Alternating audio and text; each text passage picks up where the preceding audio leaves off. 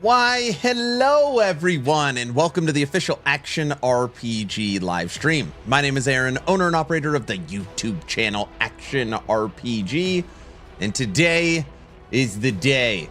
It's finally come. I've been talking about it ad nauseum for weeks. The day I get to reveal to this amazing community the new isometric action RPG built on Unreal Engine 5, Dragonkin The Banished.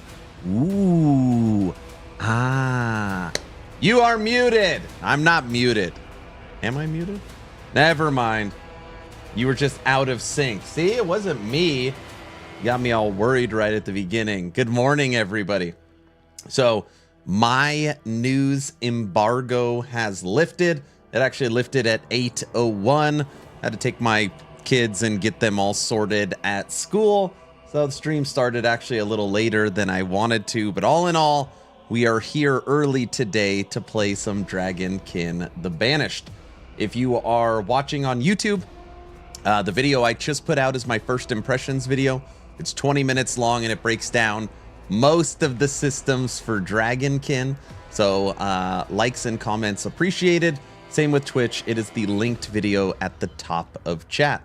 So yeah, today, if you're here, I know there's going to be a lot of people popping in and out of chat. So just expect tons of repeated information. I'm sure I'm getting it asked all the time. What is this game? What are the classes? So we're just going to be kind of answering the same questions over and over again today and showing off some Dragonkin. How's everyone doing? Guilty, what's up? VC, yes, extra early. Seb, excited for Dragonkin. Dead, hello. Dragon, hidden dev, what's up? Yeah, the game launches March 6th.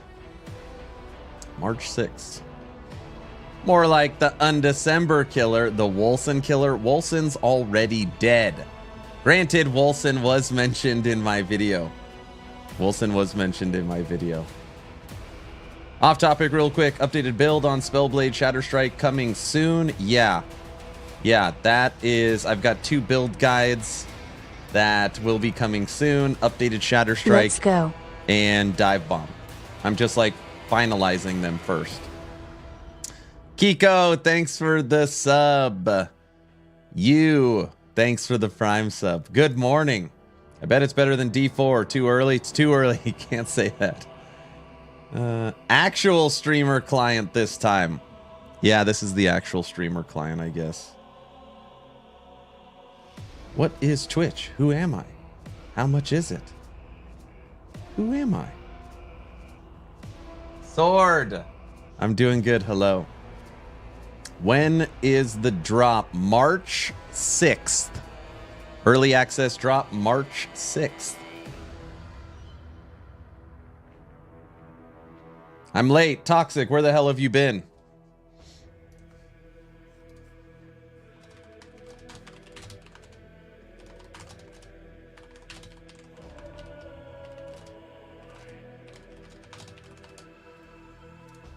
Making breakfast? Hope it won't be like Superfuse. Oh! Why do you gotta bring up Superfuse this early? Oh, man. Dragonkin, I would venture to guess, will not go the way of Superfuse. This obviously has its planned early access date. I have seen all the big dogs, you know, the Raxes and Gazzies and Lilies and who else? Everybody out there is saying they're going to be playing this, which will have a demo on the 20th. So, yeah, I think they're marketing and developing the game different. This plays a lot different than Superfuse as well. Kiko has given 1,500 bits to the channel. And it looks like we're starting this morning off with some polka. If you are new here, these are the rules written in blood. If there's ever a level 2 hype train, the polka cannot stop until the hype train is over. I didn't write the rules. I just enforce them. Enjoy.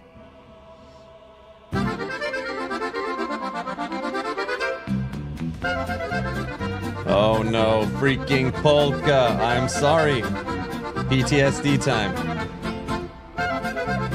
Because I played it a lot and they shut it down. Yep. How come you can pre-play it? I special, they say. I special.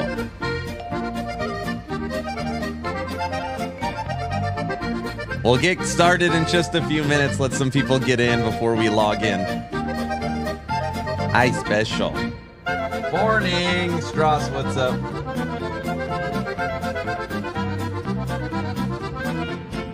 I have been given permission to play Dragonkin today.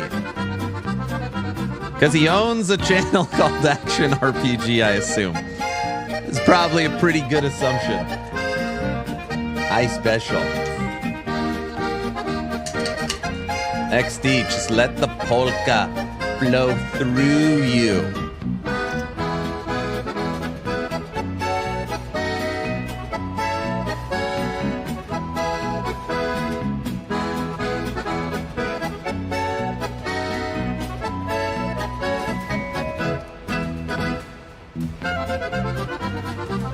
I opened the stream in 4 different tabs so I can enjoy the polka more. That's smart. Give me the 30-second rundown on the game. Record a map. Record and map on Steam Deck for each someone else. If someone asks. Oh, yeah. I'm going to give you guys the rundown. First, we need to listen to the polka. We'll let some people get in here.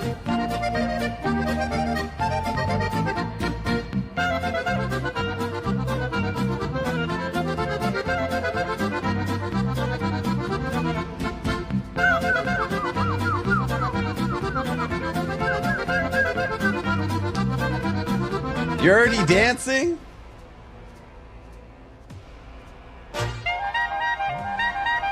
You gotta get that, you gotta get the blood flowing.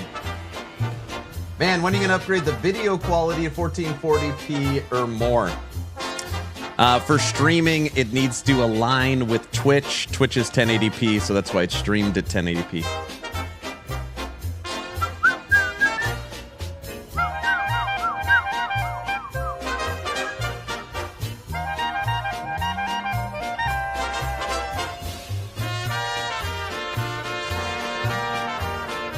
Oh, the polka just feels great. We need to get people awake though. Let's wake them up. 1 more minute of polka.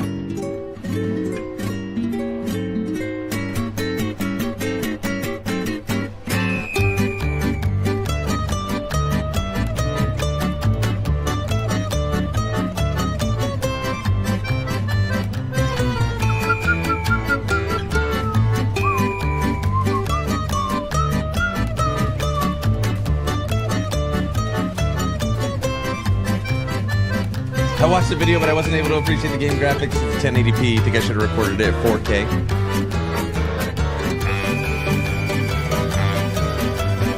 It's interesting. I don't get that requested very often.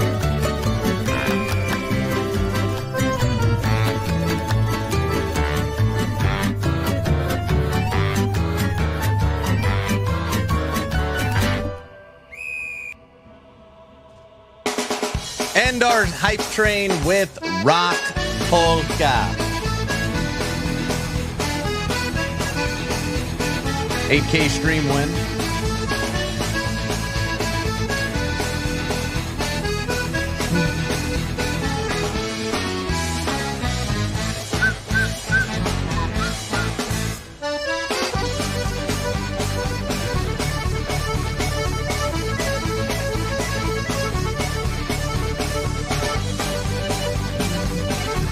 I'm actually on Fiverr. I could probably maintain an 8K stream.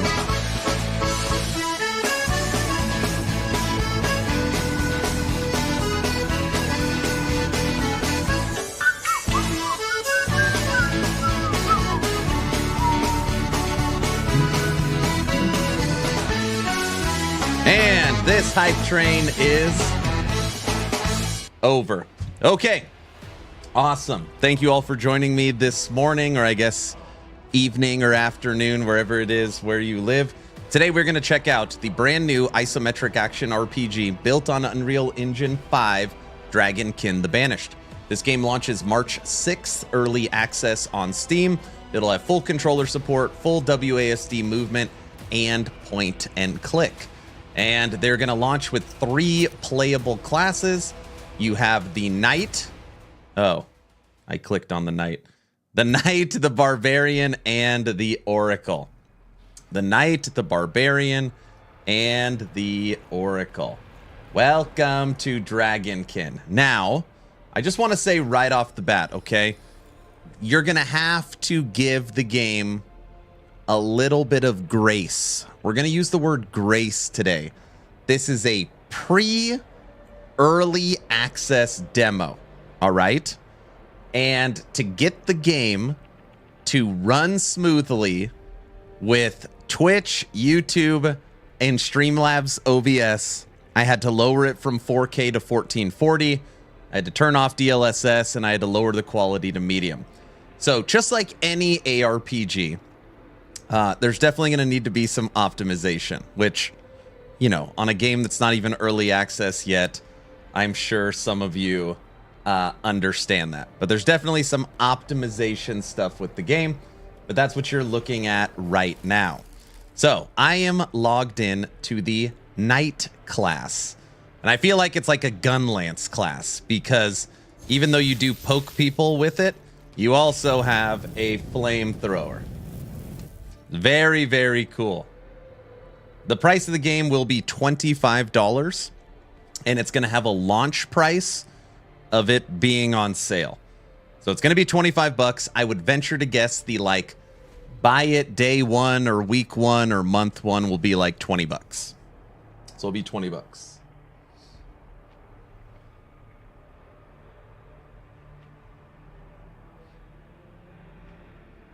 Please on Steam. Yes, it is on Steam. Yes, it is on Steam. Early access, 20 bucks, March 6th on Steam. Okay? That's where we're at. What I am in right now is your city center, all right? So this is your city in Dragonkin The Banished. Now, the version I am playing right now is an early demo version. So it is locked down. I can't play the campaign, but I do have access to 3 different characters. I do have access to the city and 1 endgame system. Okay? Now, what's cool about this city is, first off, it is a pretty large area to run around in. I try to explain it to people that in the city, you're going to be able to upgrade it and change the looks of it. And it's almost like your hideout in PoE, where when you're playing multiplayer, because this game's going to launch 1.0 with 4-player co-op, people can come like see your city. So you can upgrade and change your city, but you can't, you know, you're not out farming wood or farming rocks. So it's not like a builder survival. It's just more of a PoE hideout, if that makes sense. Now, what's cool about this large city is running around it is horrible. So like, I want to go, you know, to the apothecary, and I'm way the hell up here. Running sucks. You either have to run over here, then down here, then down these steps. And of course you can, you know, if you want to get a look. But what they've designed is every clickable location is fast travel. We are now down here. Hello. Now I want to go to the jeweler. We are now at the jeweler. Now I want to go to the training grounds. We are now at the training grounds. So the city has full built-in, let's go have a beer. Wait, tavern. Fast travel. Huh? You want to have a beer with your friends? You got a nice little tavern. Hi, Aaron. How's it going? That was fast, too. Yeah, it's pretty quick. Like, there's no loading screens or anything like that. It pulls you in immediately. So, this is your city center. You've got fast travel to all the different areas you want to go in. At some point in the city, the camera does this, like, I call it the world boss D4. It like pulls you way, way out. I reckon it's a lot easier to opt in these games when it's single player, right? Yeah. You know, pre-early access. And again, this is I should have probably mentioned this, okay? I could play the game with my 4090 at Ultra 4K, and the game plays great. I cannot record or stream the game at Ultra 490, at Ultra 4K, because the game looks like this. So there's something, you know, there's something in there that when you're ripping or recording or streaming, something with the memory, but the game actually plays great. But trying to stream it, I had to really tweak the settings to get it to a good spot. Sure. Yeah, I'll be able to show you. So we're going to play this game all week. So I will be able to show you guys. Today I'll show you all 3 classes. We'll check out the combat. I'll show you the one endgame system. And then tomorrow's stream, I'm going to show you the prologue. So if anybody, oh, there's an ad. Let me let the ad end.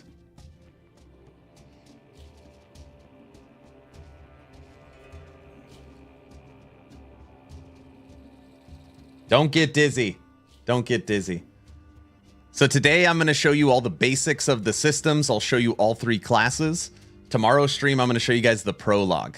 So the prologue, if anybody has ever played Wolcen Lords of Mayhem, in that game, you know, you like start the game in a kind of cinematic. It's raining and you're on the beach and the army is there. This game, when you first boot it up, that's exactly what it does. It takes you into this, like, you're transferred into the cinematic and you get to kind of see the story. So that'll be tomorrow's stream. That'll be tomorrow's stream. But anyways, yeah, that's your city. And you could do your fast travel. Now, I want to show you something in the settings, which, you know, if anybody is like me, I love small details, okay? I love these small little details. Okay, 1, when you hit escape, you go to settings. Inside of the graphics option, it'll show you in real time your total current VRAM usage. I was like, what? What? So for example, if I take textures and put them to ultra, you'll see that my VRAM has gone up to 29%. I know this is such a small thing. Very, very cool to have this bar built in to the settings for Dragonkin. Any memory leak issues? Oh yeah, I'm sure there's memory leak issues. Okay. This one was like, I don't know if I've ever seen that before. But in here you will see too, like, obviously, again, like I said, I had to lower it to 1440. On here, upscaling method, it has full NVIDIA DLSS super resolution. It's got AMD Fidelity, FX. It's got all the stuff you would want to see in it. In the interfaces, you could change the cursor size. I went very large. This is the biggest cursor you could get in the game. Display heal values, resource bars, damage numbers, normal, crit, damage over time, loot display time for how long it shows, normal audio settings. And then in here, when you first start playing, okay, it's the Diablo 4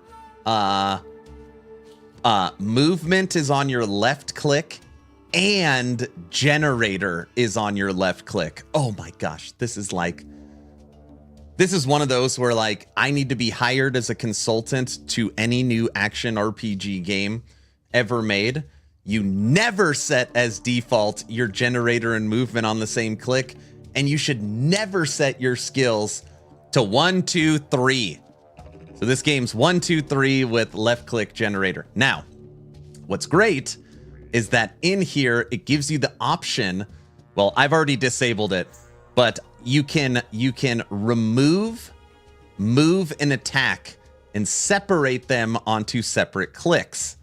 So the first thing I did is I pulled it off and I reset all the keys off of 1, 2, 3, 4 to Q, W, E, R and made movement only left click. So the game does not default it that way, but it does have options in the settings to allow you to do it.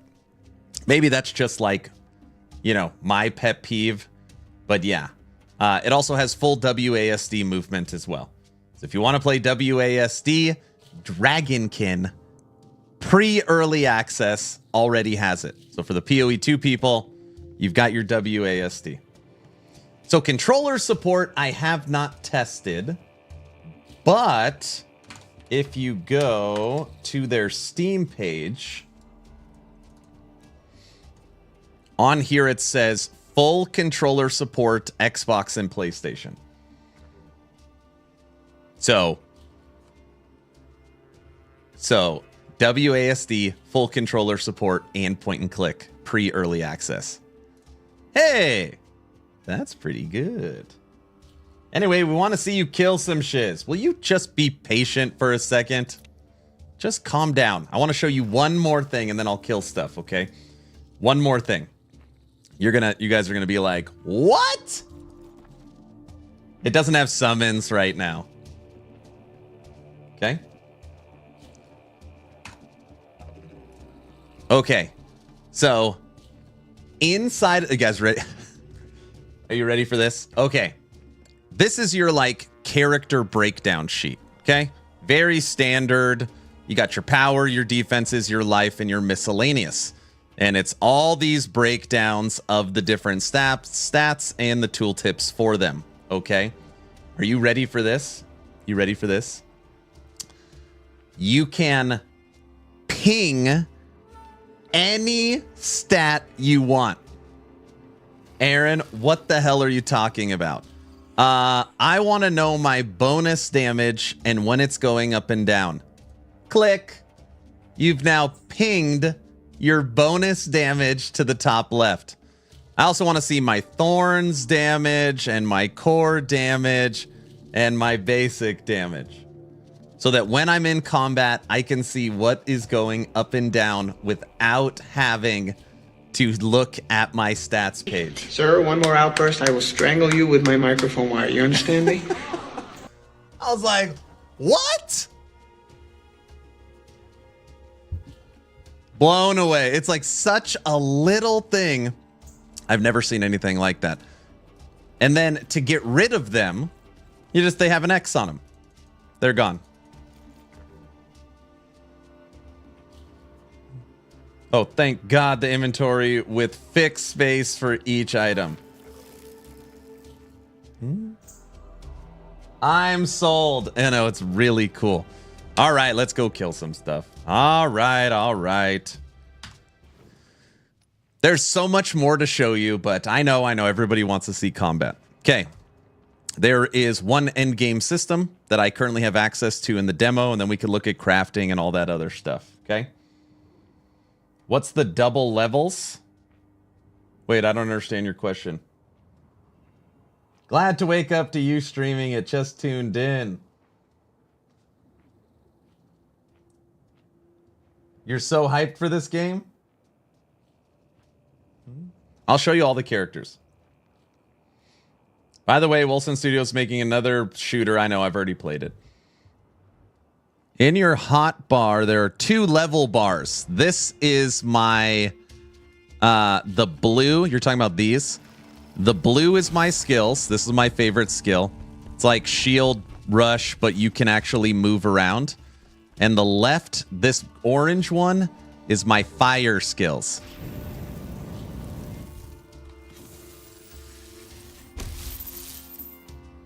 That. Oh, these. What are these 2 bars? Well, that's easy. This is your level, and this is the level of your wormling. You have this my dragon's level.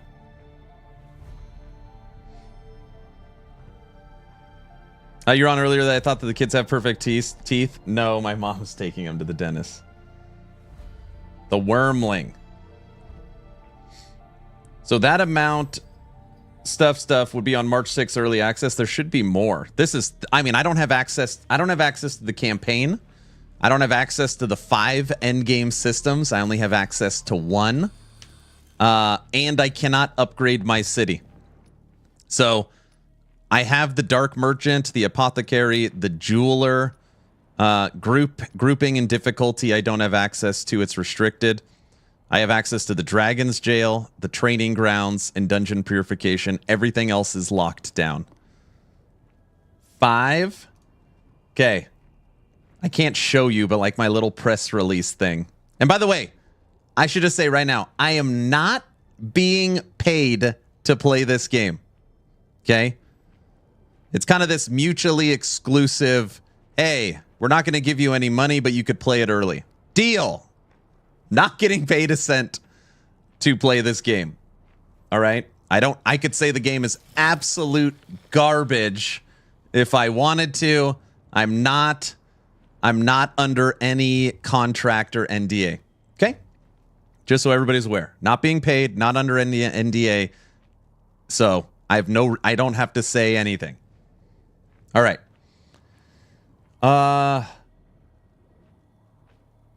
What players can expect on launch of early access? All right.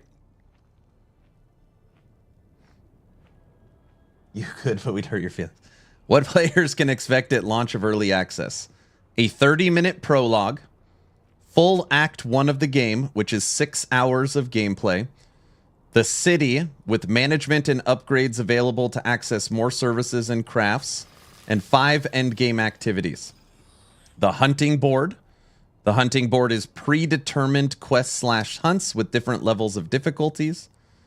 Custom hunts with your choice of 9 maps, 2 dungeons, and 2 bosses, and 3 additional endgame activities. Dungeon purification, which we're going to play a lot of, because it's the only thing I can play. Boss fights, and test of will.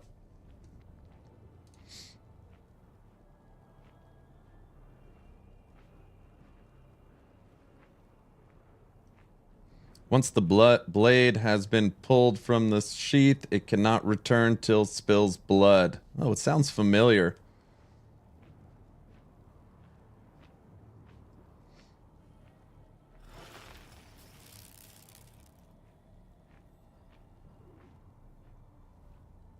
They should have a tilt camera.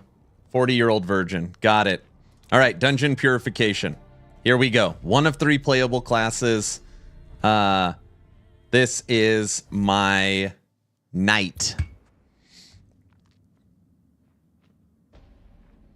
How many acts you expected on final release? I have no idea. Lance and board. Now, this endgame system is procedural generated maps. I'm going to switch sides again. And again, this is the only endgame system I currently have access to. Okay. This is the current endgame system I have access to. This is basically the pit. I know everyone's like, oh God. This is the pit with procedural generated maps. You kill enemies until you fill this huge bar. It's like a void bar. Look, it's purple. Diesel, never mind. I don't know why I said that. Kill enemies till you fill this bar. Generates a portal. Go in the portal. And you got to do this like end game activity. Okay. Get it, got it good. All right, let's show off some combat. Huge purple dragon. Just stop it. Procedurally generated, it switches between 2 biomes.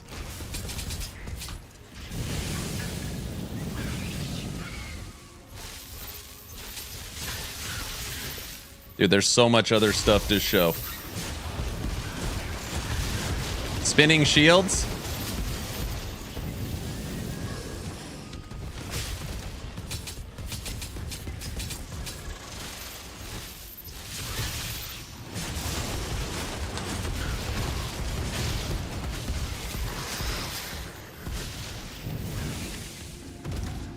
We're dead already. Get up. That didn't take long. Fucking charging guys.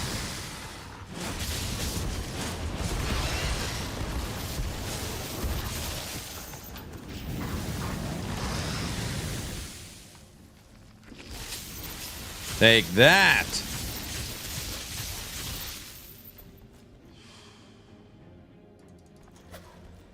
You died. Here we go. What's the death counter at, guys? Like 40 death stream. That was just one fight. It's harder to, you know, play and stream. Dude, I have so much more crap to show you guys. But you guys just want to see combat for some reason.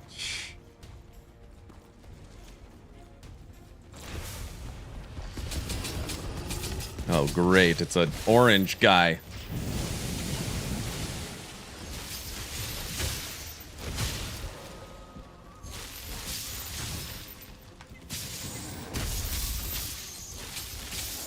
Focus. Lock in. Dude, that charge is what killed us.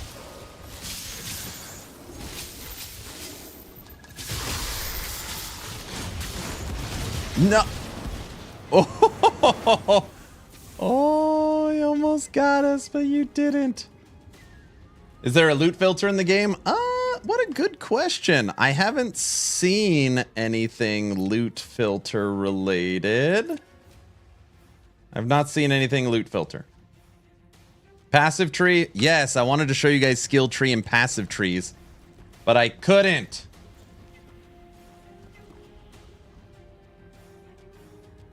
Game looks good, just not happy with the weird camera angle. It is a different camera angle for sure. And again, I have 2 more classes to show you. This is the knight, and there is different skills you can switch in and out.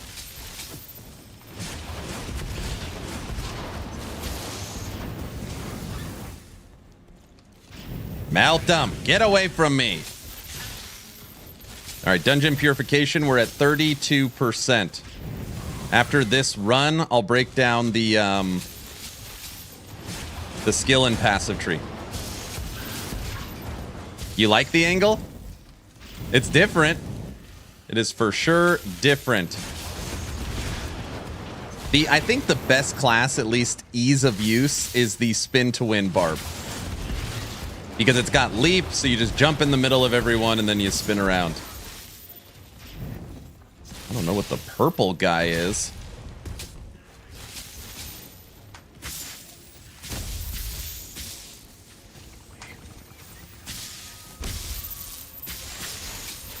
Look, he's got energy shield. Everybody's doing it.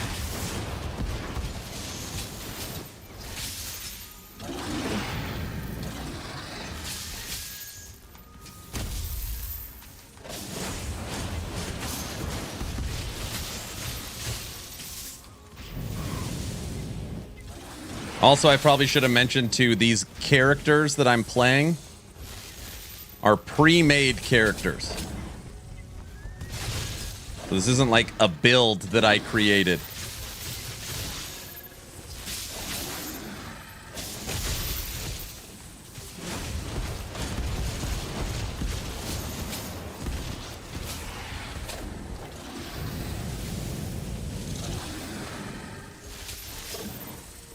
Are you able to change it at all? Yeah, I could change it. I don't know if I'd be able to change it for the better.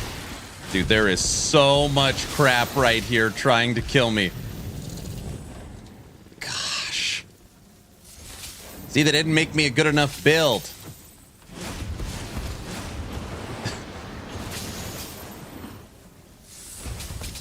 Looks even better than I expected. Dude, I cannot kill anything. No, we are. Diesel's fault. Stupid bugs. Get out of here. I've got 3 of these idiots just spawning locust crap on me.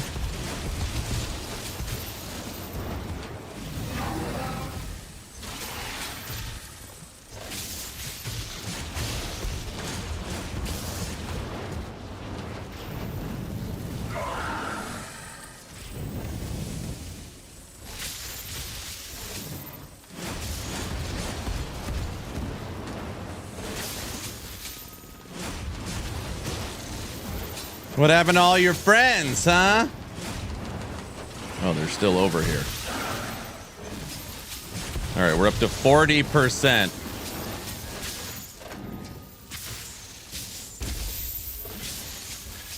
You're dead. Okay. Shh. Easy. Blaming the devs already. Griffin, stop keeping count. When does the Wormling attack, though? The Wormling has given me synergy on my quick attack. That's why it's all lightning-y down here. And on my explosive overload. The Wormling helps with lightning. Here, I'll just show you my big build-up attack. Ready? See how it's lightning? Because of my Wormling.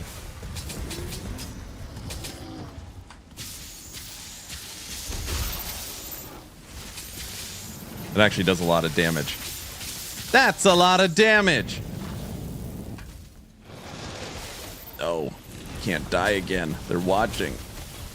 Ooh. I got you, tree. Get out of here. Okay, so let me give you a quick example. Ready? There's nothing going to kill me. Here is my tree. All right? And these are the different fragments that I have found on the ground. And these have different skills on them. Sometimes they're just supports.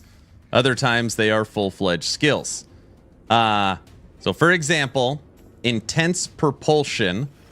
If I pull out my Valiant Charge. This is Valiant Charge. Okay. I can very easily take that out of my grid. Go to Intense Propulsion. Bam. And now I have a new skill.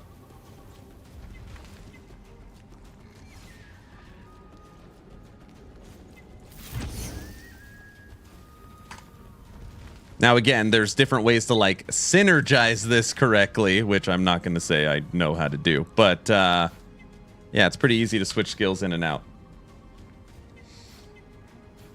Devs, if you were in here, I need a Frost Mage class and an Archer class, please and thank you. And I need a Necro class.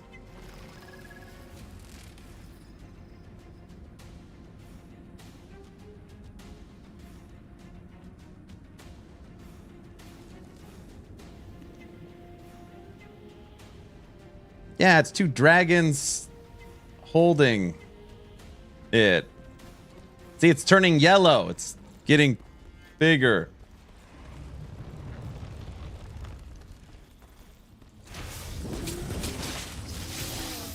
Come here, tree.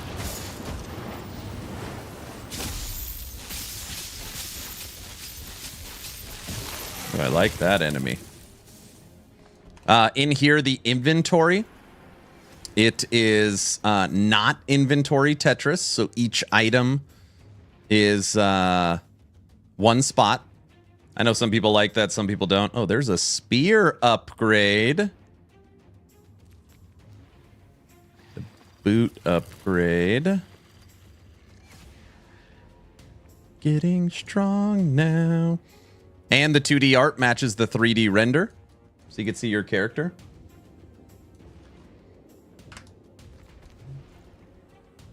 Okay, do items have modifiers? Yes, of course. Attack. This one, like electric damage, physical damage, toxic damage. So you need to, like, specify what you're going into. And skills have scaling tags. Inventory is like D4. Yep.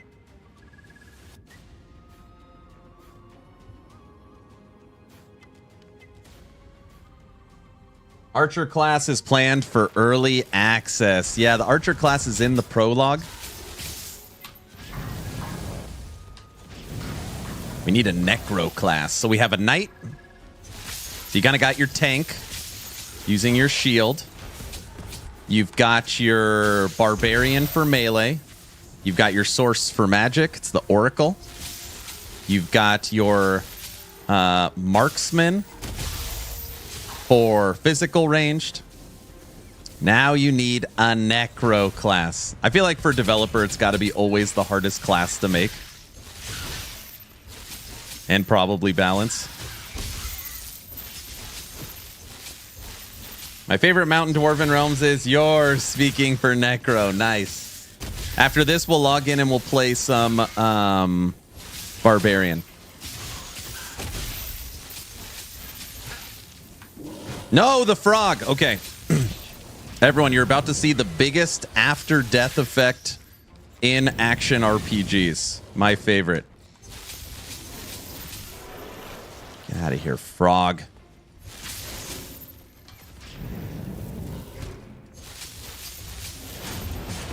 Here it comes. That thing will nuke you. It's killed me so many times, that stupid frog. It's a big bada boom.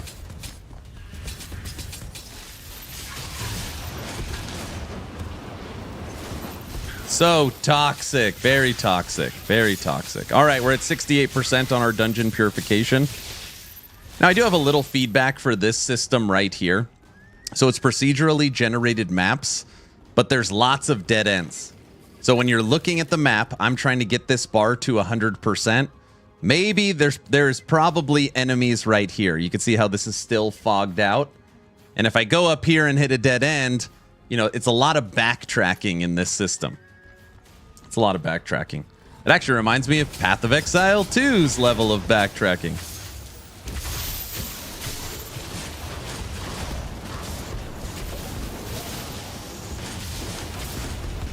Uh-oh. There's a lot of crap trying to kill us. Light it all on fire! Come here, dragon. Just me or Wolson vibes in the game? Oh, we're full. Hey, Nacon, can I teleport out of here and go to town to sell my stuff? Oh, you could drop stuff on the ground. Well, that's easy enough. That's fine. Just get map hack. Yep, Aaron PoE2 is literally endgame maps you don't do because the way the map is made, because of dead ends and backtracking. Yep. Yes, this game has controller support, WASD, and point and click. All three methods of traversal.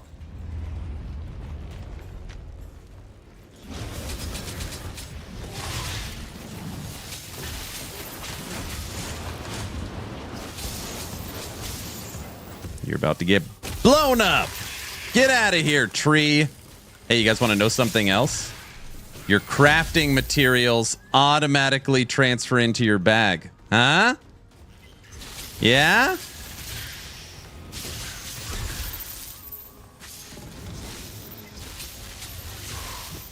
I know.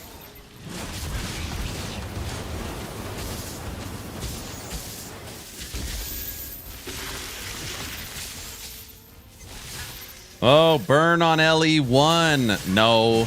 At least they're, well, I mean, I guess it is the last epoch burn a little bit, but Season 2, they're fixing that. Season 2, it'll automatically transfer it. It just took 7 years. It's not that bad.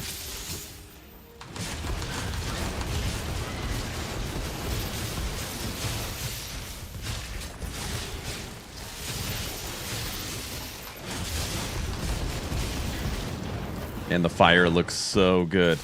Yeah, so price for early access, the retail price will be $25. And they've already said that there is going to be like a launch price sale. I have no idea what the price is going to be. If I had to guess, if you tried to buy this the day it comes out, March 6th, I would say it'll be a $20 game. That's just me guessing. Retail's $25 though. And honestly, I'm happy they've given it a low retail price. Because if it was free to play, the first thing I would say is, how are you monetizing it? And it's at least nice knowing that since it has a retail cost, it likely won't have any garbage in it.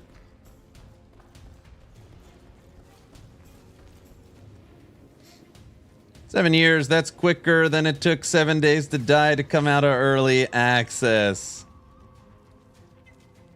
$25 really isn't that bad. Nah, bro. ARPGs need to learn.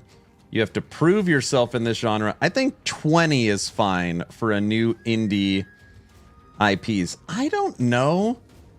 Logic, I don't disagree with you. Like Superfuse. I don't know why we're going to Superfuse. But Superfuse is like a game that should be 10 or 20 bucks. I would venture to guess this game has a decent budget and amount of developers behind it.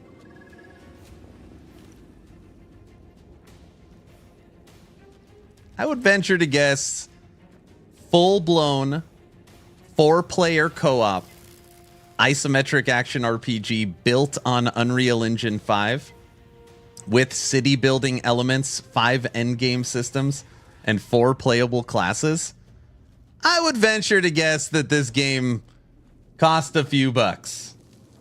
$25 on sale for 20 is probably pretty fair. Sure as hell more fair than Titan Quest 2. So, we don't, you know. Okay, we have filled our large dragon void bar. So now we get our pit portal opened. Look, and your cursor changes. See how it's just a regular cursor right now with the pointer? When you click on the portal, oh, it turns into the claw. You're afraid of the claw. See that? You can't redeem the void portal. Okay, I can agree with you, Aaron. I just got burned out on Wolcen, which I think was 30. Wolcen's still 30 bucks. Actually, Wolcen's retail price was $39.99. 40 bucks.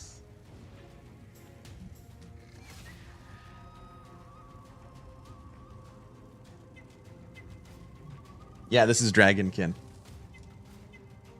So I know people are going to be popping in and out, so I'm going to have to repeat myself a lot. Wait, sorry. This is the end boss fight for the purification. You have to kill all these enemies, and there's a timer, and you can't die. And then at the end, you got to fight the big dragon. And then if you win, you get rewards, which we're maybe going to win. Maybe not. This ice is not fun. All right, we got this. No, I tried to get out of it. Gosh. That death didn't count. The game's glitched, I think. No! Gosh! Oh my gosh, the game has a built-in death counter. Oh no! Oh, the fly killed me. Oh, I just saw it. We've died 4 times in this run. Oh, I hate that it has a death counter. Get out of that ice. We're so slow.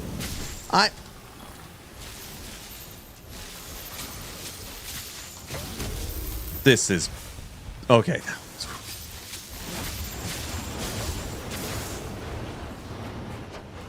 I've never seen this version of dungeon purification. I've never seen the ice. All right, there's the dragon. Stupid dragon. You see him over there? He's just waiting for me. Come here, dragon. I legit move so slow, I don't know how to get to the dragon. Here, there.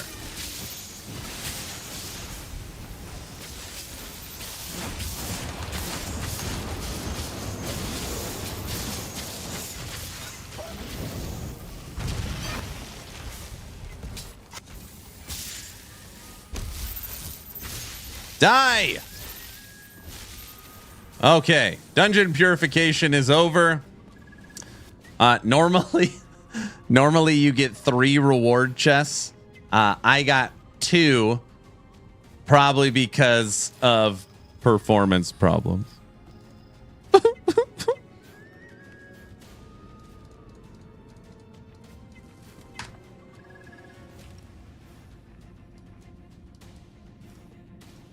They all can't be winners, you know. All right, and we're done. Got to get yourself some movement speed boots. Oh, brother.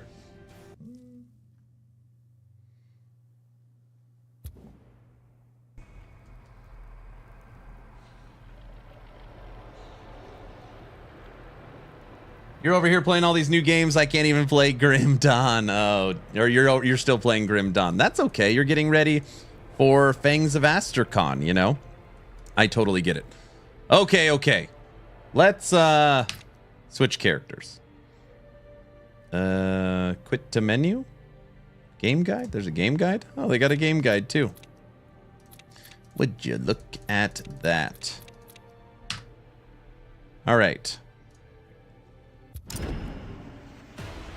I wonder if Diablo's in this game. Character selector. I've got access. So again, I did not get to level these characters. These characters were given to me. This is the level 35 Oracle. I've got a level 35 Barbarian and a level 35 Knight. And my city is level 10. Now, 4 Knight deaths. Griffin, get out of here. Now, I just want to say something, okay? This game and this stream, it does not do it justice how beautiful this game is. Now, I would reckon to guess that there is some optimization stuff happening in the background. If I am playing just myself, 4K, ultra settings, super resolution DLSS, it is beautiful. The second I turn on Twitch, Streamlabs OBS, and I start streaming, I'm doing the robot. My character is like this. So in order to get a somewhat clear stream, I had to limit frames. I had to pull it down to 1440 instead of 4K, and I had to lower it from ultra to performance to medium. Okay. And I'm rocking a 4090. All right. Not a 5090, a 4090. But just know that anybody saying, oh, the game actually doesn't look that good, know that these are very low. I'm very low right now on my settings. Just FYI. So I am playing a pre-early access version. So I said at the beginning of stream, you got to have a little bit of grace knowing that I'm sure the game is still being optimized and memory leaks and all that kind of stuff. 5090 is melting. Yeah, why no 5090? Oh my gosh.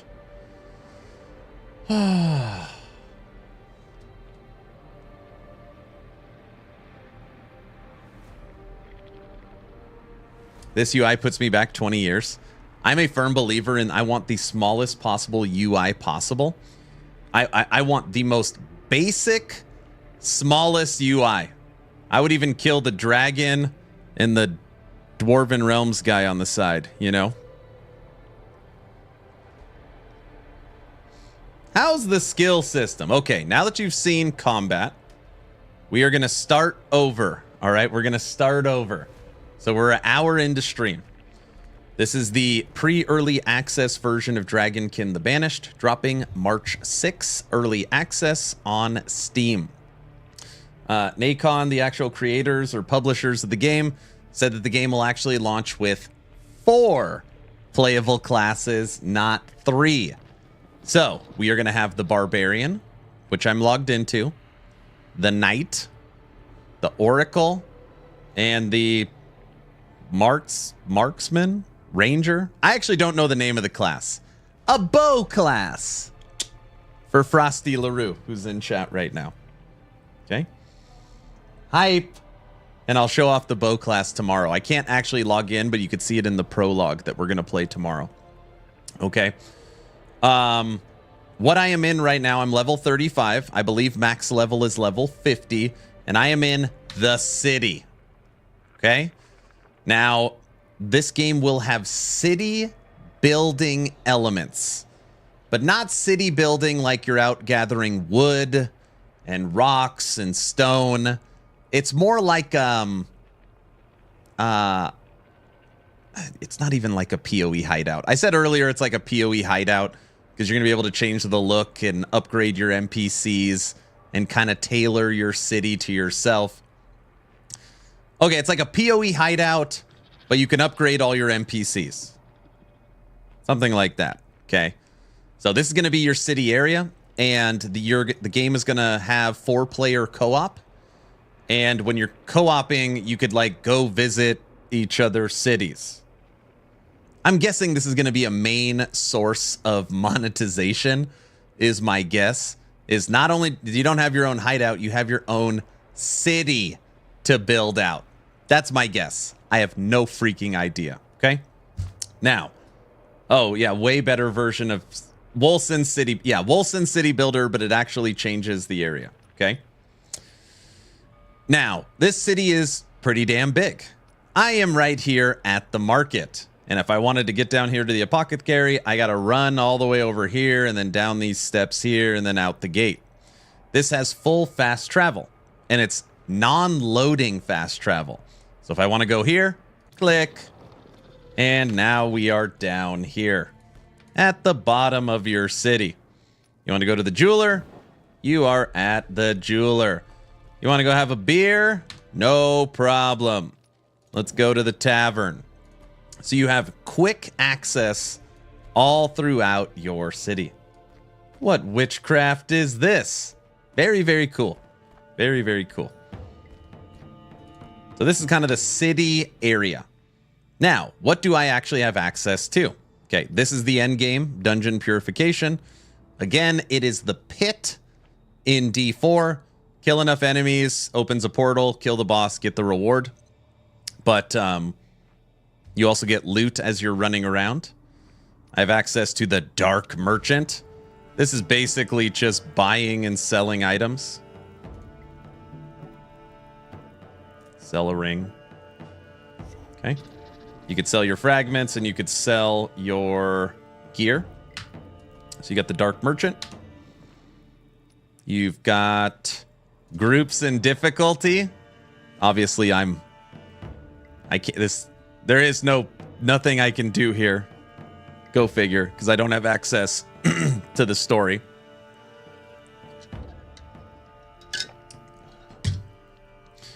Changing the difficulty. Oh crap! I guess I do have access to some stuff.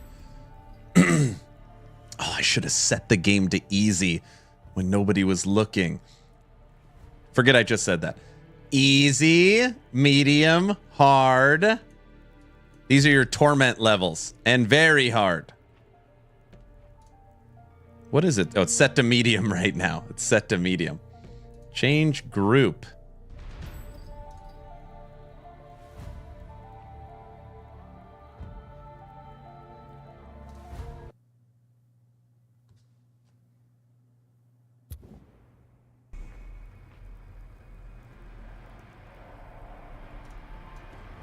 I changed my group. Oh, whatever. Anyways, that's the group and difficulty area. You have your Dragon's Jail. This is where you have your little follower, your wormling, that you can level up, that'll level up with you. And this is where you could switch to frost or ice, fire, toxic, electric. He's cheating already. Streamer client, easy, medium, and hard. Oh, brother. Okay. Now let's talk about crafting, which I have access to very limited crafting. But in this game, at least from what I understand, it is full deterministic. So, in here, let me explain. Let's say I want to make this green ring. Okay, I want to make a green rarity ring.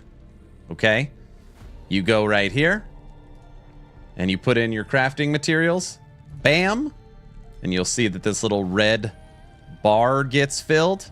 And then I would normally come here, put in those crafting materials, come here, put in those crafting materials. Obviously, I don't have those. But if I want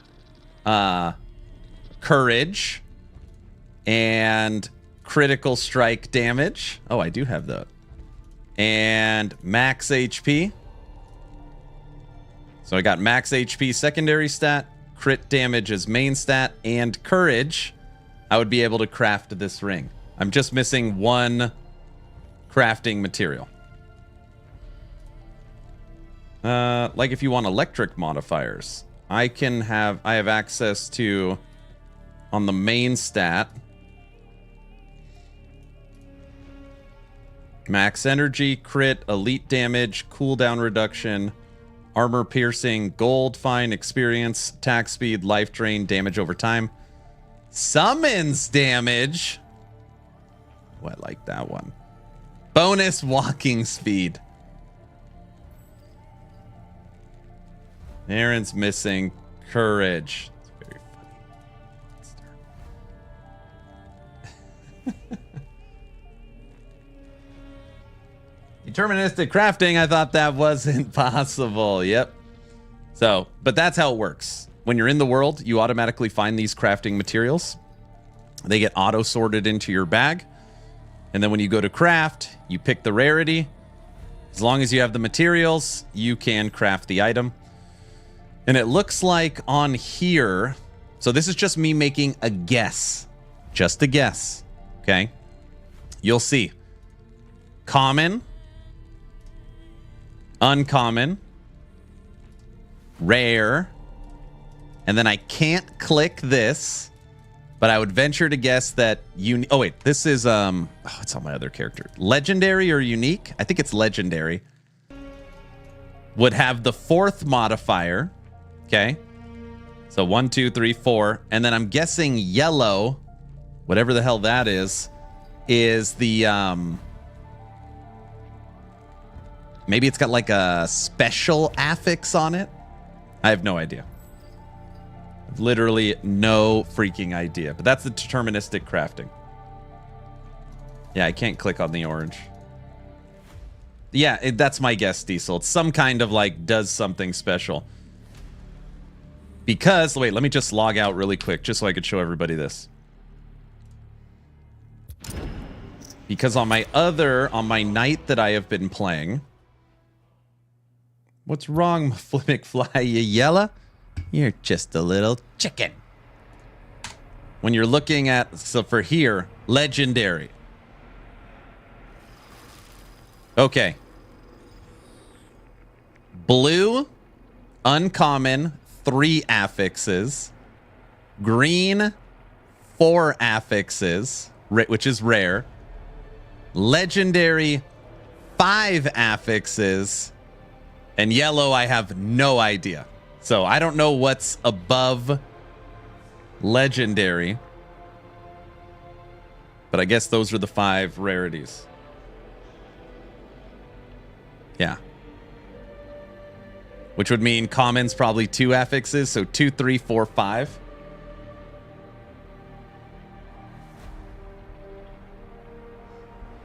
Looks great so far. My only problem is the ability to use 5 skills.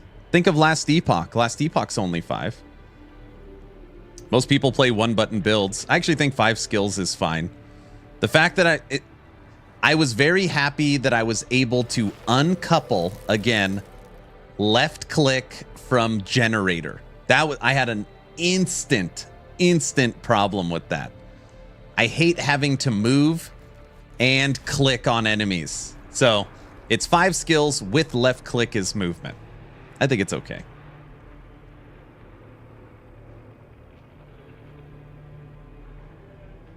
Green, blue being uncommon and green being rare is going to drive me crazy. Then use a controller, you jabroni. Yeah, I'll show the gameplay. But we just did a full dungeon run. I promise there'll be more gameplay. I'm just trying to break down more systems. We just played the knight.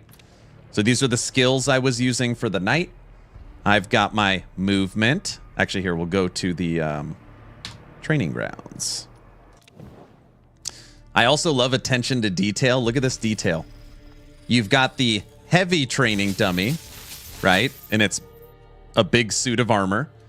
Then you've got the medium training dummy. Little smaller. This is my favorite. And then you've got the fragile training dummy. And when you hit it, it falls over. I love little stuff like that. I don't know why. I think it's so clever. Anyways, my skills. This is my generator. And it's attached to my wormling. So you'll see my wormling. and down here it's all electrified. When I attack with it, my Wyrmling is working. Ready? See? Now it's all yellow. It's making the lightning strikes. Fire. Charge. That I can move around with. Anybody a fan of hammers? How about spinning shields?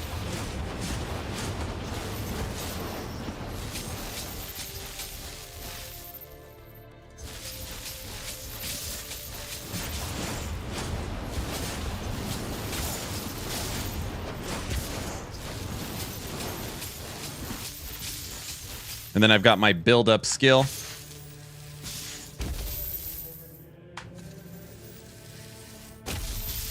That also shoots little lightning things everywhere.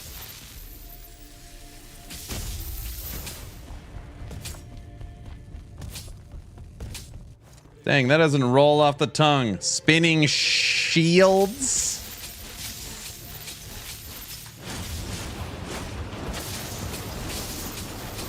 This is my knight class that we just did the first dungeon purification on. Okay. Let's switch to Barbarian.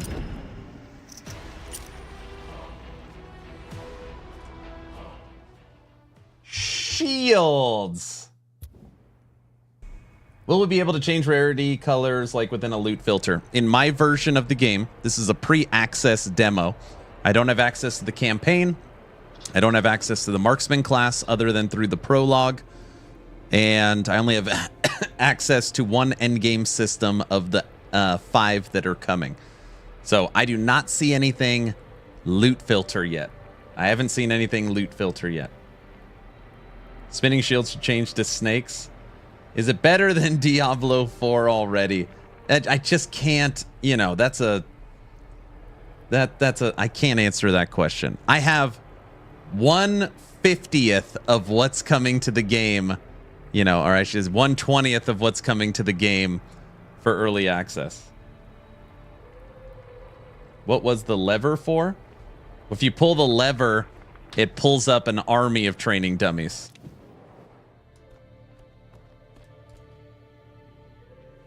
And you could make them attack. See? Quit trying to hit me and hit me. Wrong lever. Okay, we are now on the Barbarian. On here, this is my generator attack.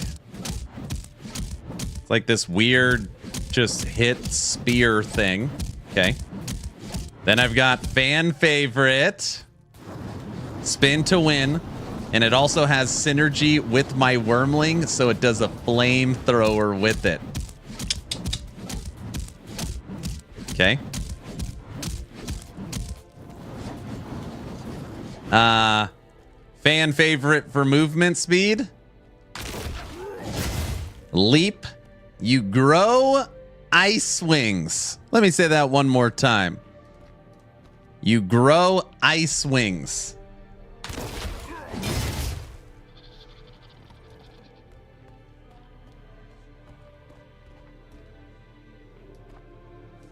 This says aggro pets. Undecember as oh, the training dummies now have a mind of their own.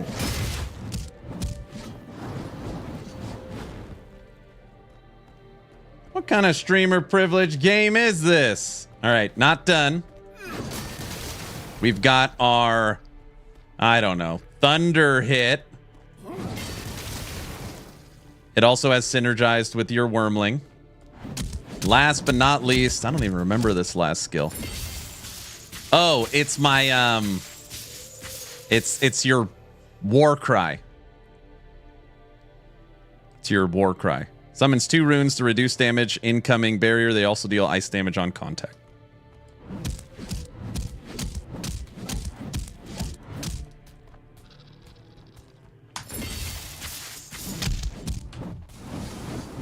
This is the Barbarian. Looks more like RF. It doesn't move though. I was very surprised too when I was playing. I was like, how far can I leap? How far can I leap? Check that out. All right, I'm all the way over here. Look at the enemy. Look at the enemy. Basically, if it's on the screen, you can reach it. The entire screen length. Will this be free to play? No. So, Dragonkin The Banished. This is a full-on isometric action RPG built on Unreal Engine 5. It is coming to Steam March 6th. It'll have a $25 price tag, 25 bucks, but it's going to have a discounted launch price. Discounted launch price of hopefully $20. From what I'm being told, I think it's going to be 20 bucks, which is very, very good for what's coming. All right. Everyone, perk up your ears for a second. All right, perk up your ears for a second. Here's what $20 will get you on March 6th. A 30-minute prologue, full Act 1 game, which is estimated at 6 hours of gameplay. So 30-minute prologue, 6 hours of gameplay. The City, which is what we're in right now, with management and upgrades available to access more services and crafts, but also other things, ? 5 endgame activities. The Hunting Board, which is predetermined quests/hunts with different levels of difficulties. Custom hunts, which is a choice between 9 maps, 2 dungeons, and 2 bosses. Dungeon Purification, which I have access to. It's like the pit. Boss fights, and Test of Will. So 30-minute prologue, 6-hour Act 1, The City, and 5 endgame activities, with 4 classes available in early access. 20 bucks. 20 bucks. Not worth until the full game. A lot of people are kind of sick of early access, so they wait till the game drops. I think this is going to be a really good in-between. So Dragonkin on March 6th, as we wait for Season 2 of Last Epoch on April 2nd. Rate complexity. Great question. All right. You ready for this? Okay. Here we go. Rate complexity. All right. I've been waiting for that question. Inside Dragonkin The Banished, you have your gear. All right. Helmet, body armor, bracers, boots, main weapon, offhand, potion, ring, and amulet. All right. So you basically have 9 socketable gear items, 5 different rarities. All right. Common, uncommon, rare, legendary, and something else. We don't know what the final rarity is. Okay. You have your Ancestral Grid. If anybody has played Undecember, you will, recognize this immediately. But ultimately here, you put in a fragment, and these fragments are dropped by enemies. And each fragment has a skill, and you could socket in 5 different skills. So once you have 5 skills, you try and put in as many supports as possible, and you want to try and attach as many supports as humanly possible to the said skill. So for example, you'll see my center skill here is Wild Whirlwind. I love that they call it Whirlwind, just directly lifting it from another game that calls it Whirlwind. And all the green, right? So I'm not highlighting it. All the green that are blinking are the supports that are currently active and working on Whirlwind. Okay. And those supports transfer to the tooltip over here on the left-hand side. Okay. So it's like a honeycomb system where you're trying to get as many supports to work with as many skills and synergize as possible. Okay? So 9 different items that you equip and the full Ancestral Grid. But wait, there's more. You also have your attributes. Now, right off the bat, everybody knows about attributes. I love this. You ready? Oh, I don't want resilience anymore. Click, click, click, click, click, click, click, click, click. No, I want it again. All right, put him back. No, I don't want him anymore. All right, I want him over here. I love that you can just freely move them around without needing some kind of currency or are you sure port per click.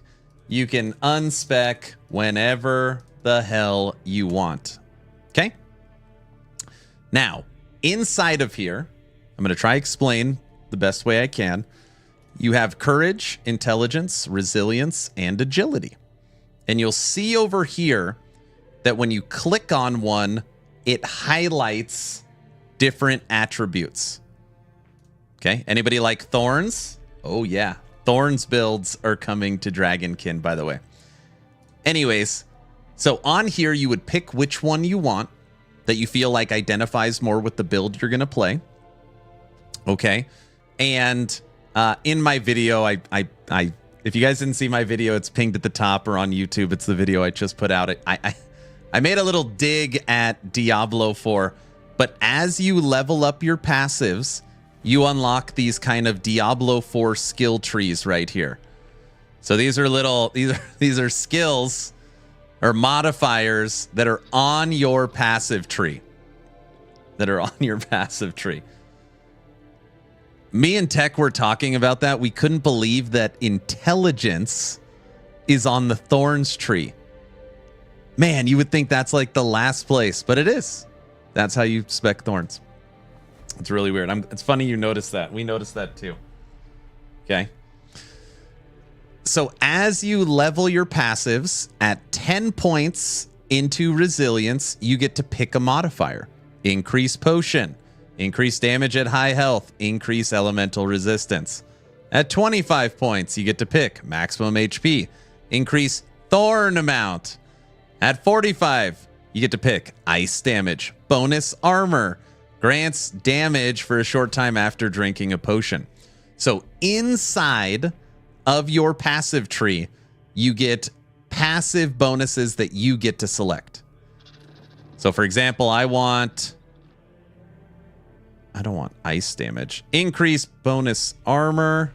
Yeah, we'll take increased damage after drinking a potion. Max health. And resistances. And you'll see this like red ring goes around them. Increase maximum health. Increase damage and vampirism when rage is high. Max health. And then here, let me pull out of courage. Oh, we're close. I just don't even know what it is. I've actually never gotten one to 100.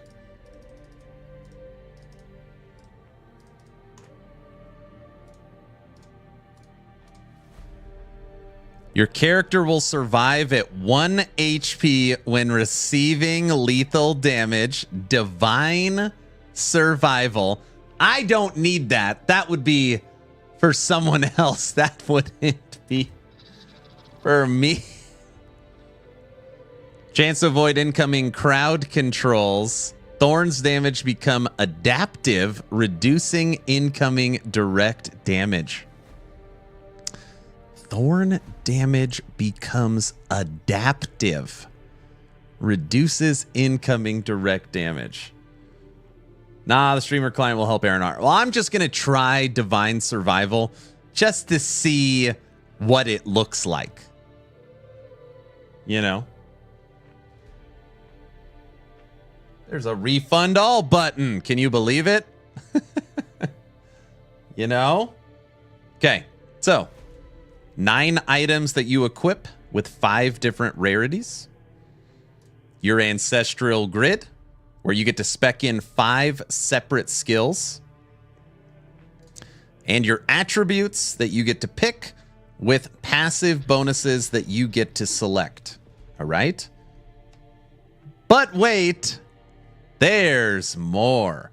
You also have your talents. Now, I want to be as clear as humanly possible. I don't know shiz about talents. When I look at these, they remind me of like ascendancies, kind of. Like, do you want to be if you want to be technical or savage assault or an explorer or a hero or draconic ascension? Oh, wow, that actually says it there. Or chaos. You want to know more. Exactly. So what this says is that you are going to have gems. I don't know where the hell you get the gems. I don't know where they drop. I don't know. I have no idea. But in your talents, you're going to have gems, and you're going to be able to socket these gems in your ascension to also further change your character. And there is a boatload of them. 2, 4, 6, 8, 10, 12, 14, 16, 18, 21. There is 21. You want danger? Austin, danger powers. Danger is one of them. Danger is one of them. But you're also going to have your gems that you socket in here, okay? So, to recap. 9 different items you can equip. Ancestral Grid. Attributes with passive bonuses. Talents. And lastly, your Wormling. Which your Wormling is one of those things that I feel like everybody is going to sleep on. And it's going to be one of like the most quintessential important things in the entire game. So down here, you will see I am level 35 and my Wormling is level 30. Okay? That's because your pet has a function and levels with you. Your pet has its own passive tree with its own passive bonuses. Increased damage to projectile skills. Grants inspiration when next to enemies. Grants inspiration when killing enemies. I don't even... there's a whole bunch... Oh, I got another one here. Grants... Oh, no. Is that what I just picked? No, no, no. It's different. Grants inspiration by killing enemies with low life. Increase experience. Increased damage dealt at low life. They also have their own passives. But on the Ancestral Grid, you can get symbiosis with your Wormling, which actually changes the skill. So the reason why my Whirlwind has the fire on it is because of my Wormling. And you have your Dragon's Jail here, where you could switch out your Wormling, ice damage, fire damage, toxic, and electric. So, to answer the question, complexity inside of Dragonkin The Banished, where does it fall? It doesn't seem overly complex, but there is a lot. This is a pre-early access demo. I have access to 9 different item slots, the full Ancestral Grid, attributes, talents, and all 4 Wormlings, including basic crafting. That's a lot of character customization. Toxic. Wow, they added my X in the game. Oh, brother. Flamethrower spinner. I'm so in.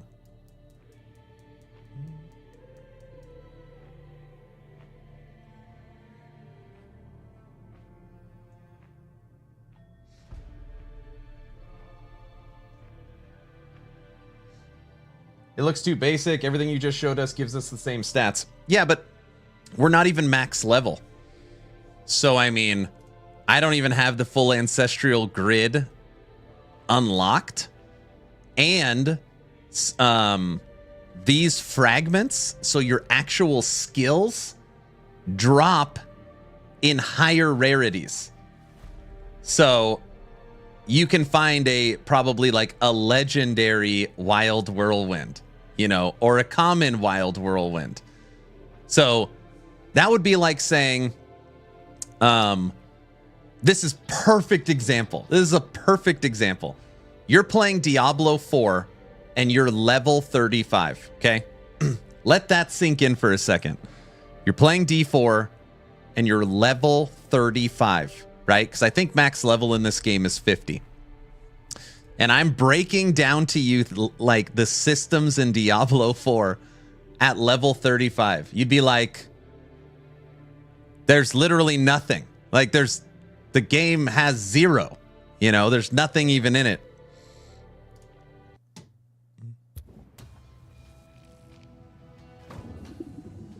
The bat grid. It does look like a bat, huh? Yeah, it's Batman. They stole Batman. It's the bat grid. How? Oh no, why did you say it's the bat grid? I am never gonna unsee that. Oh my gosh. It's not its bat, it's a dragon. No, it's a bat. Sorry. Max level 60? Are you talking about D4?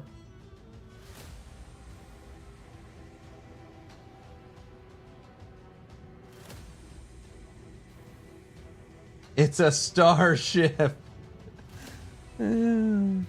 Also, everyone, you know, I just want to say again, I'm not sponsored. I'm not being paid to play the game. There's no reason for me to like shill for Dragonkin. I think about last Epoch early access. I think about preseason D4. You know, you think about early PoE, early Torchlight. This is pre-early access. That's pretty damn good, right? If you're trying to compare this to like, you know, Season 8 D4 or Season 2 Last Epoch or Season 9 Torchlight Infinite or the update or launch of PoE 2, you know, you're probably going in with maybe the wrong lens. This is pre-early access. I think it offers a lot of character customization for where the game is likely at in development. That's just me. And we have pulled the underwater level. I've actually never seen this. We have pulled the underwater level. Yes, we're underwater. Well, underwater. Is this Batman? Yes, it's Batman. It's Batman. Look at the huge purple dragon thingy. Don't drown. No, this is like Waterworld. You know, we've evolved to grow gills. Can we jump underwater, you know? Underwater level is tight. This is pretty cool. This is pretty cool. I'm trying to think, have I ever seen an action RPG with an underwater level? I don't think so.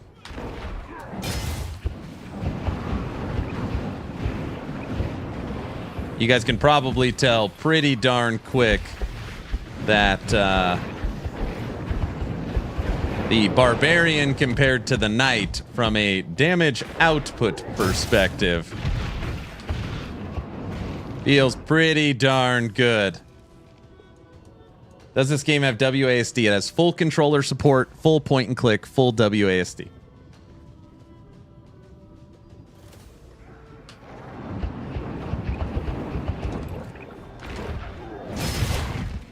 Oh my gosh. Get away from me! No! Oh, I hate that this game has a death counter. Oh my gosh, I hate that. That didn't count. These guys won't die. Like they legit won't die. All right, now they're dying. Actually, no, they're still not dying. I wonder if this aura thing is keeping them alive. So I got to kill the aura guy? Is this legitimately Diablo 4?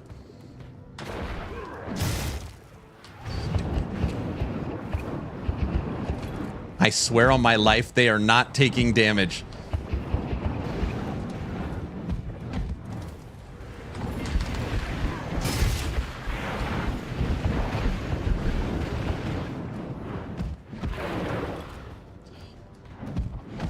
I think the game is broken.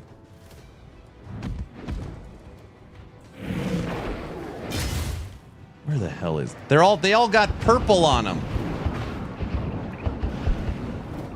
Come here. Stop running away. He's a protector. I knew it. A protector.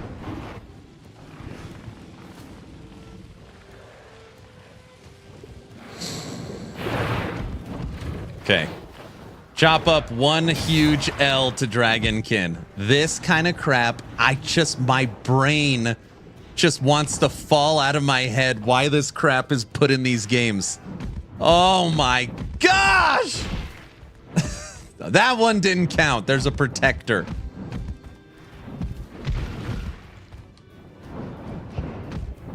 He's just healing. I can't even kill anyone. There's this idiot that just runs away that makes it where I can't hurt anyone.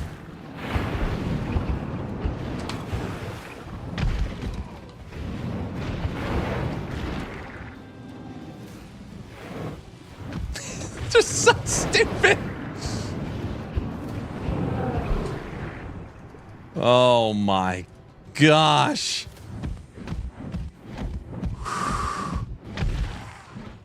Oh, for our entertainment, that's what it's for. Everything's fine. Everything. I'm just kidding. Protector.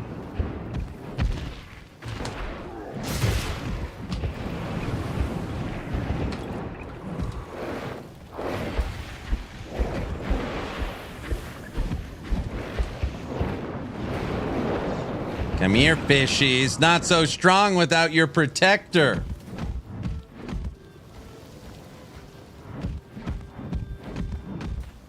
After that, it's a new class. He gets 20-minute break. Then we roast him again. What? That's not a rule, is it? Because he is not Aquaman. Yes, this is the underwater level. Damn it. I think the game is broken. That's the only that makes sense what happened.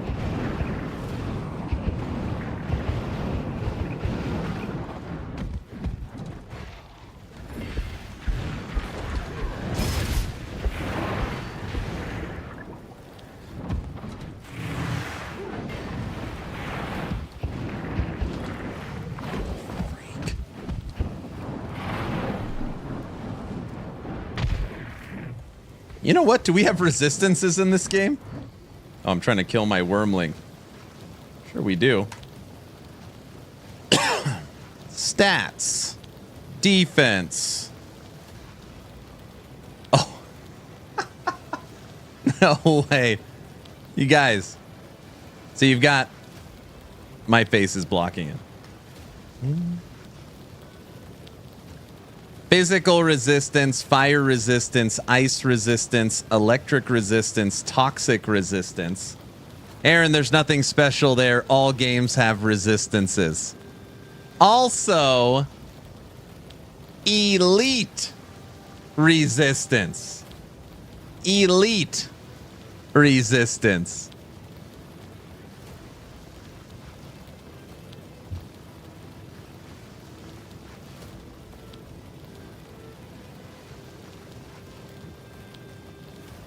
Control resistance, dot resistance.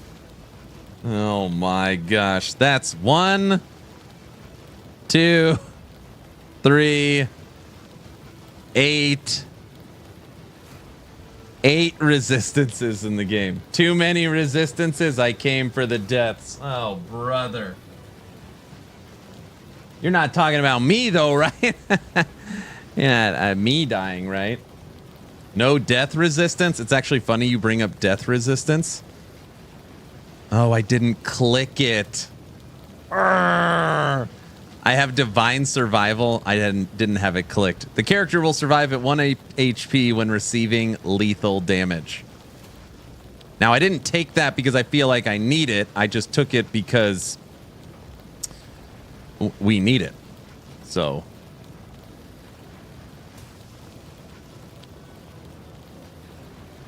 Sure. Yeah, you get less rewards at the end. We're already screwed. We're already screwed. By the way, just in case you're just getting here, there is something in here that I don't know if you want to call it genius or not. Very cool. I've never seen it in an isometric action RPG before. I talked about this earlier.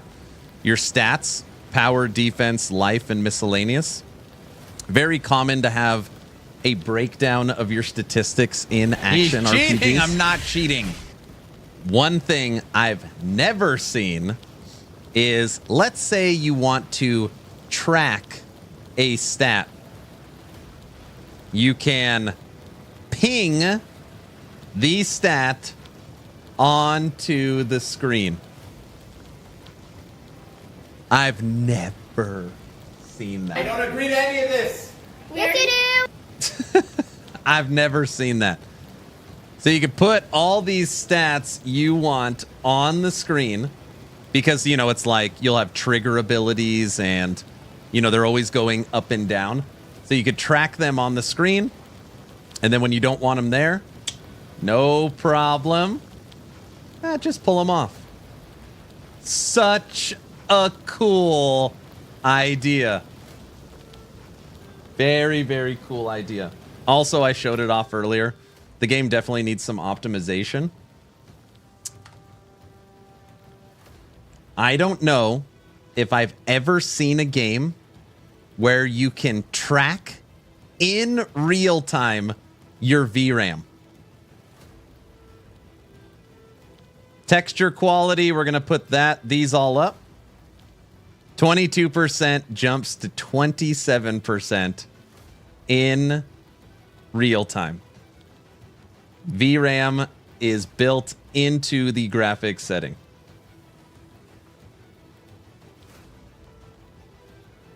Very, very cool. I like that.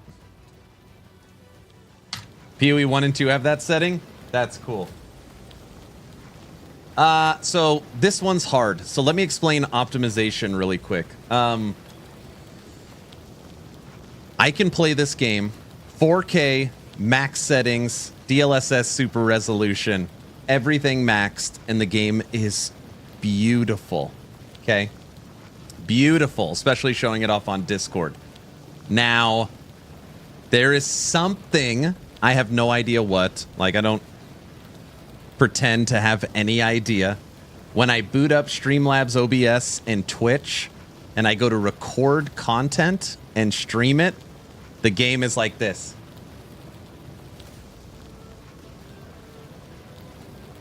So I don't know if there's some memory leaks or something. If you are just playing the game yourself, it's fine. But there's definitely something going on with the streaming and ripping of content from it. And I have no idea what. So I had to get a consistent stream today. I had to lock the frames. I had to pull everything from ultra to performance to medium. And I had to drop it from 4K to 1440. So I had to I had to turn off DLSS super resolution. I had to literally kill everything in order to get a clean stream. So just know that these are not good settings I have the game set to. Memory leak was my first thought, yeah. Trust me, guys, the game is very pretty. Effects are cool, yeah.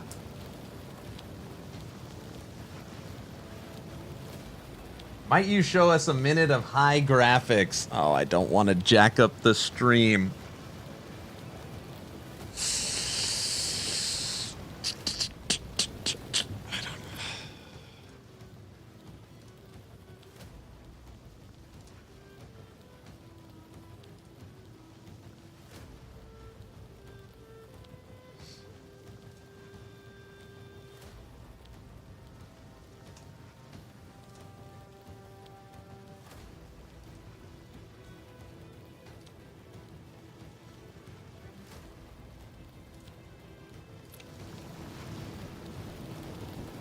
How's it look?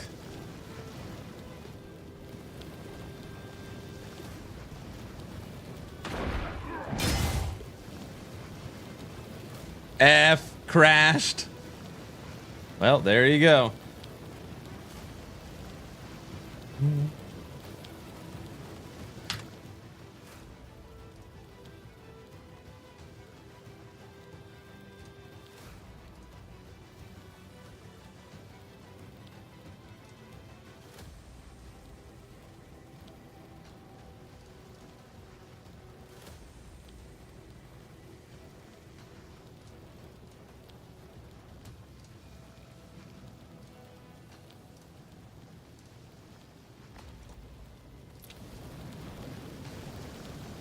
Turn it back. Negative frames.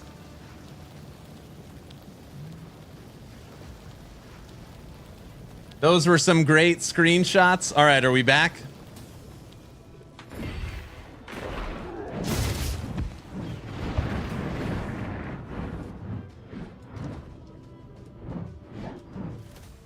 I blame DLSS. No, I've messed with it so many times.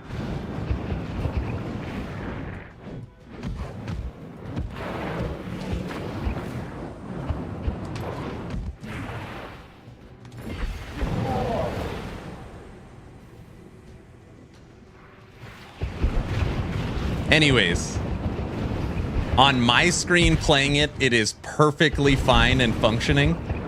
But obviously, streaming it and making content, I can't. Which is weird. So there's for sure something in there. What's the dragon bar on the left? So right now I'm playing the Endgame system Dungeon Purification. It's the pit. It's the pit, but it drops items.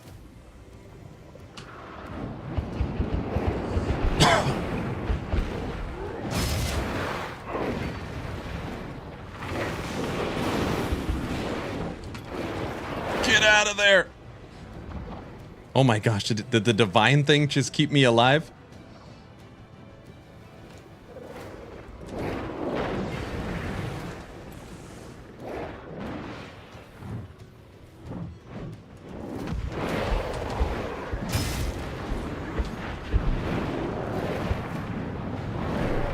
Got him. It's already Endgame. I'm playing a demo version of Dragonkin The Banished. They set me up at Endgame.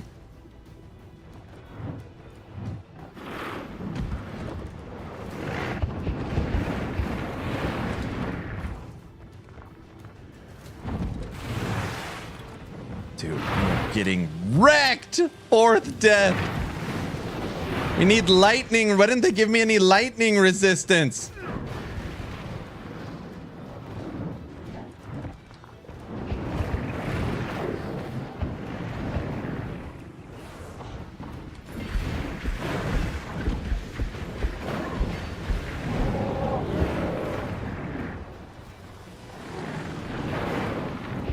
What's the purple port potion thing?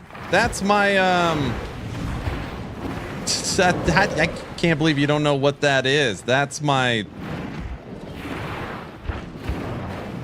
Lots of death. I don't know. Something to do with dying a lot.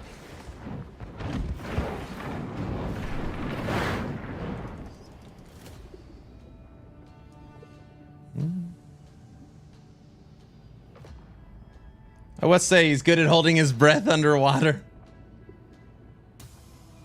Yeah, I got too much purple death on me. OBS is just a flaky piece of software. It's not the game. There you go. Yeah, it's like a D3 Rift style. There you go. What a glory days for ARPG level lovers. Yep, it's a death penalty.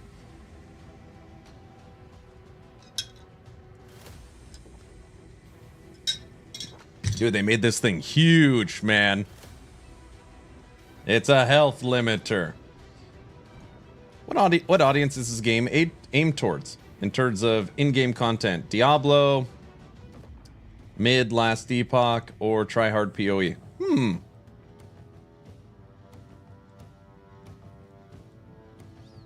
Strange that there is no rogue. There is a rogue. Well, you're going to have Barbarian, Knight, Marksman, Rogue, and Oracle. I would venture to say, with what I have seen, mid. I would put it mid. But again, I just have such a limited version of it. I can't believe how hard this endgame is. It makes me think that these pre-built characters they gave me, we should just make our own. Oh, Aaron, you think you could already make something better than them? That's not what I said. I just think I could probably make something better.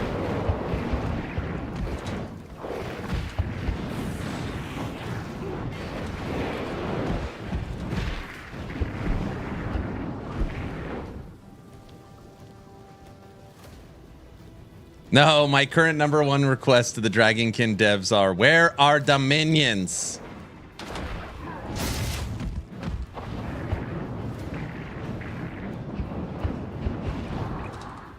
Okay, we just need to... Oh, 6 deaths. They automatically take you back to the city.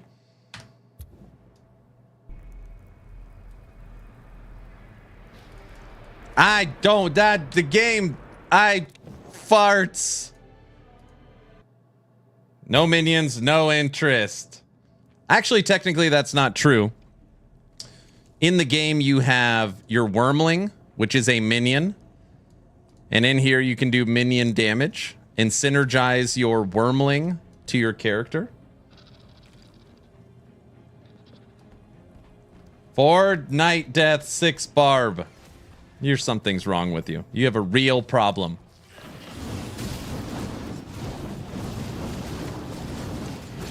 This run's gonna be no deaths for sure.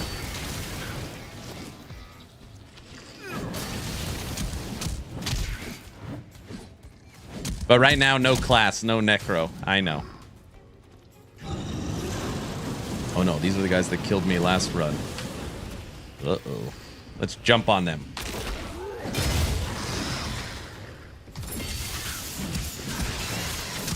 Take that! You guys didn't think I was gonna win, did you? How did we survive that? Ow. Come here. I have one more class to show you. The Oracle.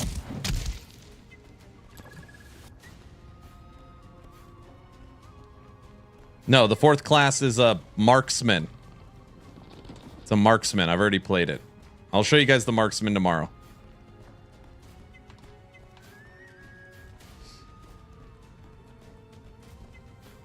See, now you're not underwater. It works better. That's right. I was being nerfed underwater.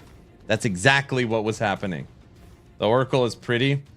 Where are the dragons? They're coming out. I gotta fight them.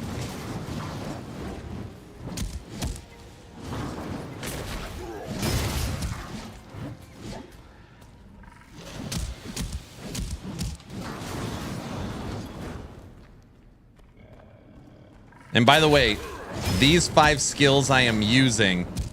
Uh-oh, we've got the big after death on the frog.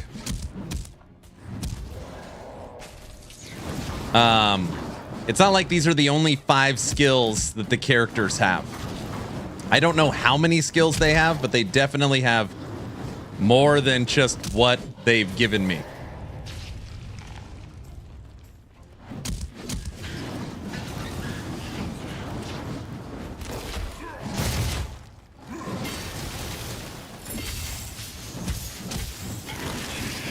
We're getting better. This is level 35 content. I believe max level is level 50.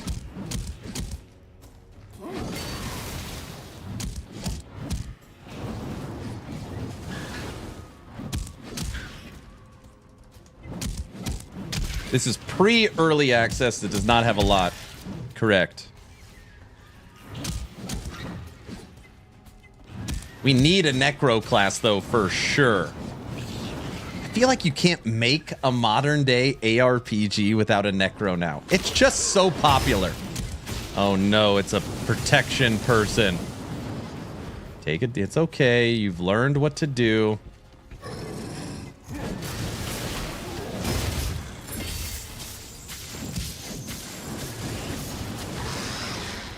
We're getting better. Okay, this has been my first feedback so far. Is that, like Path of Exile 2, with some of the frustrations, dead ends. I've noticed that at least in this first endgame system, there's a lot of backtracking. Boo, Aaron and his necros. Well, I'm just... You know, I just want everyone to enjoy necros. Not, like, you know, not just a... I don't even want it. I'm just a voice of the people. Because they want it. Something like that.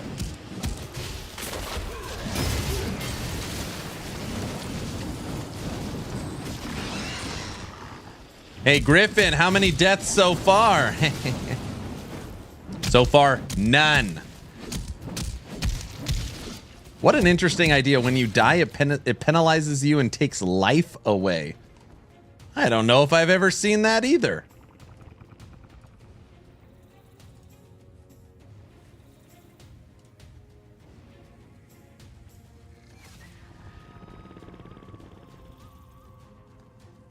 Whoa, look at our character now. We just put all this ice crap on him. Look at him. The hell's on his head? It's got a dragon helmet. Look at him. First I thought it was a bear or something. See, there's your dragon. Yeah, I absolutely can't wait to dive into this. It's gonna be fun. Gonna be fun. You like this class way better than the knight, right?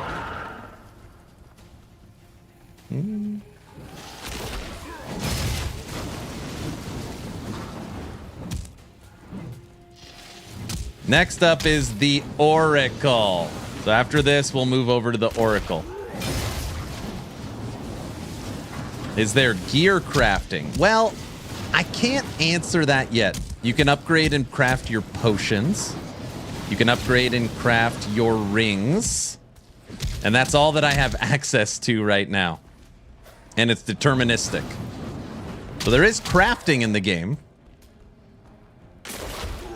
Dude, the range on the jump is so nice.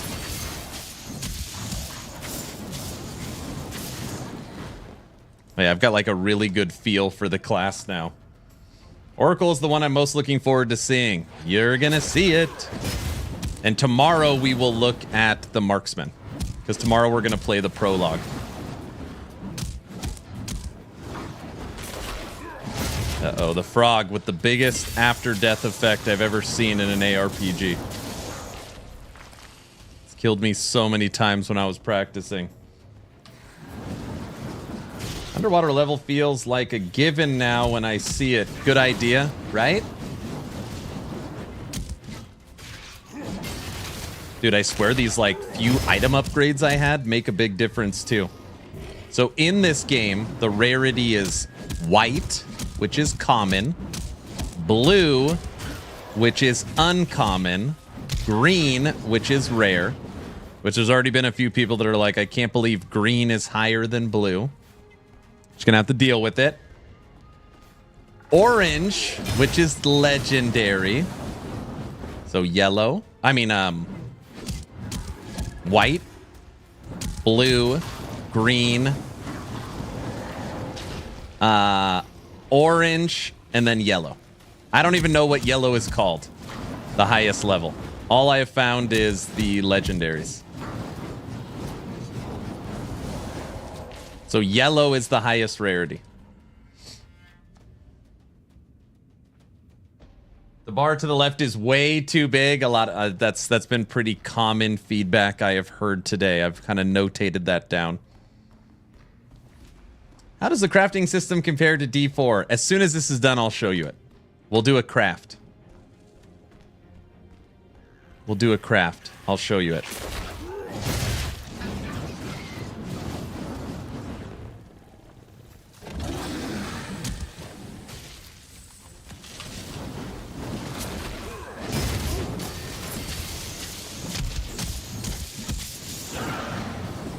We're almost there. 97% until we get to go fight the dragon.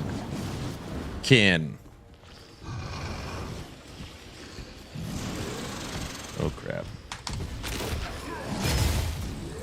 And we're there. The portal is open. By the way, in all the time that I have played this demo, I've never gotten a level. Just FYI. They gave me characters at level 35. I've never actually gotten a level. Okay.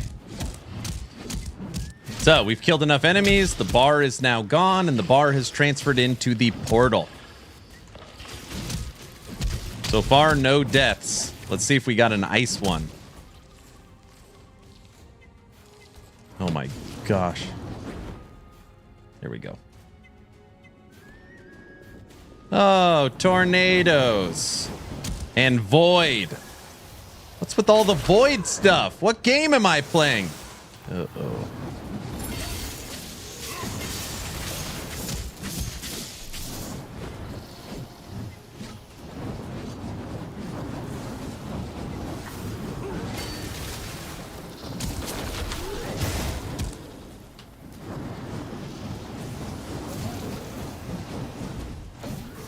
Kill all the dragons.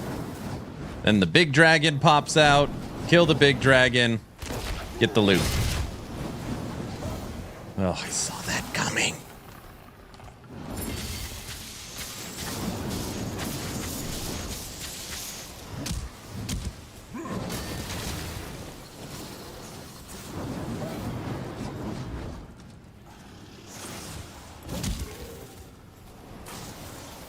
There's the big dragon.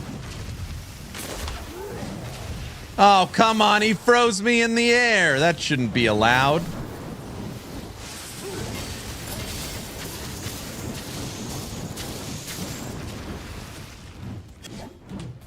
Big dragon dead. Endgame complete. No deaths. Hey, Griffin, how many deaths? He hates that. So now you get your loot. Now, normally when I open these rewards, I do get 1 or 2 legendary items. So let's see. Okay, so we got 1 legendary item, and it is a 2 hex fragment, which means I actually got a legendary fragment for my Ancestral Grid.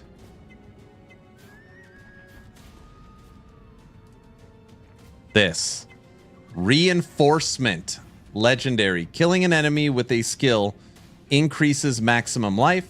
Cumulative. Lost when leaving a zone. It's pretty interesting.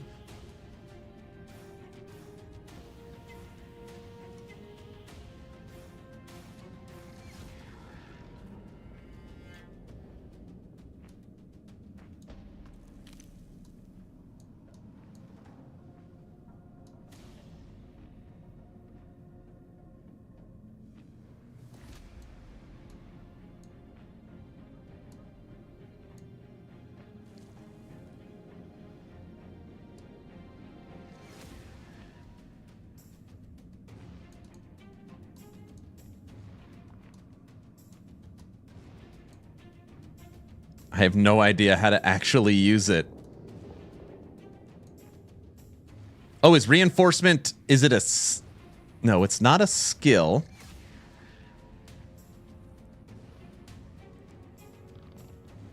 It's a legendary modifier.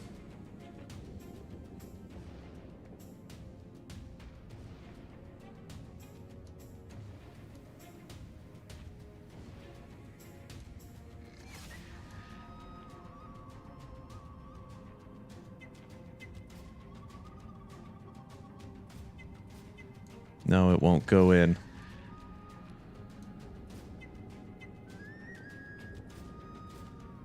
I don't know. The bottom one? What it's stitched to. Dragon's Roar.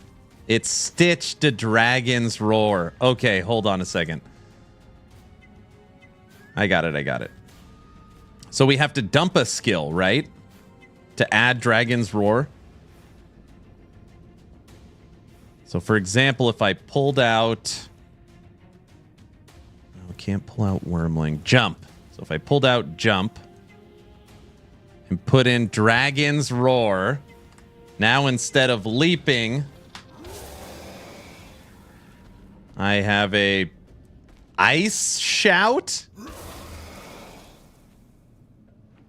I got it. That skill feels very underwhelming. But every time I kill an enemy with Dragon's Roar, I improve my maximum HP based upon the legendary modifier. I got it. I got it. Okay. Bad breath. I'd rather have this. Well, look how cool it is.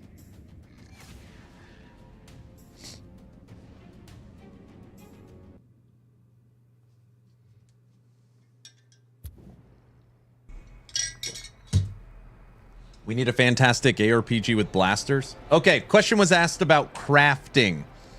Question was asked about crafting. Let me first just sell all my crap because I am full. Okay. So we're going to go to our Dark Merchant and we're going to sell all items. So they are gone and boost up our, you can't see it, my coin currency. Okay. We can also sell fragments, but we have a ton of space, so it doesn't seem silly to do that right now. Okay, so now we're going to our crafter. You ready? The Jeweler. This game has full deterministic crafting. Okay. Now, the first thing you'll notice is that I have 5 rarities. This is how I know the rarities in the game. 2 modifiers, 3 modifiers, 4 modifiers, 5 modifiers, and yellow, I have no idea what it does. No idea. Okay? Now, if I wanted to craft a ring, you can pick the main stat, the secondary stat, and the attribute. So for example, if I wanted thorns damage, and I wanted elite damage, and I wanted resilience, okay, I would get these 3 stats. Okay. Now, down here, I don't actually have the crafting materials for it. Now, it'll tell me what crafting materials I need for those stats. All right. Now, let's say I want max HP. I have the crafting materials for that. Click, click. So now I would get max HP. Let's say I wanted crit damage. I have that. Click, click. So now main stat crit damage, secondary stat max HP. Unfortunately, I don't have the crafting materials for any of the attributes, so I can't actually make this ring. But I could make a blue ring.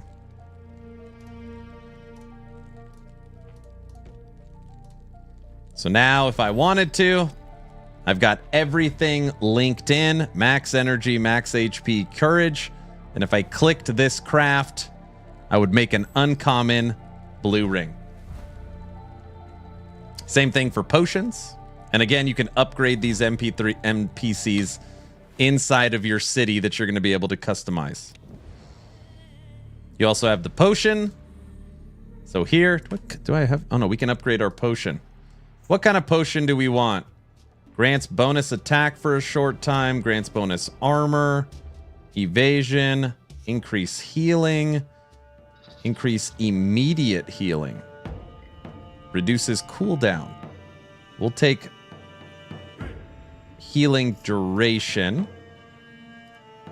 Go here. Bam. Restore 60% of max HP over 3 seconds and 200 HP immediately. Effects, increases potions, healings, duration. Craft. Click. Crafted it. Bam. Very, very simple, deterministic crafting. Again, look at all the different options for your potion. 1, 2, 3, 4, 5, 6, 7, 8, 8, 16, 24. 24 different potion options with up to 3 modifiers on your potion. But this is all that I have access to.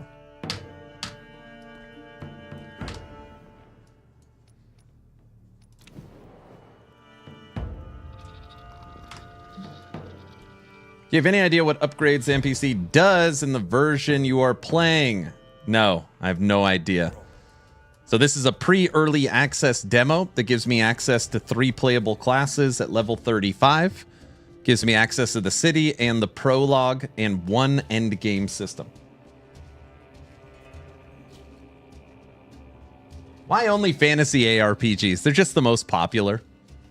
They're just the most popular. Also, we haven't found an amulet yet. Okay, so that's the Barbarian. That's the Barbarian with all the different systems. Looks pretty good. Do you have any idea? Oh, dang true. Looks good. ARPG with blasters. That's Warhammer 40k Inquisitor Martyr. Yeah, you should play Martyr. It's a fun game. Okay. It's been a minute, so let me do the full deep dive, okay? Let me do the full deep dive. Dragonkin The Banished is going to drop, okay? Dragonkin The Banished is going to drop March 6th, online and offline. March 6th.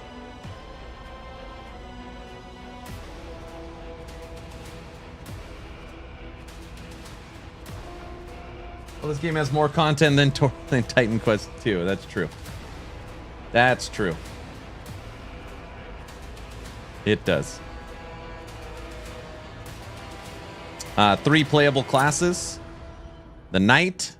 It's your sword or lance and shield. Oracle. And the Barbarian. They're also telling me it's going to launch with the Marksman as well. $25 retail price, sale price of $20 on March 6th. What it's going to have at early access. Okay, what does your $20 get you on March 6th? 30-minute prologue, all of Act 1, which is estimated at 6 hours of gameplay. Access to the city with management and upgrade options, including crafting services and other things. I don't know what the other things are. 5 endgame activities. The hunting board, custom hunts, dungeon purification, boss fight, and test of will. So that's what's coming early access. Meanwhile, Warhammer game is still $60, $90. Yeah, it's still expensive. Looks like a MOBA game. No, it's not MOBA in any way. Literally in any way. This is a full-on Diablo-like, Exile-like, Epoch-like. It is an ARPG built on Unreal Engine 5. Training grounds for our Oracle.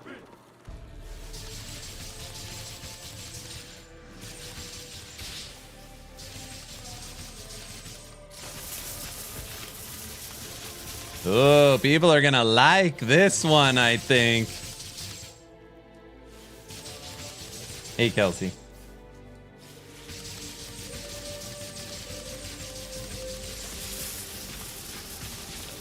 Dude, this animation reminds me of Archon mode.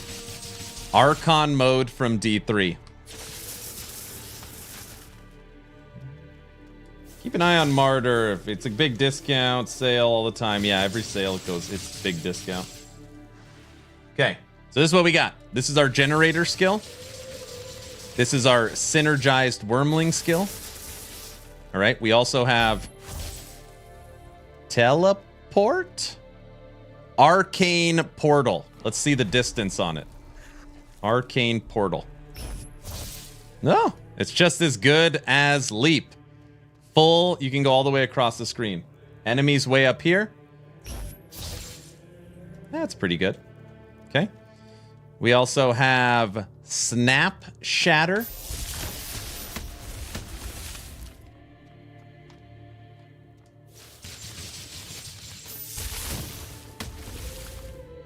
Okay.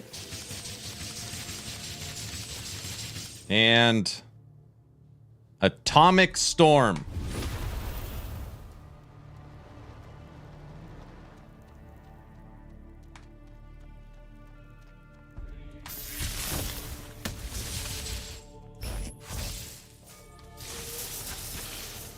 Oh yeah, this is going to be a fun one to play.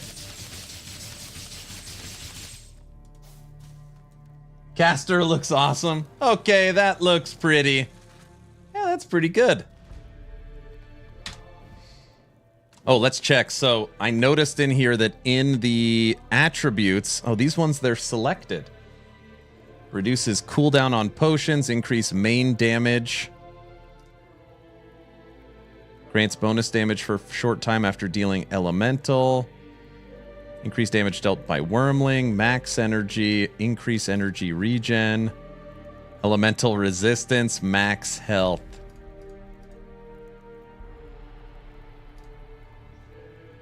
I feel like I have to see what the main skill does. Let's see what the final 3 on intelligence does.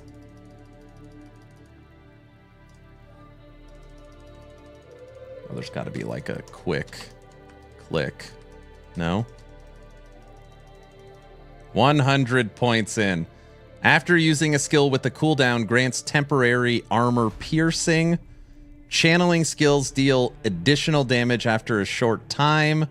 Increased barrier regen speed and reduces the time to start regenerating. We're going to take channeling and see what we can bust out with this skill. Okay. Get out of here with your thorns. Oh, brother. Dungeon Purification. Oracle.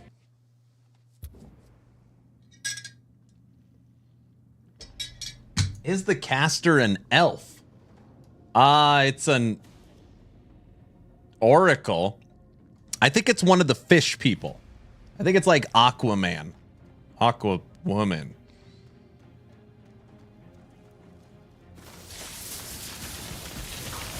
Oh my gosh. That feels easier. Other than we almost died already. Ah!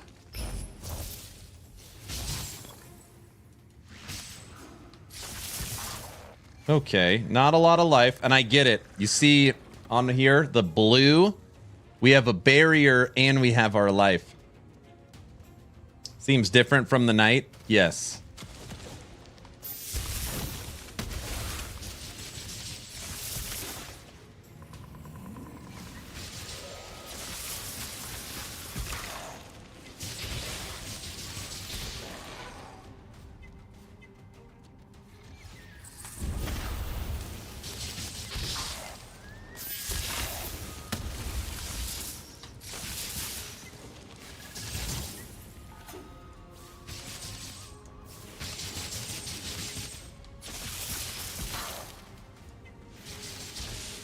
Take that! How do we use the other one? It's nice having a little bit of range and not having to be at melee all the time.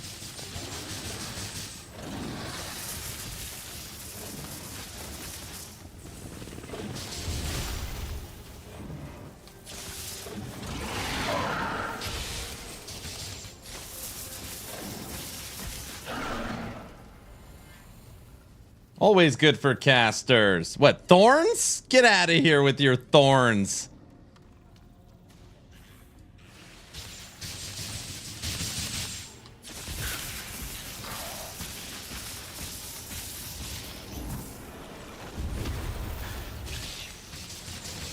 Yeah, caster feels nice, actually. Digging the oracle.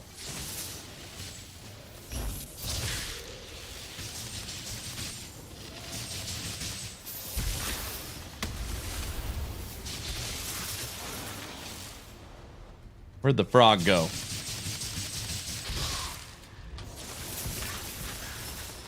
Oh, the frog nuked me. Hopefully Griffin wasn't looking. It's got the purple aura on it. Stupid void. He wasn't looking.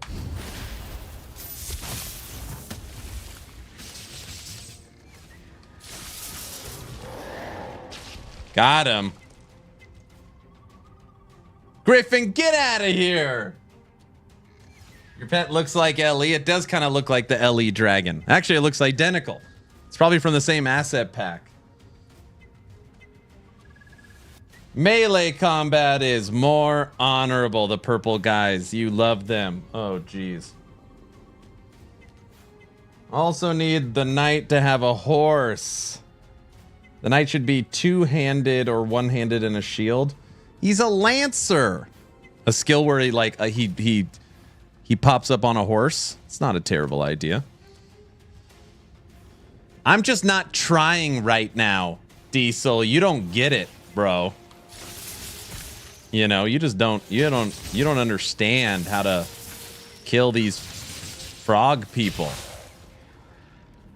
Damn it.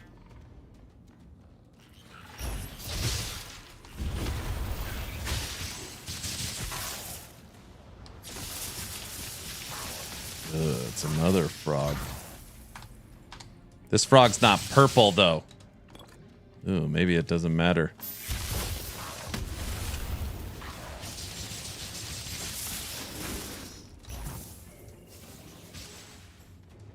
Oh my gosh, when he runs away, he regens all his life. No! Oh, when you run away from an enemy, they regen all their life. Oh. This frog's cheating!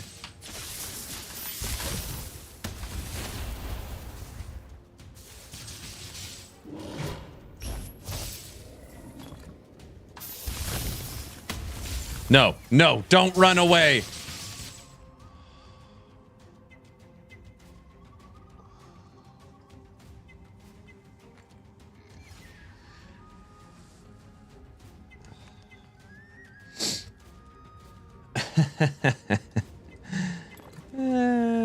It's a lot of fun. It's fun. Oh, it's fun. He's making a frog out of himself. Okay, you're a glass cannon. You can't stand in front of the frog, but you can't kite because the frog runs away. No big deal.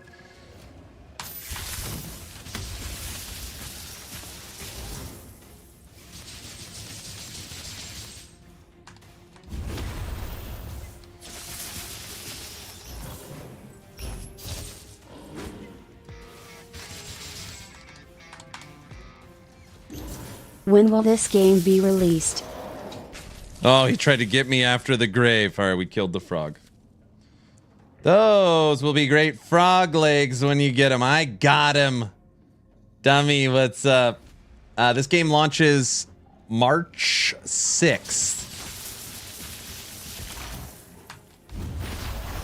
Okay. I'm making an official statement. Out of the 3 playable classes I have messed with, the frog killed me again. The Barbarian is my favorite. I'm slowly moving off the like glass cannon characters. This character has energy shield, so I'm sure there's ways to make it tanky. Probably better than a D4 expansion. It launches early access March 6th. Come here. Tomorrow I'll show off the marksman a little bit.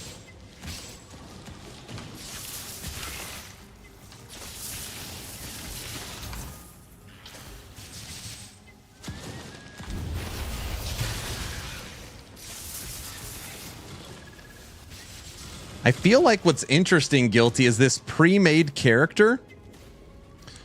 I don't know if it uses any of its side energy bar.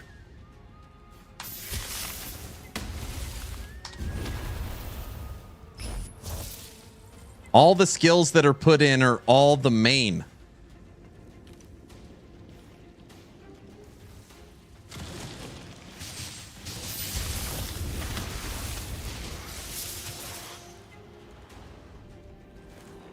I feel like I'm going to have to rebuild this Oracle. Show the devs how it's done.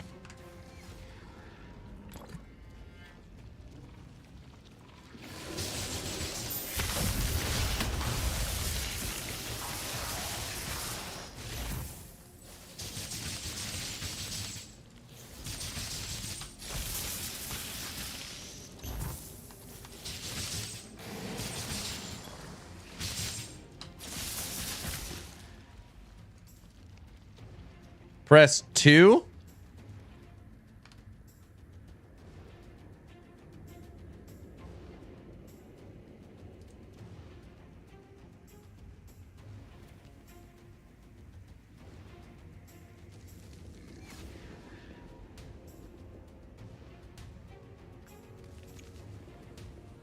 He's purple. What did that do? Did that fill my energy shield?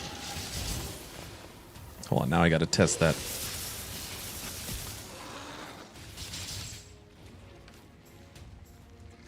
I have no idea what 2 does. It definitely did something. Yeah, but I don't know what.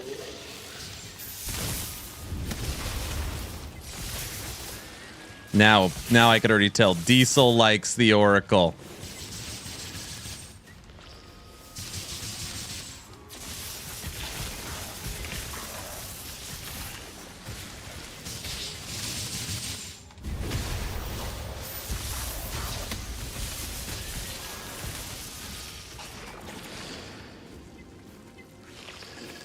Maybe they have thorns. Oh, yeah, that's what it is. This bar is directed for only thorns. Tex lost his mind.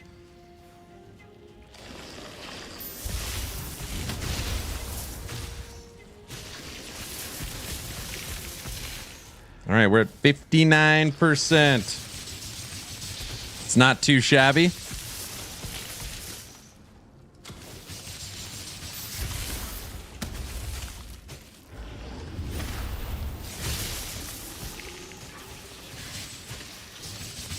I hit 2. What did it do?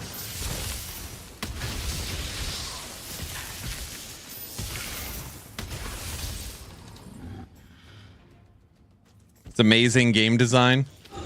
Every time I die, they take away my life.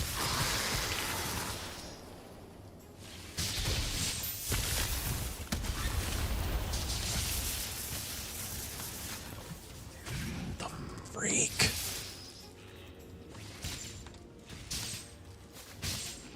There is something inherently... Whoa, a legendary drop. There's something inherently not great about generator spenders. It's like fun, fun, fun, fun, suck, suck, suck, suck, suck, suck, suck, suck, suck, fun, fun, fun, fun, fun, suck, suck, suck, suck, suck. That's how it feels. We got fire damage. Cruel Siphon. Here, let's see.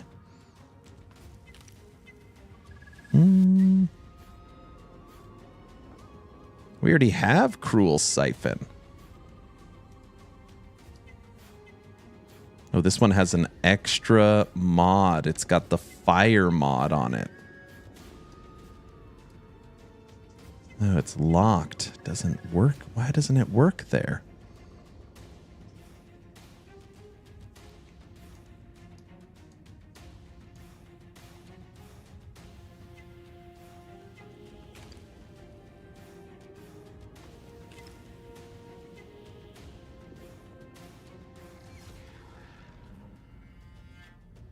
Oh, it's a wormling skill.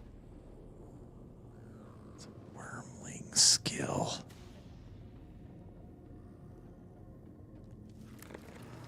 Oh, if I had these unlocked, I could move them all down.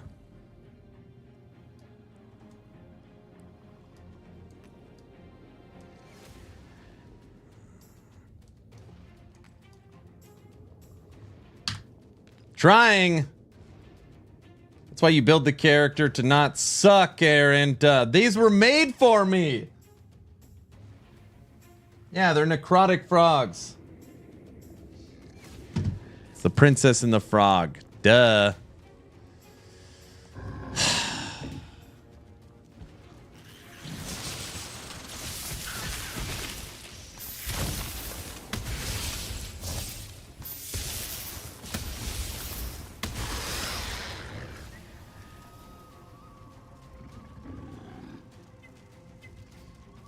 In my experience, fun, suck, suck, fun.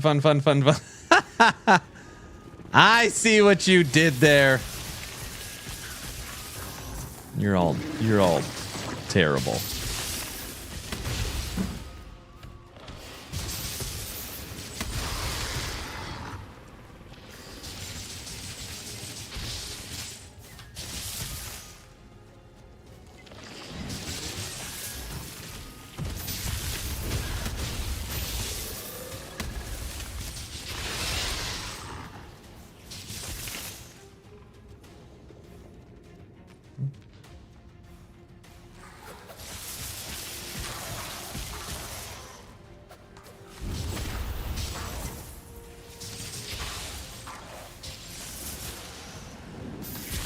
Get out of here. We need to build our own character after this. I think that's the plan. Uh-oh. Tech, it's a purple person.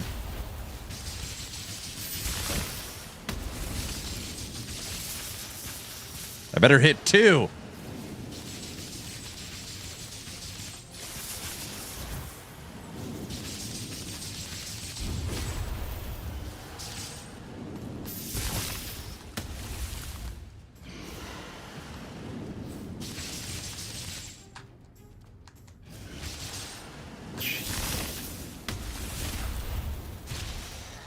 Got him. Unreal Engine 5 looks like it runs pretty well. Yeah, it runs well. There's definitely some memory leaks and optimization they're going to need to do. But I've had to lower a lot of the settings and able to stream it smoothly. But yeah, like overall, game plays pretty well for pre-early access.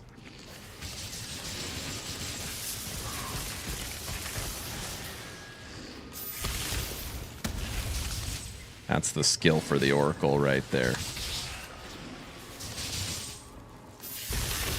That one.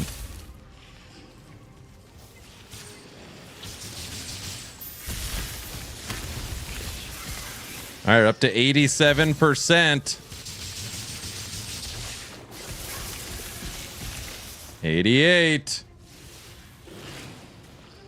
Is it just Aaron playing this, or can we play it as well? They said I'm special and I get to play it first. I don't know why. You guys, there's going to be a demo on the 20th. So a demo playable on the 20th. And then the game launches early access on the 6th. Not too far away. All right, 94%. I'm getting a much better feel for my Oracle now that I've played it a little bit.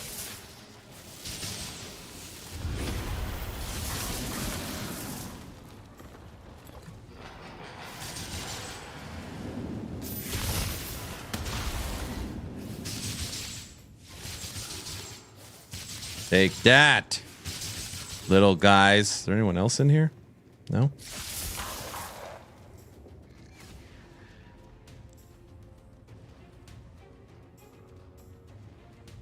Ooh, gameplay closer to PO or Last Epoch.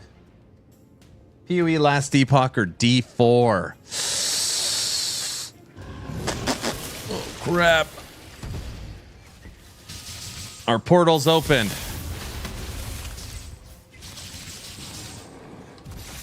No, it is unequivocally the closest combat-wise to D4. And that is simply because the game, at least the version I am playing, is it's set as a generator spender. So all this crap cost energy to cast, all of them. So, and then when I run out, I have to use my generator to bring him back. So that is much more D4 combat. All right, here we go. Endgame.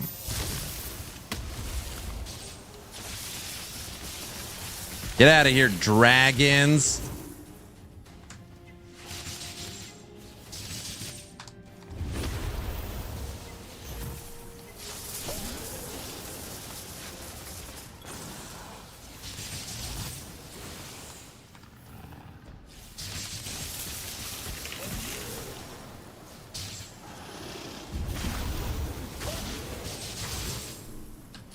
Big dragon's gonna pop out at the end.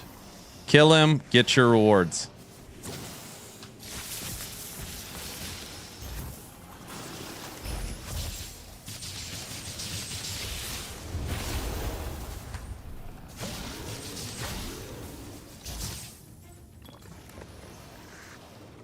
Okay. All right, we've killed enough enemies to trigger the boss. Boss is out now. Dead.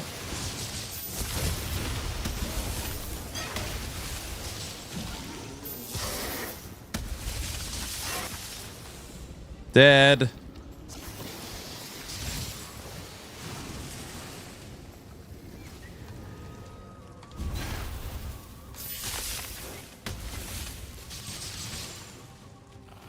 I don't even know what the hell's killing me. Dead. Woohoo! Lots of fun. Oh, the Oracle is pure trash. At least this version. Oh my gosh. Woo! Okay. Camera angle. Oh my gosh. Yeah, even Last Epoch has on death effects. I like my Barbarian.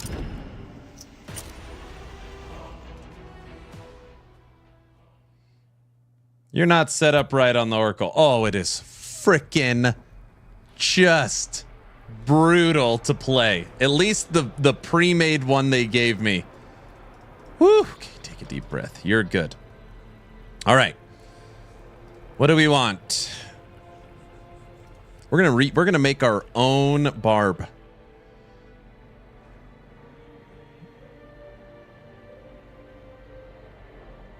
I think the game, it's just broken, you know. All right. Barb time. We're gonna play the class we like. Die again? No. I don't know what you're talking about. Okay, we've got our ring. Let's see if we have enough crafting materials to craft our green ring yet. We do not. We would want... I don't even know what the hell's good. Resistances. Max life.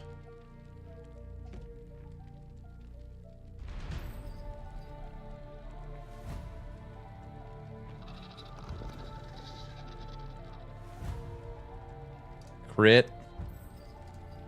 And we would want resilience. So we could almost make our green ring. We need these crafting materials. Okay, so we can't do that yet. Let's go to our potion maker.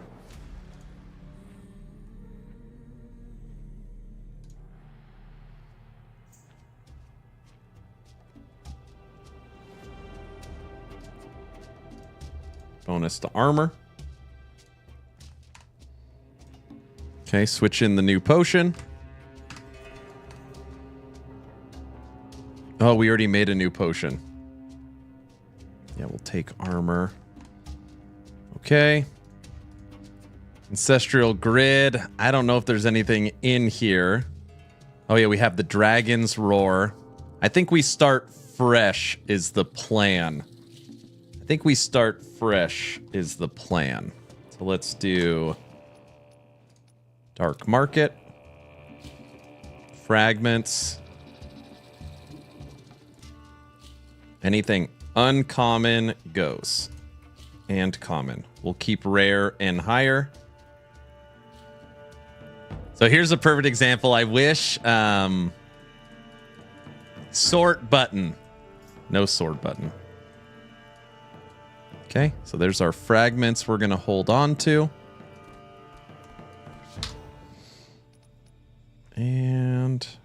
off to the training grounds. Can you take a break? Can you break down items for crafting materials? No, I haven't seen that. So in my version of the game, the jeweler and the potion crafter, that's just where you make. The dark merchant is where you sell your equipment from your inventory. I don't see anything on breaking down. It's just sell. So maybe later. Okay, so let's go to the training grounds. Generator. Main damage. A little bit of range. Movement.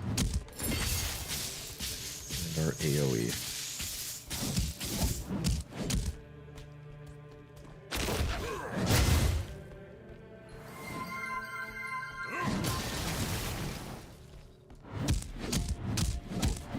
Standing time. Oh no. Is the demo game would be the same on February 20th? I have no idea. How does the stash look? Holy crap. The stash. What a great question. The stash, it's good.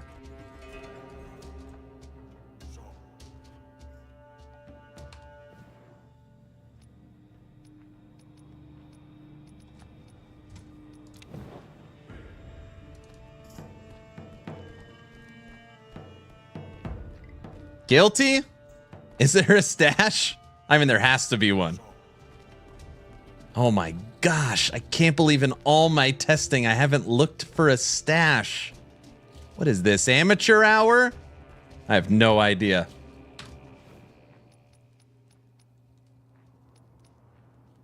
Marketplace?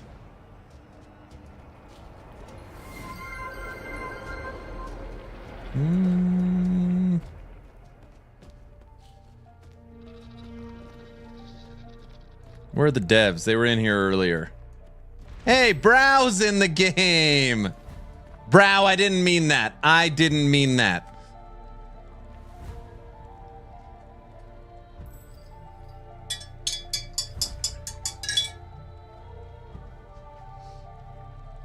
Oh.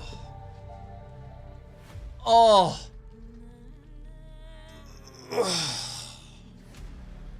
What's up, Trevor?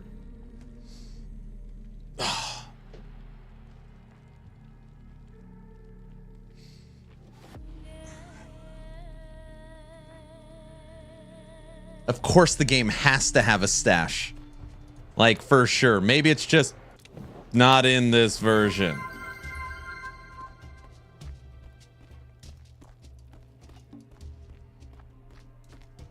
Oh, man. The temple? You got a stash here? The hell's up here? We're exploring our city. There's a door. Go for a swim?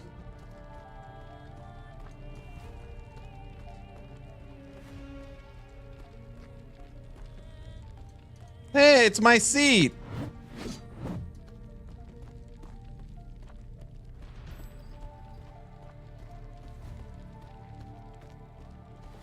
Is the demo out yet, or is it just Aaron?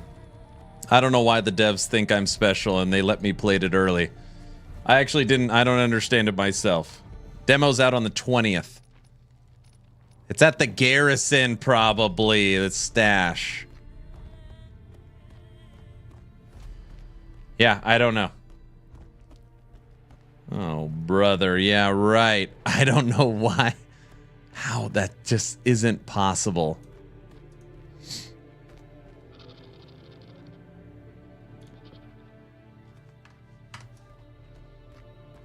I don't know. I apologize, everyone. I don't have an answer to that question. I currently do not see the storage for Dragonkin. I would bet lots of money. The game has a storage. I have no idea where it is in your city. No idea. I'm a fan of small towns where all the merchants and everyone you need are all together. Should have a stash. Ask the devs. Titan Quest 2 has one. Yes, it does.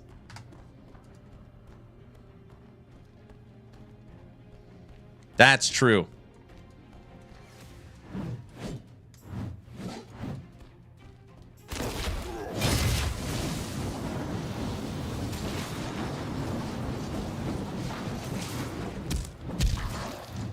All right, we're back to the class I like.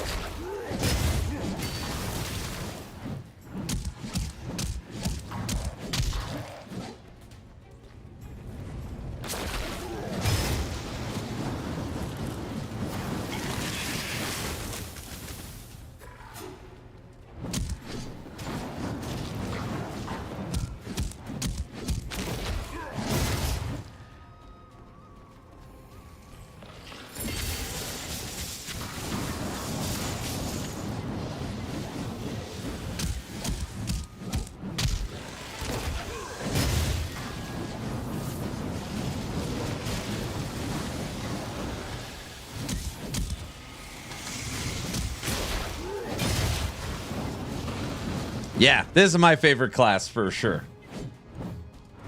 And everyone only likes overpowered classes. No, this one I've been working on more. I have put more item upgrades in. I know the class better.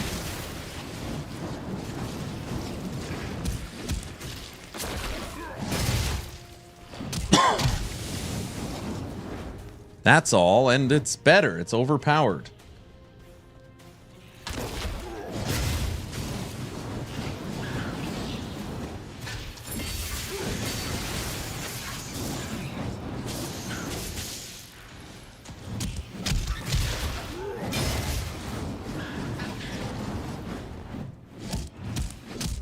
It's also radio silent on Titan Quest 2. Yeah, they are radio silent right now.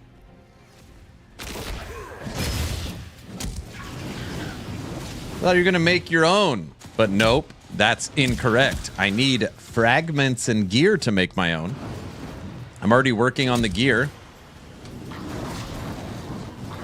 Sir.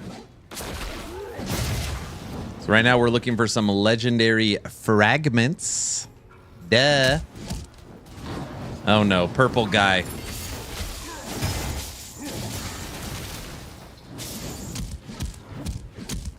Ooh, I don't like purple people.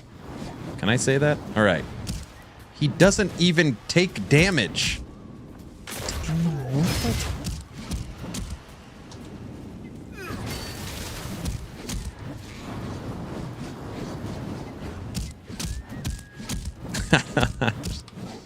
Oh, man.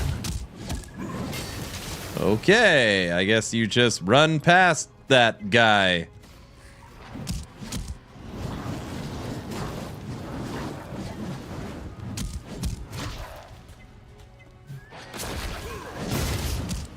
He is so elusive, you can't even hurt him.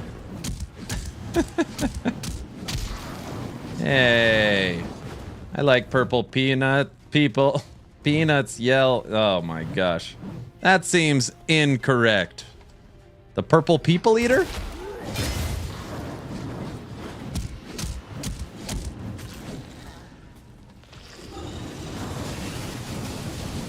No, another purple one.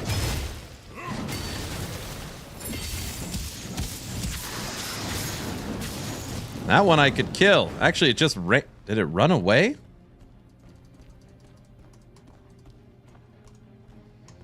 That was its trait. Titan Quest 2, dead on arrival. Correct.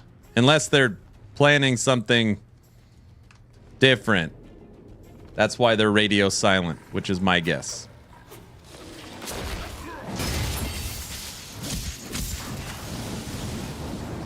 We're already up to 62%, bro.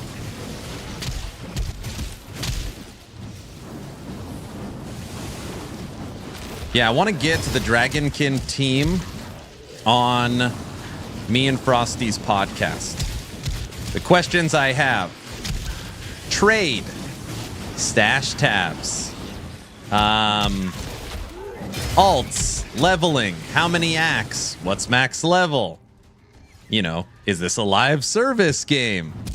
Like, I have so many questions. How many classes for 1.0? How long is the planned early access? Like, I have access to this demo, but I actually don't have a ton of info on what's coming. And I think the podcast would be great for them too. So I think I'm going to try and get them on Town Portal. No, is he elusive? No, this one can die.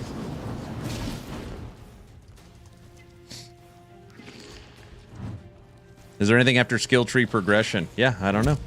I don't even know what max level is. I think it's 50, but I don't know.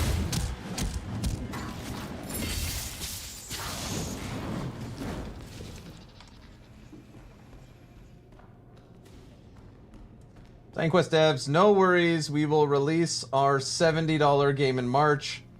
Dragonkin, hold my beer. I don't think it's going to be 25. I think it's going to be $20. I was told the retail price will be $25 and the early access launch price, there'll be some sale. So I would guess $20.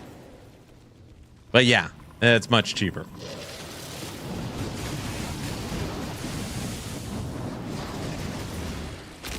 Oh, you know what I just realized too? We can up the game difficulty. What does upping the game difficulty even do? Is it better rewards? Maybe that's the plan. We start playing on hard instead of medium. Show Diesel what's up. Where's my portal? There it is.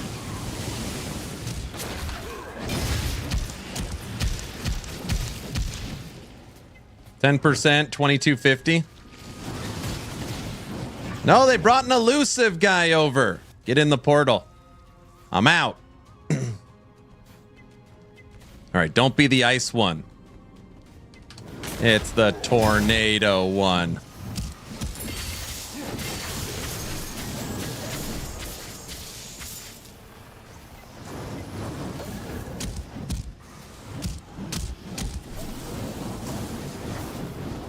Yeah, I feel like normal, this character, this will be the second one in a row, no deaths.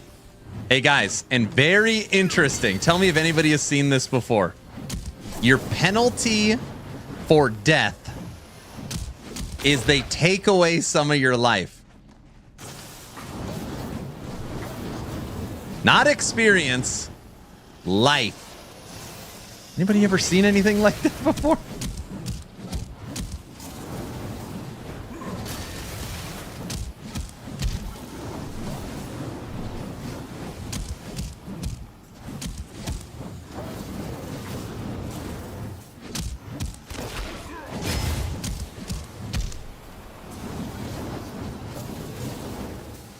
There's the dragon.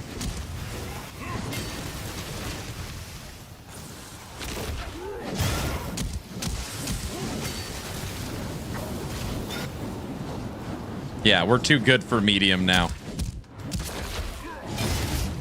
Done. No deaths. Here we go. This is where we get our big upgrades. You ready?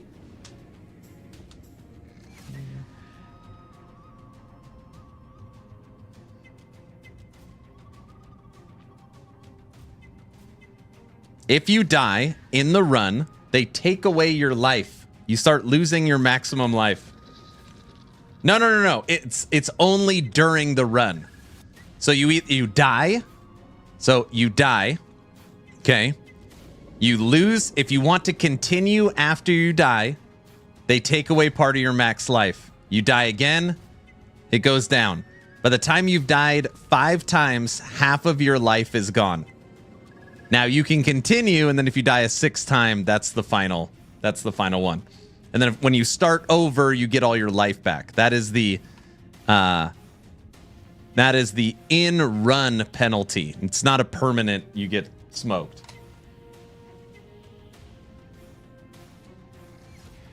No ARPG has dungeons like Sacred, maybe Dragonkin will.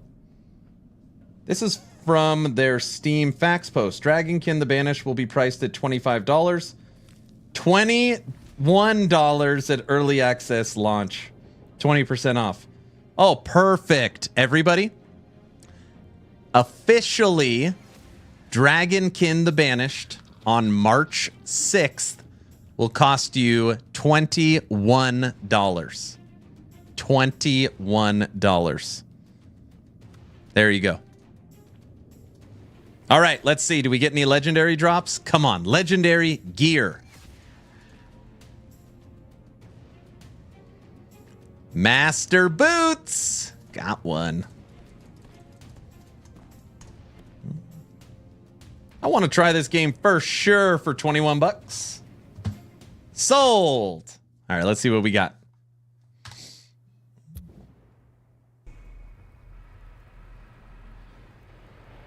Ask the devs if they can add Brow into the game as the trickster class.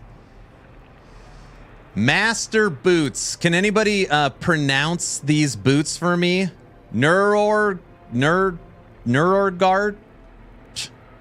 The Neurorgard master boots?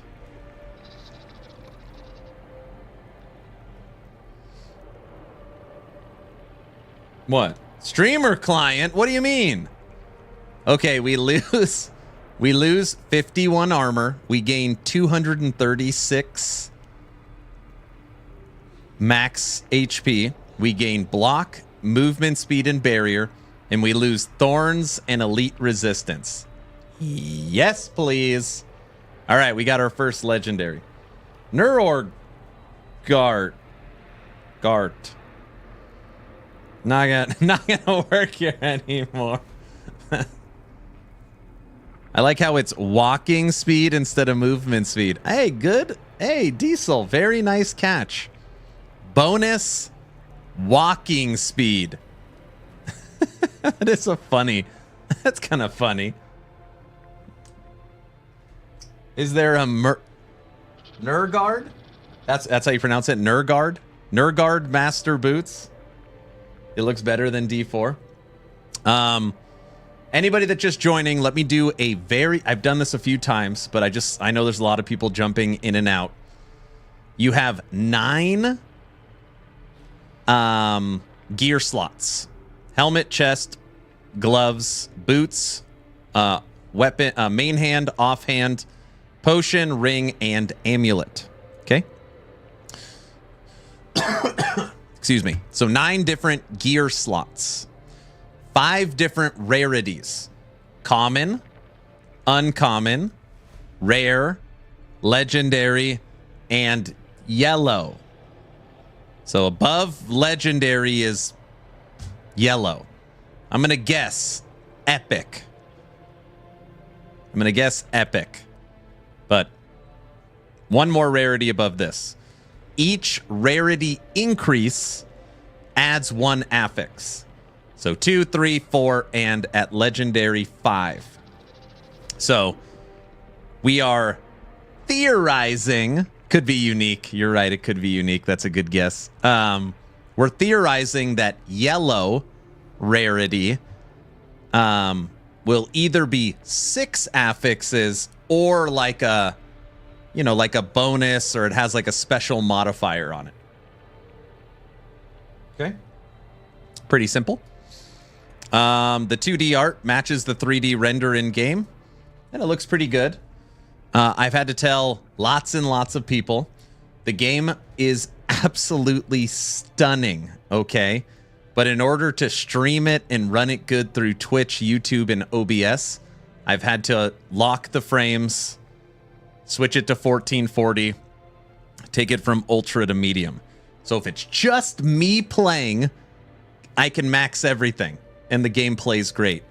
But trying to stream it, there's something in the optimization that isn't connecting. I would guess some kind of memory leak. And we tested this earlier.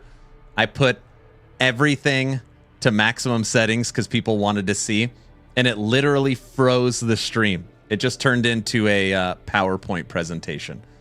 So I don't know why on my end it plays fine, but you can't stream it that way. Just FYI. Okay? So this is the 9 slots for your character. Okay? For Dragonkin The Banished. You also have your Ancestral Grid.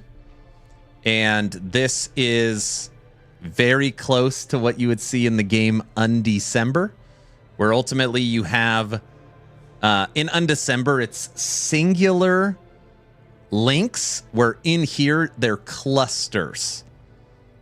So for example, like this is one link. It's literally 4 different parts that would go in.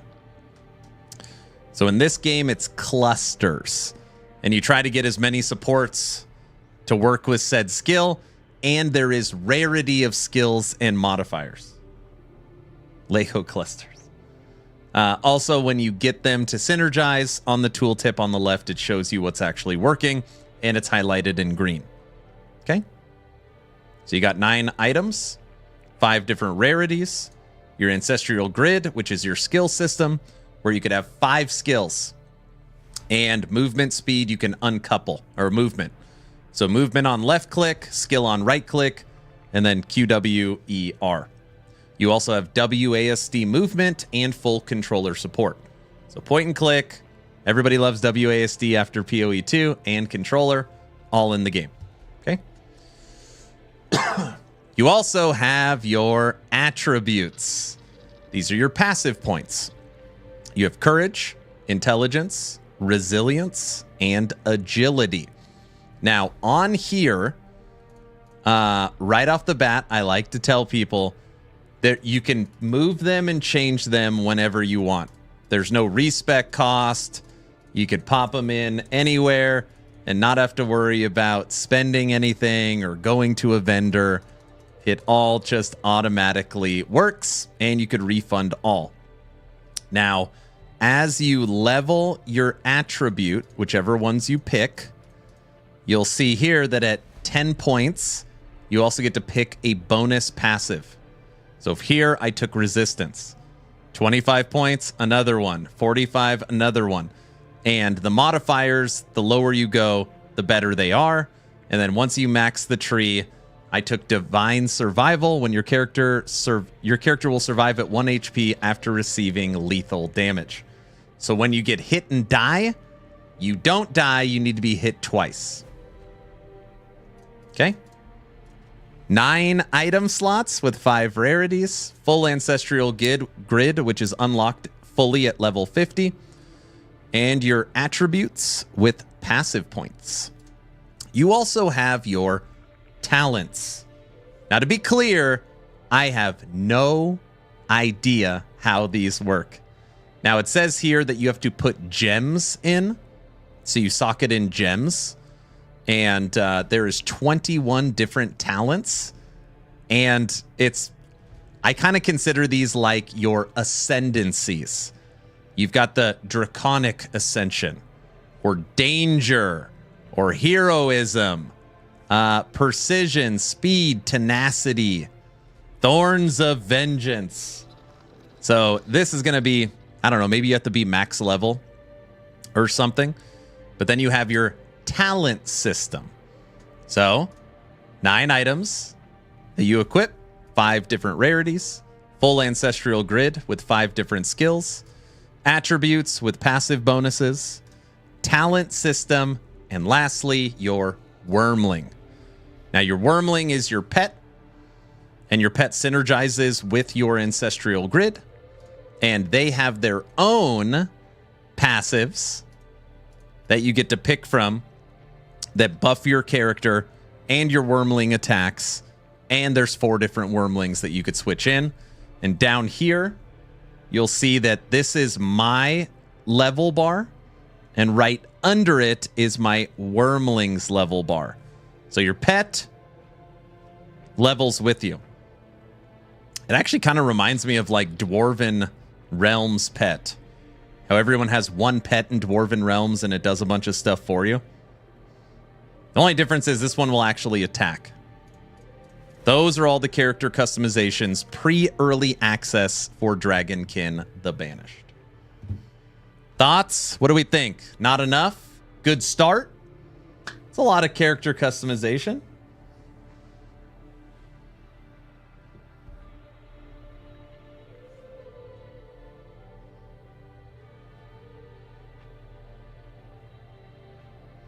Is this the first D4-like game? No.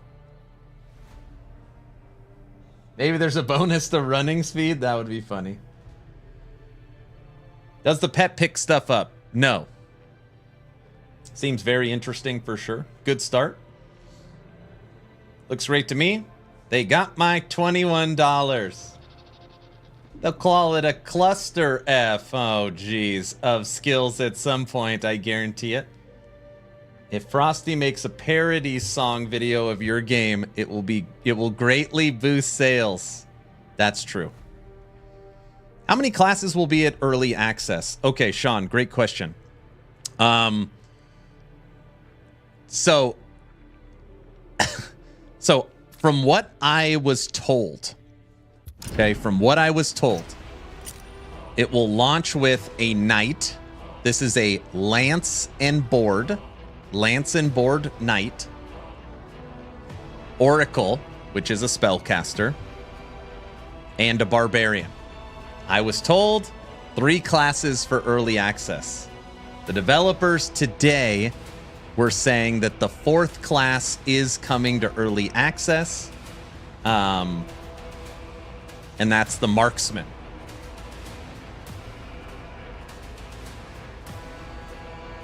Which I have played.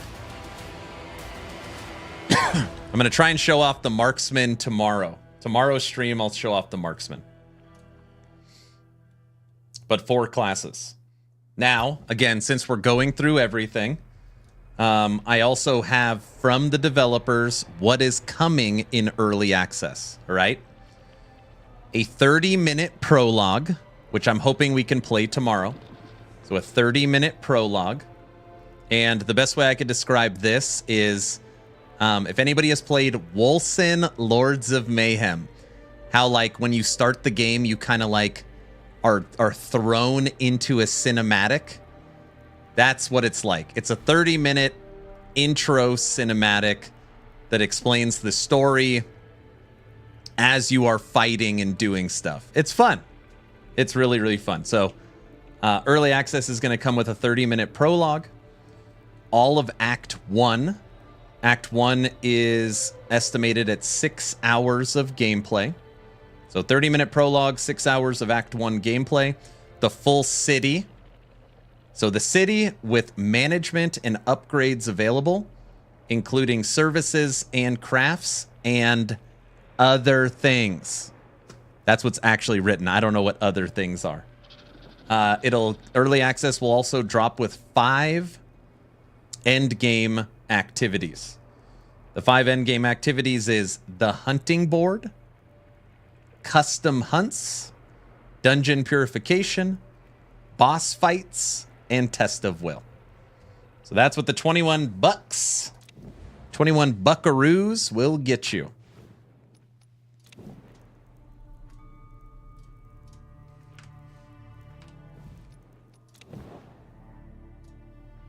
Oh, that we want to look at difficulty.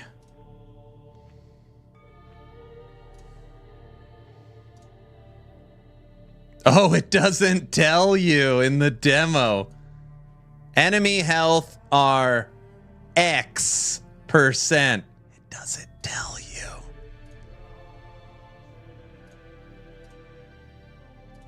Oh, it won't. Oh, it did let me. Hard difficulty. Group A. Content is not available for this version of the demo. Story, 0%. I don't have access to any part of the story.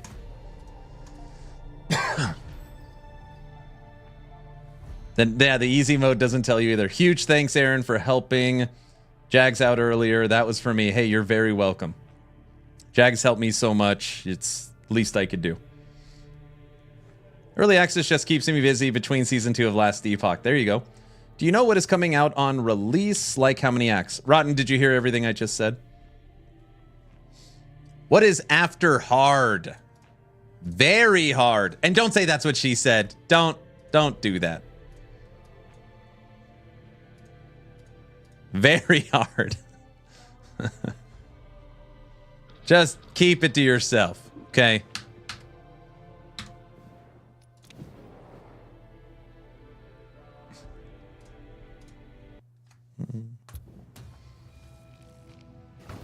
Don't forget, everyone, as long as you're following the channel on Twitch or subbed on YouTube, type in ! giveaway. That's what she said. Very funny. No, that's what Aaron said. Very funny. Monsters. Hey, we're back in the underwater level. This is what nuked me earlier. Oh, the underwater level was brutal. Okay. Something pretty cool. There's an underwater level. Huh? Hey, what's up, Ducko? The blurb screwed me over with the delay. It's kind of cool. All right, this is the first time I have played hard. What I'm in right now is the one endgame activity they have given me access to. This is Dungeon Purification. And basically, this is, you know, the D4 pit. Kill enemies, fill the bar, go in the portal, kill the boss, get the reward. It feels like you can level in the demo. Am I wrong? I don't... Okay, so this whole time I have been playing, that is the amount of experience I've gotten on Barbarian. 2.5 bars. So, I mean, I would venture to guess that if I filled this up, it would go to 36. Maybe we'll get way more experience on hard.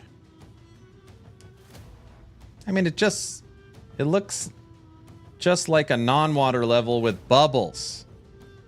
If you don't float or swim, does it really feel underwater? Hey, oh, I see what you're saying. So instead of walking, my legs should be like kicking like I'm swimming, but it's the same thing. That would be pretty cool.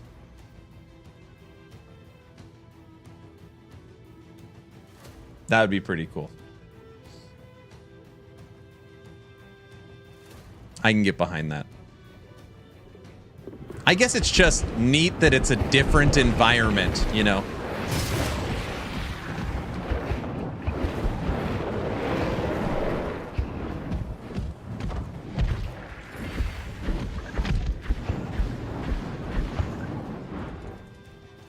Yeah, I want to know if there's any way to break down items for crafting materials.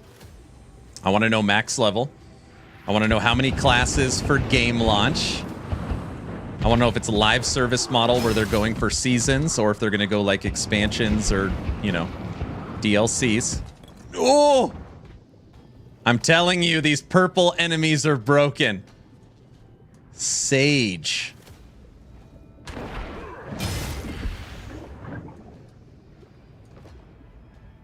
I'm happy they are trying, don't get me wrong.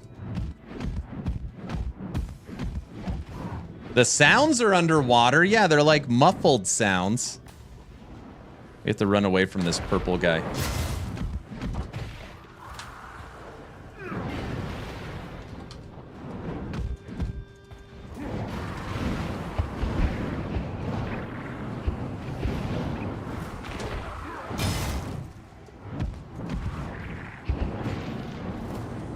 Forget that. We're not running away from nothing.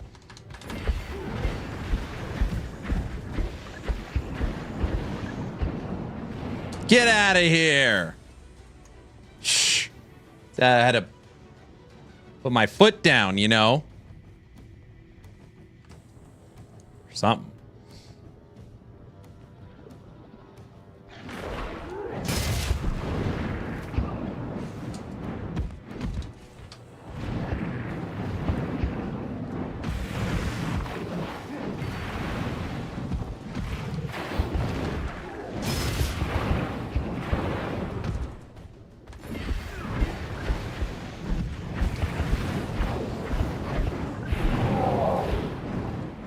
All right, I feel like our experience bar might be going up a little quicker. I mean, we almost filled half a box. Sound design in the game feels pretty solid.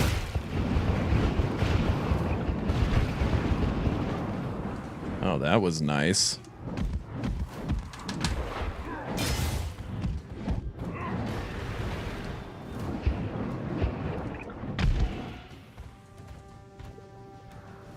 Watch this. Ready? There's enemies. See how far the enemies are? See him up there? Oh, we didn't reach him. That was pretty close. I like the distance on leap.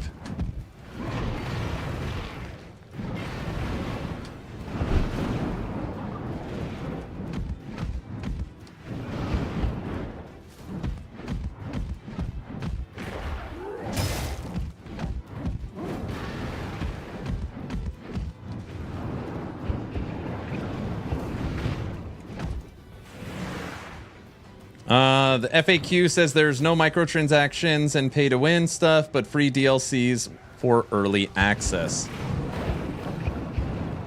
That doesn't fully answer. So that means that the game has a retail cost, right? And DLCs will be included in early access. That is still, I mean, you know, Diablo 4 has DLCs and expansions, but it's still live service. It could be both.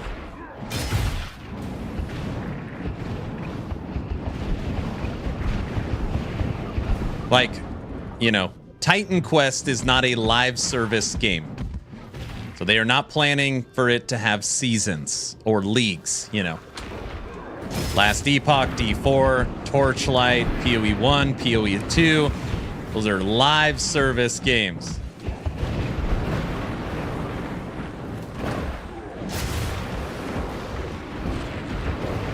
Oh, I finally took the time to look at that. The ring in the middle, you gotta stay in the middle. Hit the one in the middle. Oh, Legendary 4 fragment. Ooh la la. Well, what are you? Speed. This says movement speed, not walk speed. It's a 4. Cooldown. Speed. Speed. Ancient runes. Skill. We have an ancient runes skill. This one. That's for sure an upgrade, right? You're talking about it's got 4 linked to it with the legendary modifier? I need to hit level 40. I need more space. I'm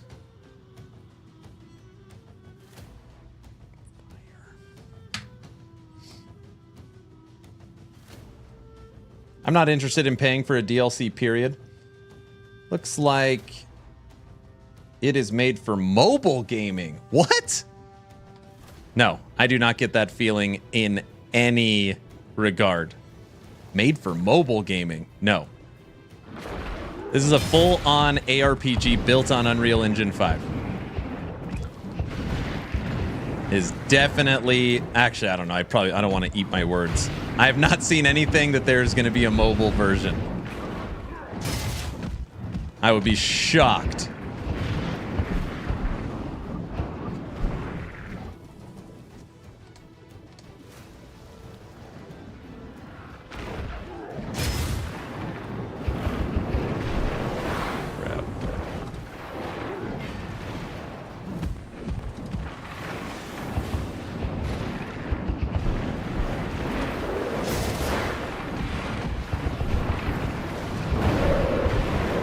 Alright, we are on hard difficulty in the dungeon purification. What, did I kill an enemy in the sky? There's an item floating.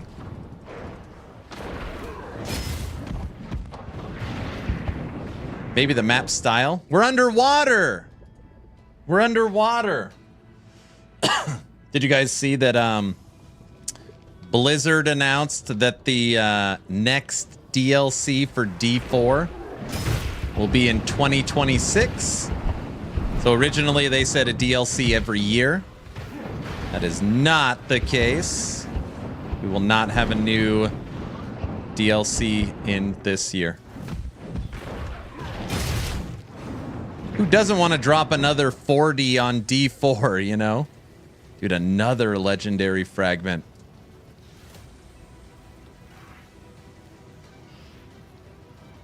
Survival Surge. Skill.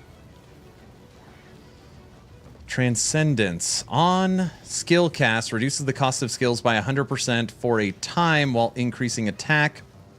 This skill also gains a long cooldown.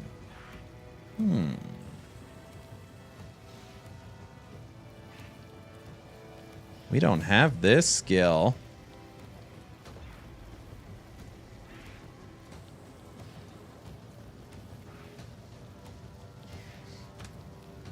Let's see what it does.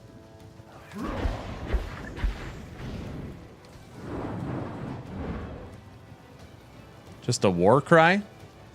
Restores health and gain temporary critical strike bonuses. Also affects allies. Interesting. Hey, look! Diesel, I switched out one of my skills. Do you see me? I did that. Diesel, do you see it? Buddy? D4 needs real season updates in seasons. Yeah, DLC every 18 months, more like it. Does it matter that D4 has another expansion? I will rather use my money at other games. D4 delays DLC because they know the butterfingers of the first one. It's honestly just too soon. If it's literally like season, DLC, season, DLC. So you're talking every year you're dropping 40, not including battle passes and cosmetics. It's actually, I think it's too quick.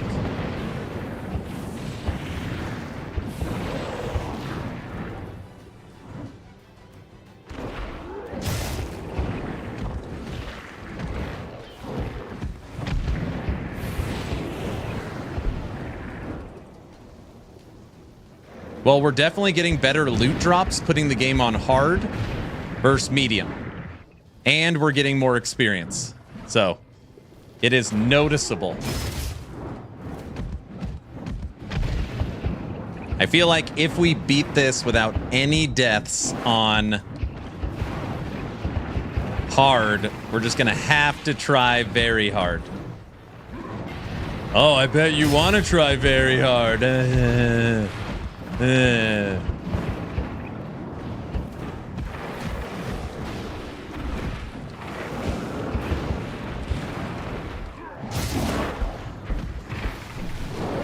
Ooh, that aura's nice.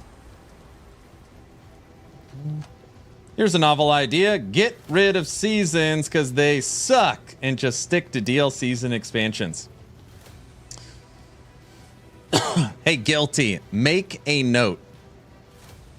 Hatred, I am going to poll my YouTube channel. Normally gets 3,000 to 5,000 votes. I'm going to see in my head, I would venture to guess a overwhelming large majority of people. If it's my favorite games get new contents every 3 to 4 months, or my favorite games I have a paid expansion once a year, I would venture to guess seasons/leagues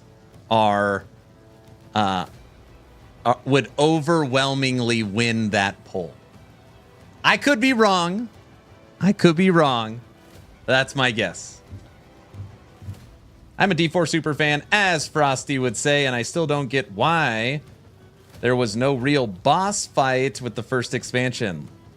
Like a dog avatar of Mephisto that only appears in the campaign. No real prime evil fight at all in D4 yet is disappointing.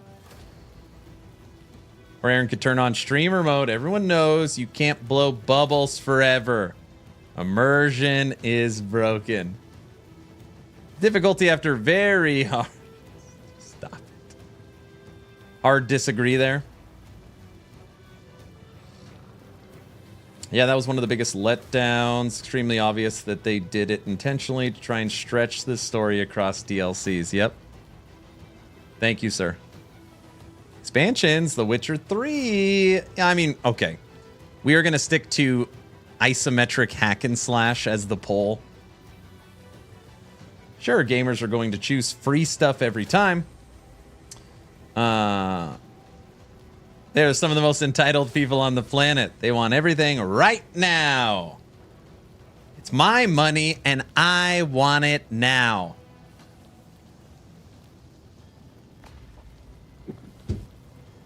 The problem with paid expansions are evident. Parabox Games, Warhammer, Sims, 5 years into the future, we would have to pay hundreds of USD to get into the game.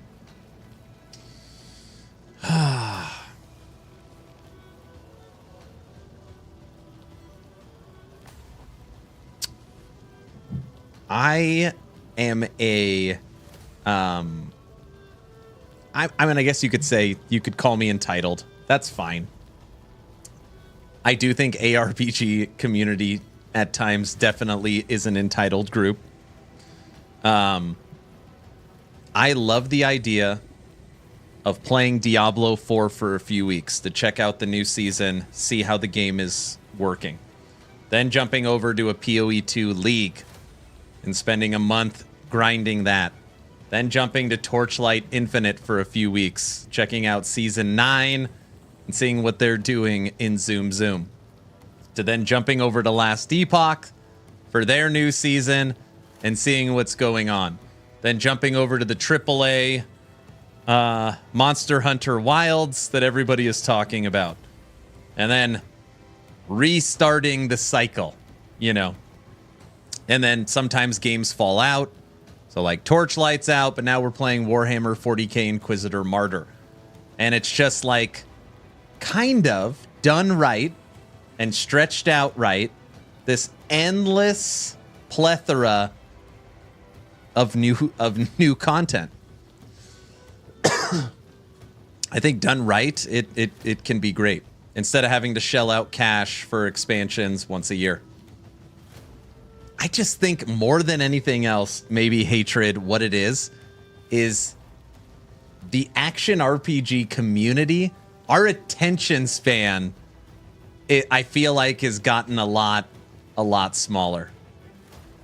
I feel like our attention span is squirrel more than anything else.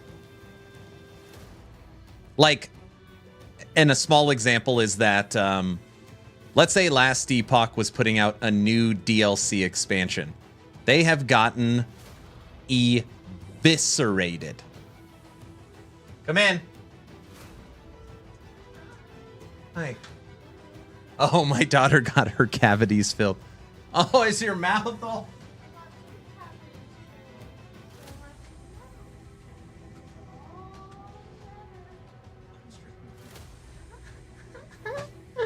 Oh, hi. Your mouth is all numb? Oh, better. They put me on the laughing gas. Oh my gosh. I got to watch Elsa. Hi, Grandma.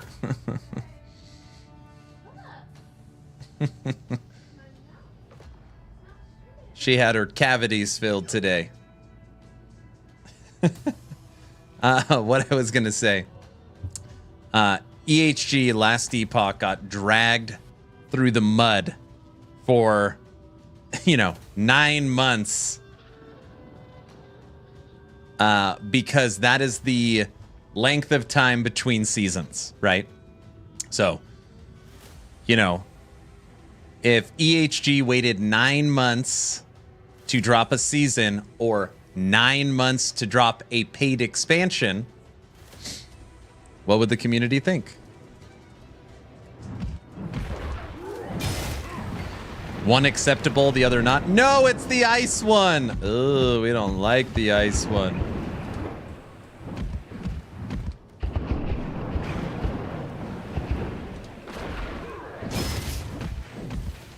Ooh, if I leap at the right time, I might be able to avoid it.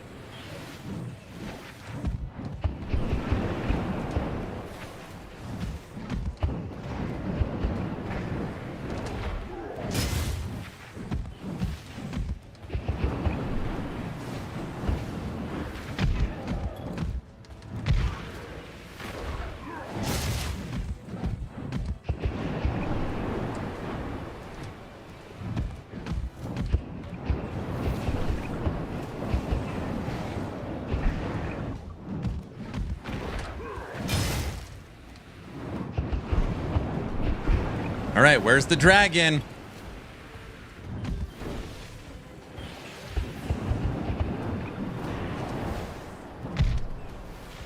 Where the heck is it?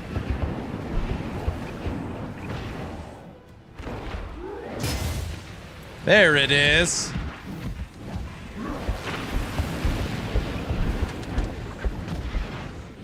No! Get up! Oh, we killed him. Died right at the end. It's okay. All right. Hard rewards. Oh, no legendaries. Well, we beat the water level finally. Dentist. Yeah, she had cavities filled, so she's all jacked up.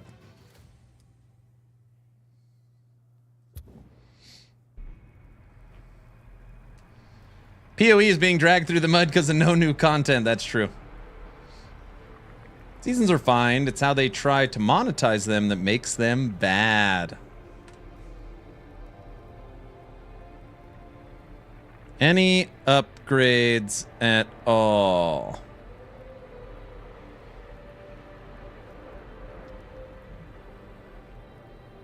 Nope.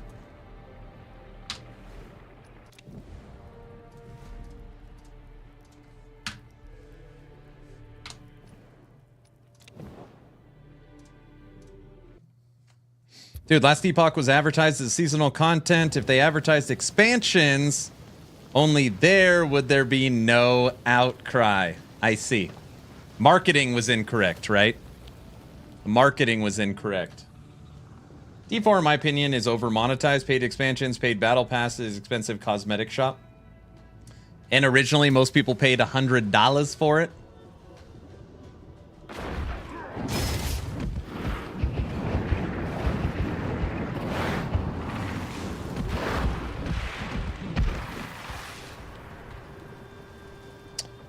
Diablo 4 would say, well, the game cost hundreds of millions of dollars to make. It's on a custom engine, and it is AAA quality. Something like that. Maybe. I think that's what they would say. I don't get cosmetic stuff ever being over monetized. I don't care D4 has $40 skins because I don't ever even look at the shop. Doesn't help that Rod has never said a thing to give me hope. Doesn't seem to even care about the genre, just money and marketing. Aaron, I think the real difference is people aren't recognizing between paid DLCs and free seasons. Is that usually a DLC brings a new class, zones, and systems to the game, where seasons just add new ways to interact with what already exists. Well, I could tell you this. It is of my opinion, which of course is a biased opinion, you know, nevertheless, that the 9-month wait on Last Epoch Season 2 will probably feel like a DLC.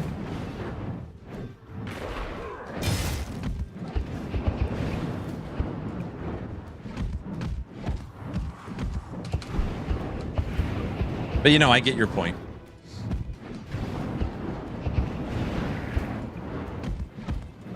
Oh, it's the elusive one.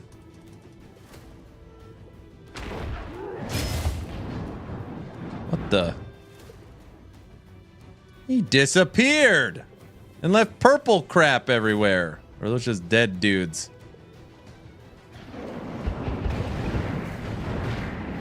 Pinnacle boss in this game is a great question. That would be another good question to ask.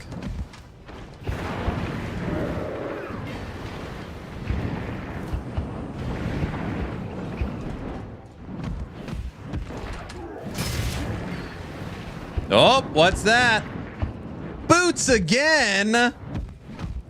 Why does it keep giving us boots with the fur? Frontier Master Boots. Armor up, less life, less block, less barrier, Less walking speed. They suck.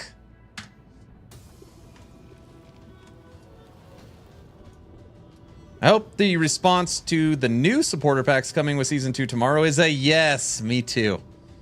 Me too. Tomorrow we've got Dev Chat with Mike. Confirmed that he will be live tomorrow. That should be good. We miss Mike.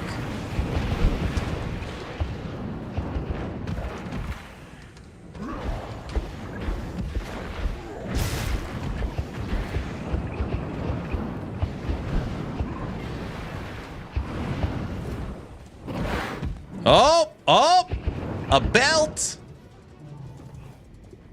Dude, we're going to be all unique. We're going to have to move up our rank.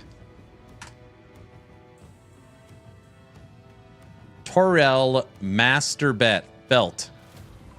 Armor, barrier, block, healing, electric resistance. Wait, it's not a belt. It's called a belt. It's our body armor. Dragon scales. I want to play this already. Sorry. Does this have loot that changes your look? Yep. Look at my character. See him? See him? Now see him? See him? Yeah, the 2D art matches the 3D render.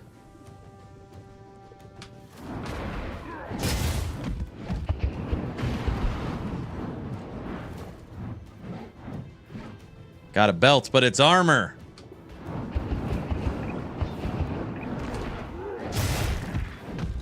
I don't like these illusion guys. Wait,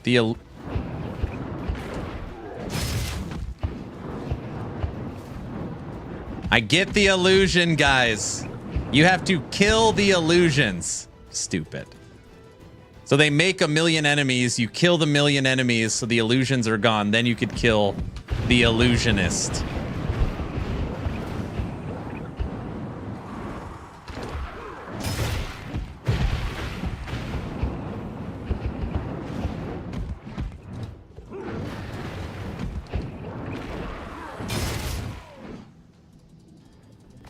I like the leap in the game. It feels good. How long does it take to find a unique item? I have 2 on my knight, and I have found 3 on my barb. So not overly long. And again, we're only level 35. Even if Season 2 of LE does feel like a DLC, if they do other 9 months before releasing the next season, I think the game will die. People are not going to follow for that long. Yeah, they're doing they're leapfrogging content now. So multiple teams working on Season 3 already, and Season 2 is content locked. So, you know, right now they are testing and getting bugs and performance and just making sure everything is solid for Season 2, kind of fine-tuning it. And then the other teams are already working on the next season. So, you know, they have said, like literally verbatim, hey, loud and clear, we hear you. 9 months is too long. I mean, they're disappointed as well. So, you know, I don't... Obviously, I'm always fairly positive. A fairly positive person, but... I would be shocked. I would be shocked if the next season was over 4 months.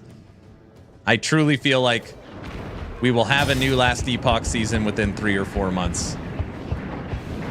Even if it's a smaller season. Even if it's like skill sigils and, you know, the ancient era. Just to show, hey, we could do it quicker.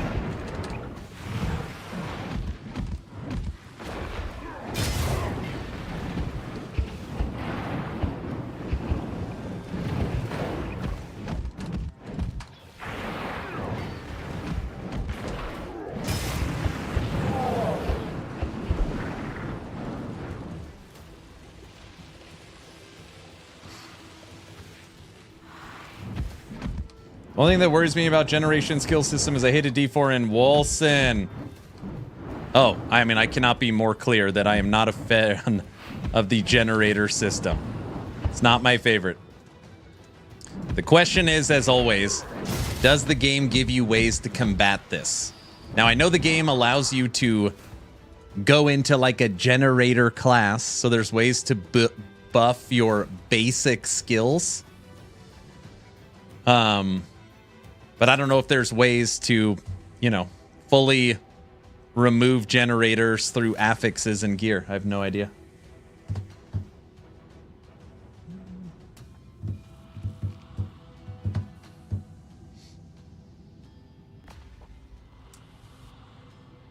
Yeah, for sure. Yeah, they've already announced D4 expansion 2026. Reminds me of Torchlight in a good way. Liking the look at this? Yeah. And know that these are, I have the settings very low. In order to get a clean stream, the settings are very low. If I was playing this on DLSS Super Resolution 4K Ultra settings on the 4090, it is arguably one of the best looking ARPGs. I know I can't showcase that, which totally sucks, but it is a gorgeous Unreal Engine 5 action RPG. It's very nice.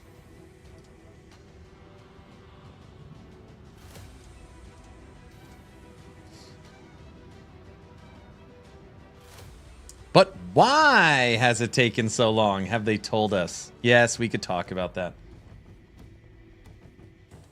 I have a strong feeling this will be the only time at this length between seasons. I hope so. What's the mob density like so far? Many different types of mostly the same? Yeah, not a ton of enemy diversity. The enemies are based upon the level. So in the underwater level, it's all these underwater Aquaman looking things. But mob density is felt okay. They're like in packs. So it's like it's like room. You run into a room, the room is full, move into the next room. Oh, another belt. It's the same item. Let's see. That's interesting. So under legendary just means extra affix. So there's nothing like these are the exact same item and 4 different affixes. Same item, 4 different affixes.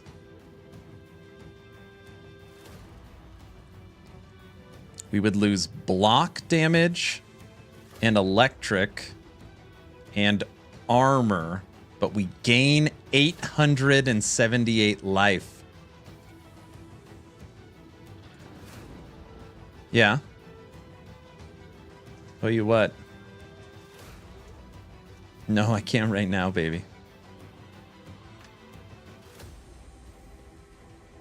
Can you post a YouTube video of max settings? I can't do that either. Can't do that either. So let me explain.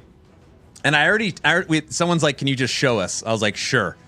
So I went into settings and I set it to 4K, maximum frames, upscaling to DLSS Super Resolution, and set everything to Ultra. And literally it turned the stream into a slideshow. Me playing the game, it's totally fine. I don't notice any difference. But there's something with Streamlabs OBS, Twitch, there's something in there. So in order to get a functional, clean stream, I had to like super dump the settings. Which happens. I have to lower the settings on Dwarven Realms. I have to lower the settings on D4 to get a clean stream. But yeah. And again, this is an, this is a pre-early access demo. So there's just, I would venture to guess there is a lot of optimization to be done.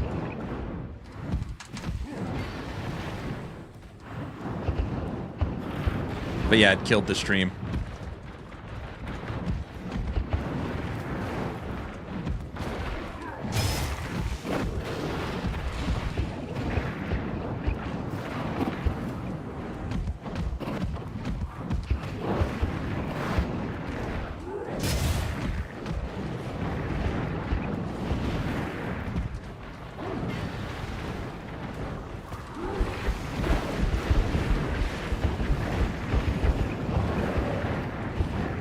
Dude, we're cooking. We might have to go up. Oh! Master Hammer. Master Hammer unique. What was that? Saying we might have to go up to very hard. Plus 48 to damage. Main hand. Attack damage, elite damage, bonus gold. Bonus gold. Oh, yeah, the weapons have bonus. Not all the weapons. Bonus gold. That's got to be like light reduction or light radius.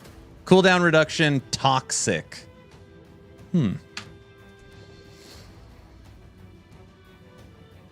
Going up in difficulty for sure now. We went from, well, the demo, you can go easy, medium, hard, very hard. And we were in medium for a long time, and this is hard.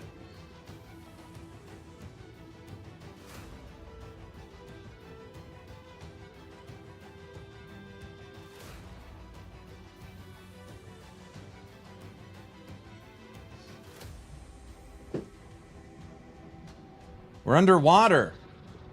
Why would gold bonus be like light radius? It's a useless stat normally, is what I'm saying. When you're getting a weapon, are you looking for boosting your gold?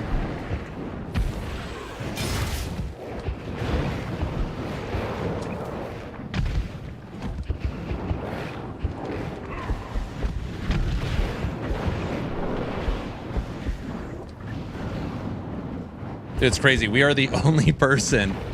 There's only one person on Twitch playing Dragonkin The Banished. Me. I am the only person. I can't possibly be the only person that has access to the game. I just don't believe that.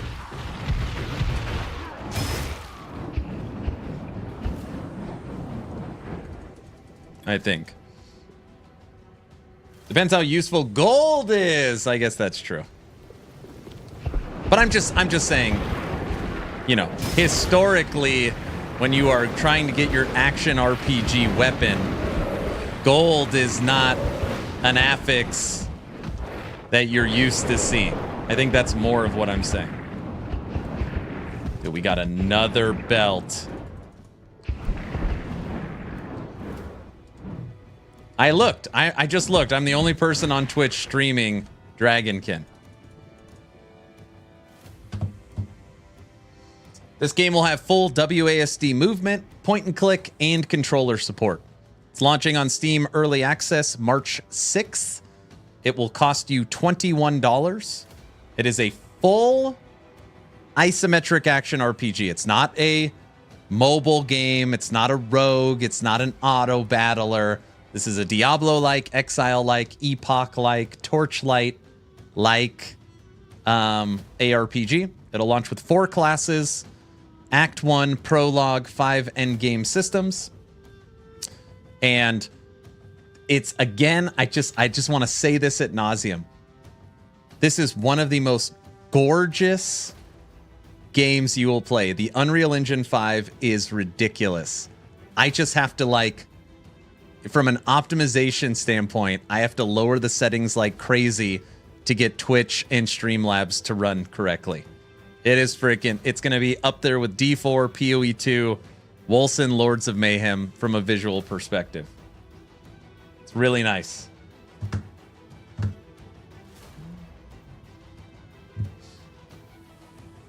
Not sure if I like the camera angle. So a couple of people have said that. The isometric view is tilted down a little bit, but obviously it's not third person, but it is a different view. This is probably a press release version for reviewers, not streamers. You were probably given special permission as a reporter of AARPG news and a streamer. They told me my content embargo lifts at 8 a.m. So at 8 a.m.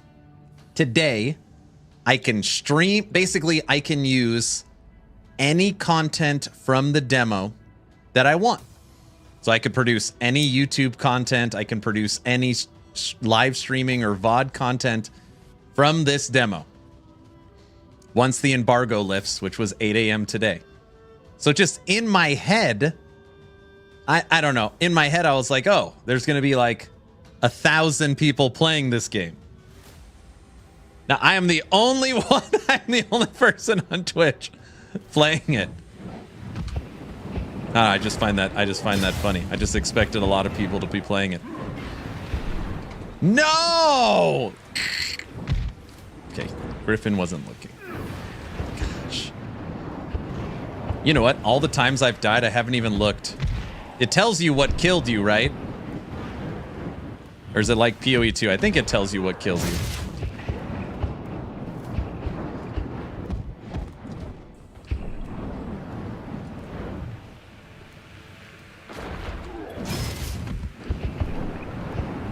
What in the heck is hitting me?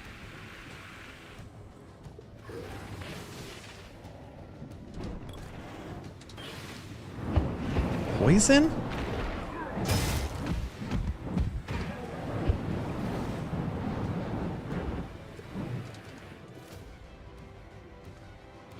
You get back up to the fight, you will suffer a maximum health penalty until your next return. It doesn't tell you. There's the dragon. Just nuke him.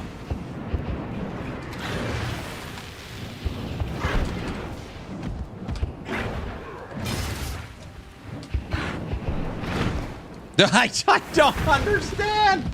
Just die. All right, done.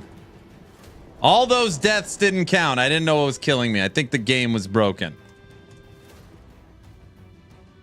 Holy moly. Master Hammer, Hex Fragment, Master Hammer. We're full. I was drowning. That's exactly what it was. I was probably drowning. It's just this.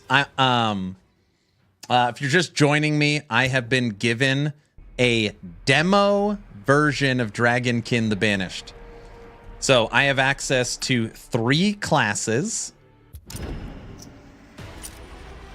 The Knight, this is a Sword and Lance character. The Oracle, this is your spellcaster. And the Barbarian, your melee bruiser. They have also given me a city center at level 10. So in this version that I have limited access to the city resources. I've got a jeweler and a dark merchant, and I could craft some potions and switch out my stuff. And 1 endgame system. Go to the tavern and hang out. This is your city. I try to explain that like this is going to be like your PoE hideout. You're going to be able to upgrade your NPCs, upgrade your crafting stations, unlock more stuff and services, and be able to kind of decorate it supposedly how you want, or add stuff or something like that. And the game will have 4-player co-op. So when you're multiplayer, people can come visit your city. And the city's actually a pretty good size, but it's got full fast travel and you don't load, which is cool. So you want to go to your training area. You're now at your training area. Now I want to go craft some jewelry. You can now go crafting. Now I want to go sell some crap. No, selling crap is here. So it's got quick travel, which is nice.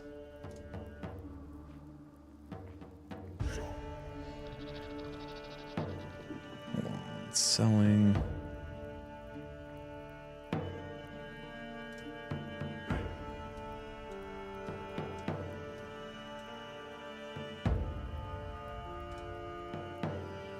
Oh, oops. Oh, we got the chest out now. Hold on a second.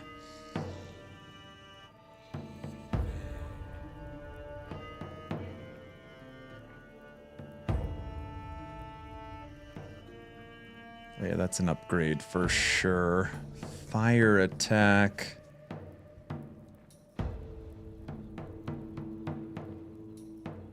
Boots.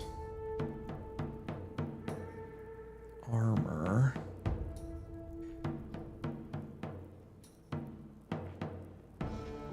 I have been given a limited access of the game. Okay, we have found 1, 2, 3, 4, 5, 6, 7, 8 unique items now. Legendary items. All right, let's sell those. Done.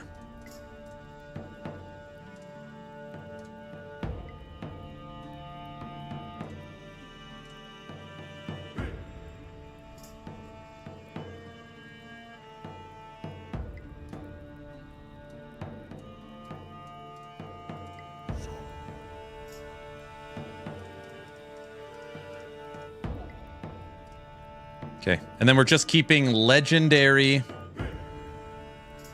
fragments for our Ancestral Grid. Okay. Hi, how to get early access. Early access comes March 6th. March 6th. All right, let's change to very hard. Wait, that didn't work. Very hard.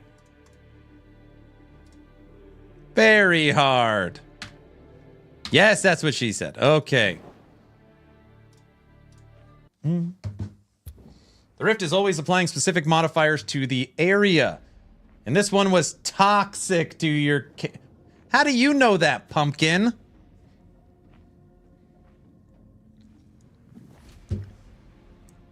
Pumpkin? This game is looking quite promising, I know.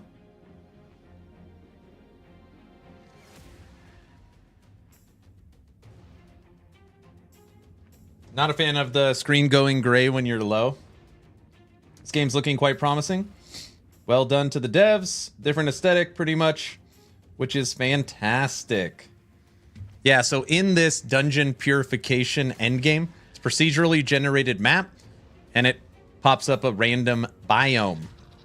And that last one was an underwater biome. Pretty simple. I think this is probably way too big. But think of like, you know, your standard D4 pit. Kill enough enemies to fill this bar. Bar's filled, portals opened, go in the portal, kill the enemies and the big dragon at the end, and get the reward.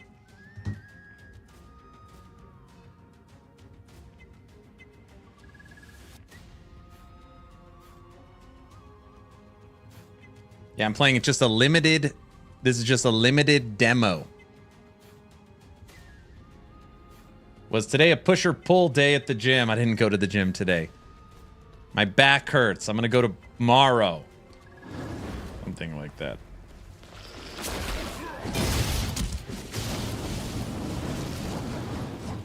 I do have to say, so far, and again, I don't know if this is just the demo or what. I mean, I've been playing the game, you know, off stream, preparing for the video that I released today. If you guys didn't see it, it's pinned at the top. Likes and comments appreciated. My character has I've been playing today for 4 hours, and off stream, I've gotten half a level of experience. I don't know if that's just like, oh yeah, the demo, you're not supposed to be leveling in this demo or something, or if that's how slow it's supposed to be. But I have never gotten a level yet.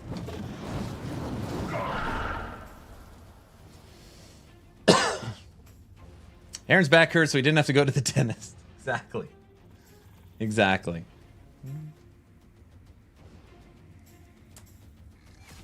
Sir, that seems like a generous size, but not too big. There's something wrong with you.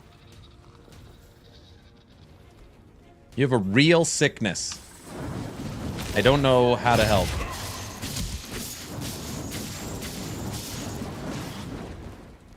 I like my little flamethrower on my spin to win.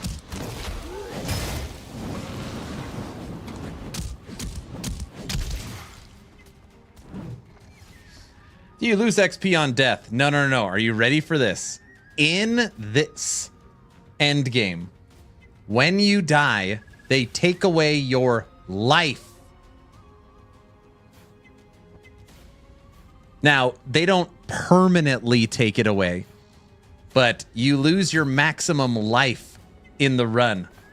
So you can progress but it's going to be harder to progress. And every time you die, it takes a little of your life. Very interesting way to penalize death. Which I would much rather have than negative XP, by the way.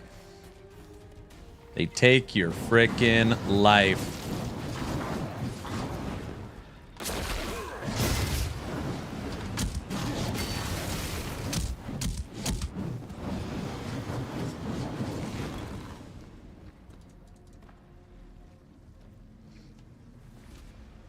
Have we figured out if the percent or flat number... Oh, I haven't looked at any of that.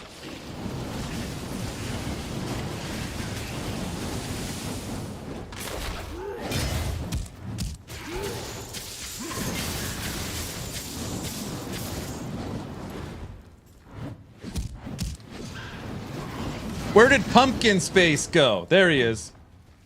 Maybe I already have a couple hours on the demo. Okay, Pumpkin Space. Are you a developer of the game? I have so many questions.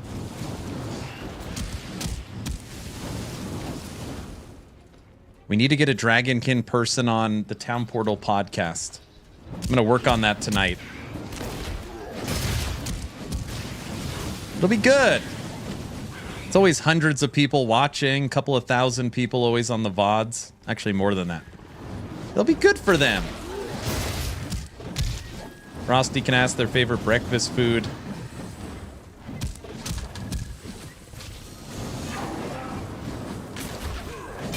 You guys didn't hear, Frosty LaRue is going to be a papa end of April. Excited for him.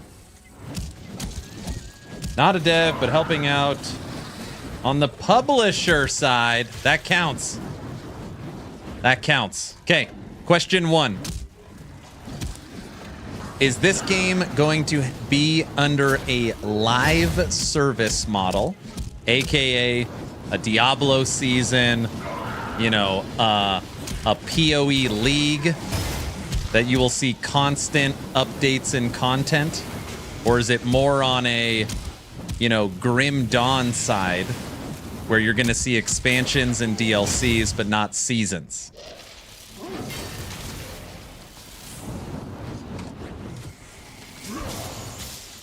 Oh, stupid frogs. You know what saved our life right there? You want to know why we're not dead? Because in my passives, which my face is blocking, I have Divine Survival. The character will survive at 1 HP when receiving lethal damage. Ba-da-rum-bum-bum.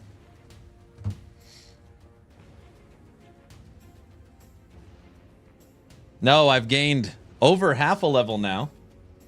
Should have been dead counter 1. No.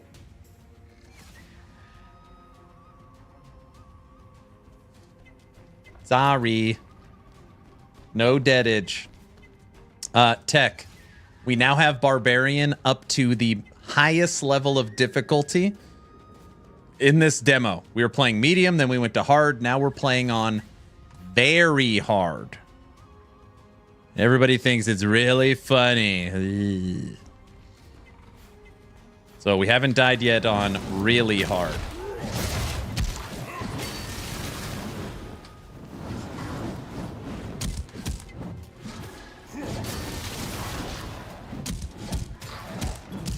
We should check to see if we can upgrade our rings and potion again.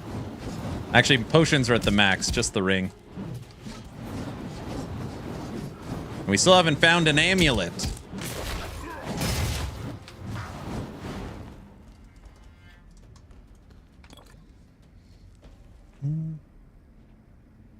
Aaron, turn off the streamer client. Oh, jeez. Itemization looks bad. Like the gear you find looks bad. It's got 5 levels of rarity. So you've got common, uncommon, rare, legendary, and then the 5th, I don't know. It's above legendary, so whatever yellow is. We were guessing epic or unique. Yeah, 9 item slots available on your character. Auto sorts all your crafting materials. Full Ancestral Grid. Full passive and talent skill breakdown. And your Wormling. There's a lot of character customization in the game.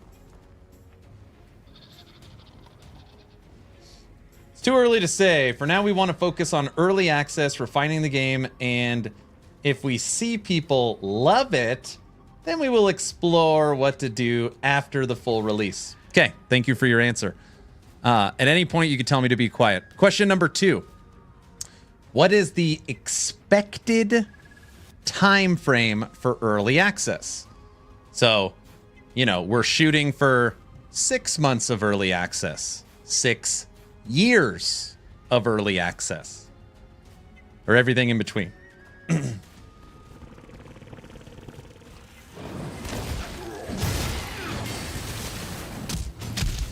Also, do you want to come on the podcast with me and Frosty LaRue? It'll be fun.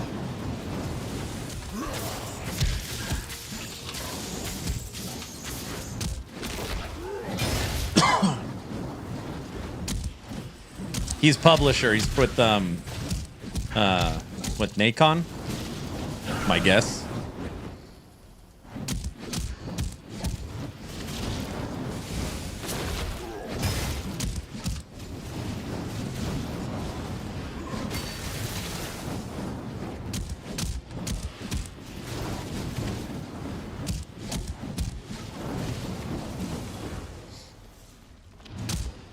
We are aiming for a 7 to 10 month early access.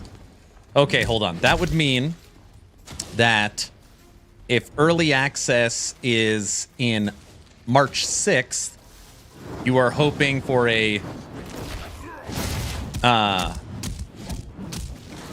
latest January 2026 release date. Something like that. That's not too bad. The problem is whatever the date is, normally you have to double it. You know, it's like, oh, we're shooting for a 6-month early access. That means a year. Look at PoE 2. I hate these freaking frogs, man. Get away!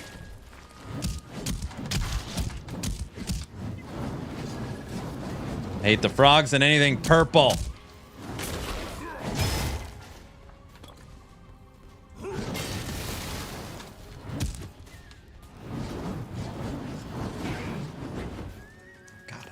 Ooh.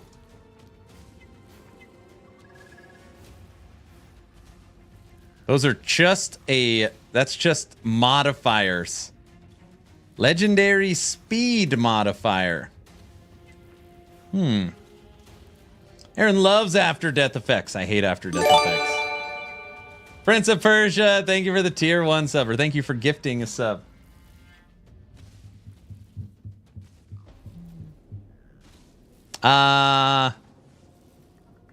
Yes, this game will have full controller support, WASD movement, and point and click.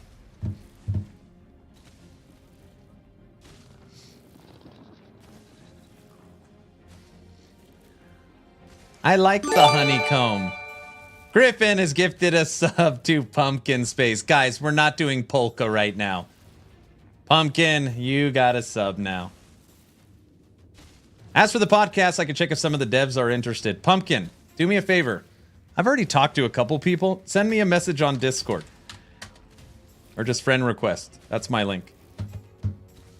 Camera angle is bad. So this is an interesting one. Let me, let's see here. We're going to wait for this hype train to be over, okay? Once the hype train is over, I'm going to put up a poll on Twitch because I want to get people's take on this. It is a different camera angle from an isometric standpoint. Obviously, it's not third person, but it's also not that like kind of fully isometric we're used to. It's angled down a little bit. Definitely different. Curious what people think. I thought I was going to hate it. I don't hate it. Yeah, but just like anything, you just get used to it.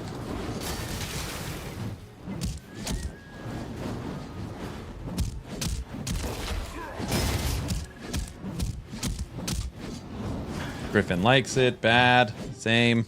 Okay, we'll see what everyone says. Spartans! What is your profession? Don't do it. If any chance you are new here at Action RPG, if there's ever a level 2 hype train, the polka music must flow until the hype train is over. It's written in the bylaws of the channel.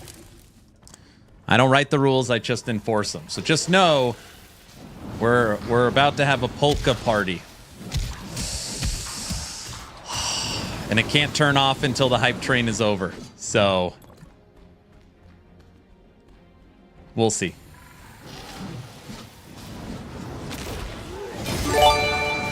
Oh, brother. Enjoy your afternoon polka. It just landed on my face.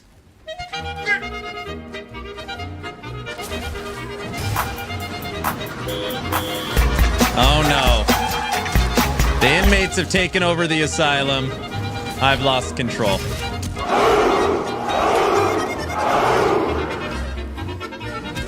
Griffin, thank you for the 5 sub.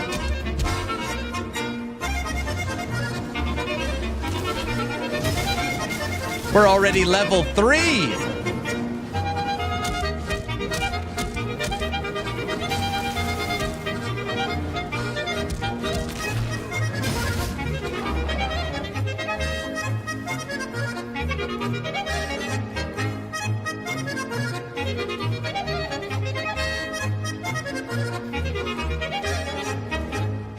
Where are the dragons? I'll fight the dragons. I'm almost there. Look, 95%.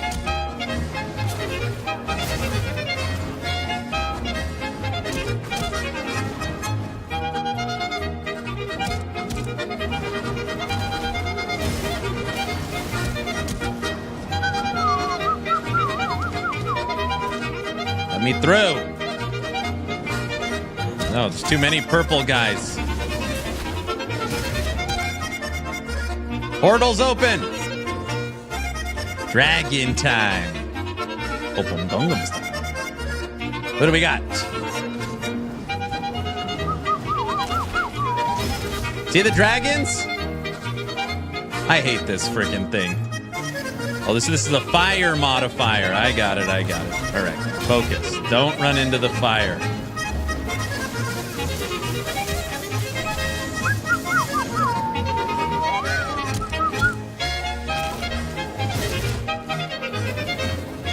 If you guys look at my life bar, because I died, there's a little purple at the top. For the first death, they've taken some of my life.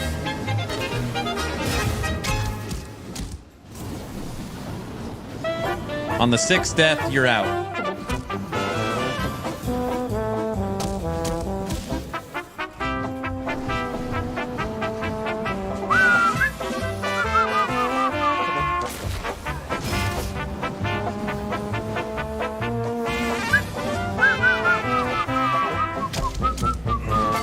There's the big dragon. You see it?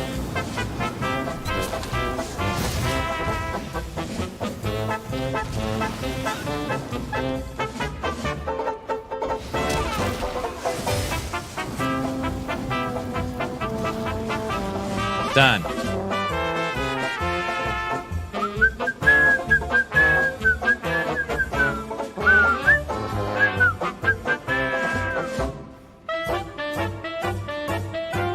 Be playing EA, won't you? Of course.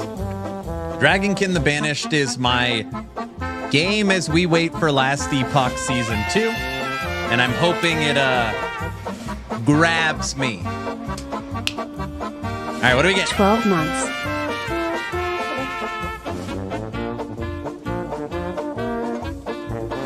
That was our first time playing very hard. No uniques other than the fragment. It's a bold strategy, Cotton. Let's see if it pays off for him. Quim, thanks for the 12 months. It's our anniversary. Where do you want to go to dinner tonight? I got you. 12-month anniversary. Where do you want to go?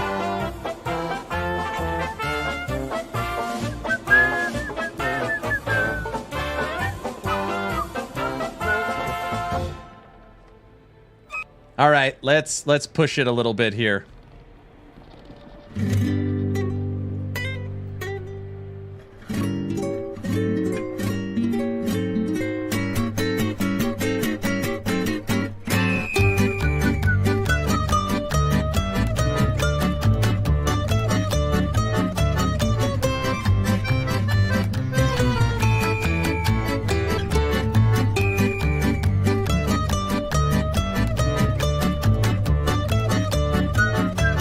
Will I get over it?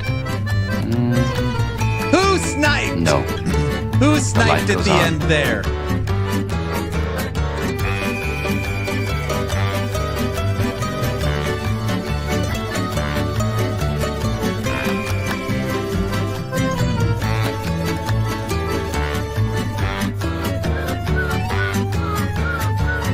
Barb, thanks for the Prime sub. Everyone,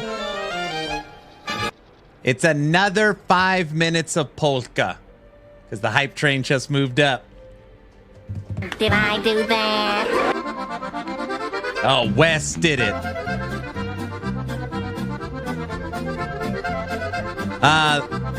One of the publishers for Dragonkin The Banished said there's an update coming out to the game prior to early access where you will be able to change the camera angle. So now we know.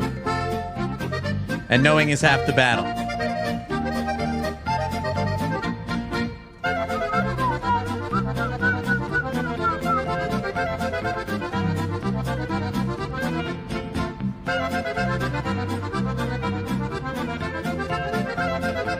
Five minutes? Is this supposed to be torture?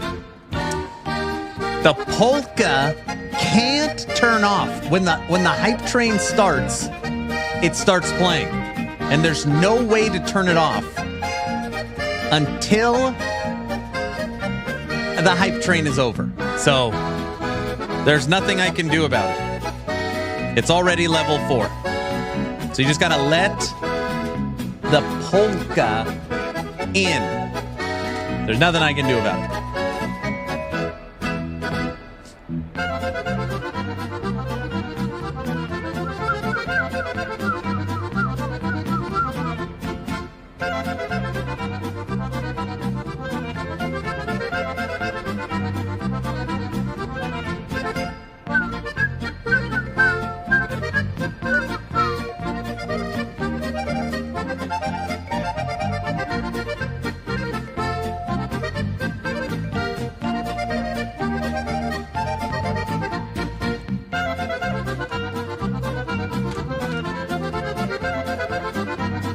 West, don't do that. Don't put those out.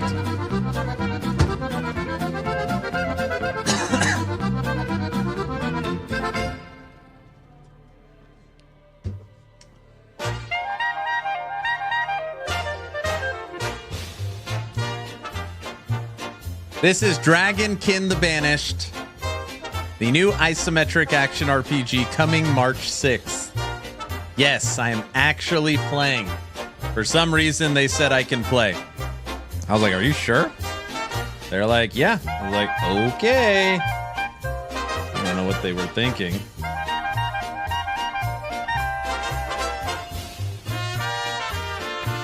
No, we still can't craft a green ring.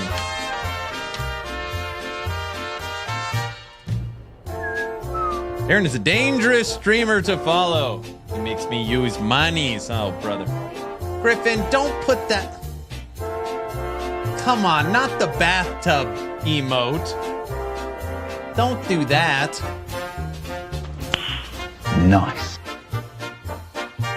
One more minute of beautiful, glorious polka. We're back in the underwater area.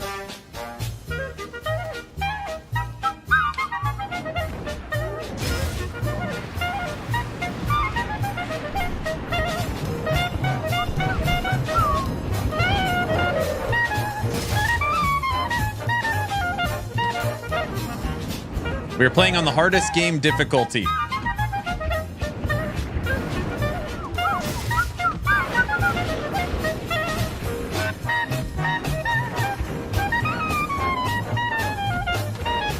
It's like jazz polka.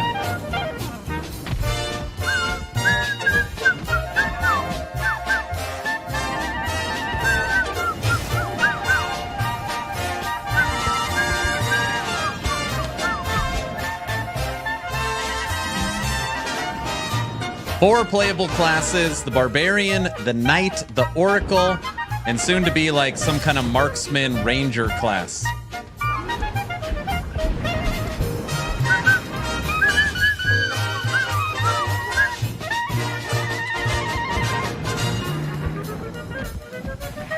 And I'm going to just bug them to death until we get a Necro class.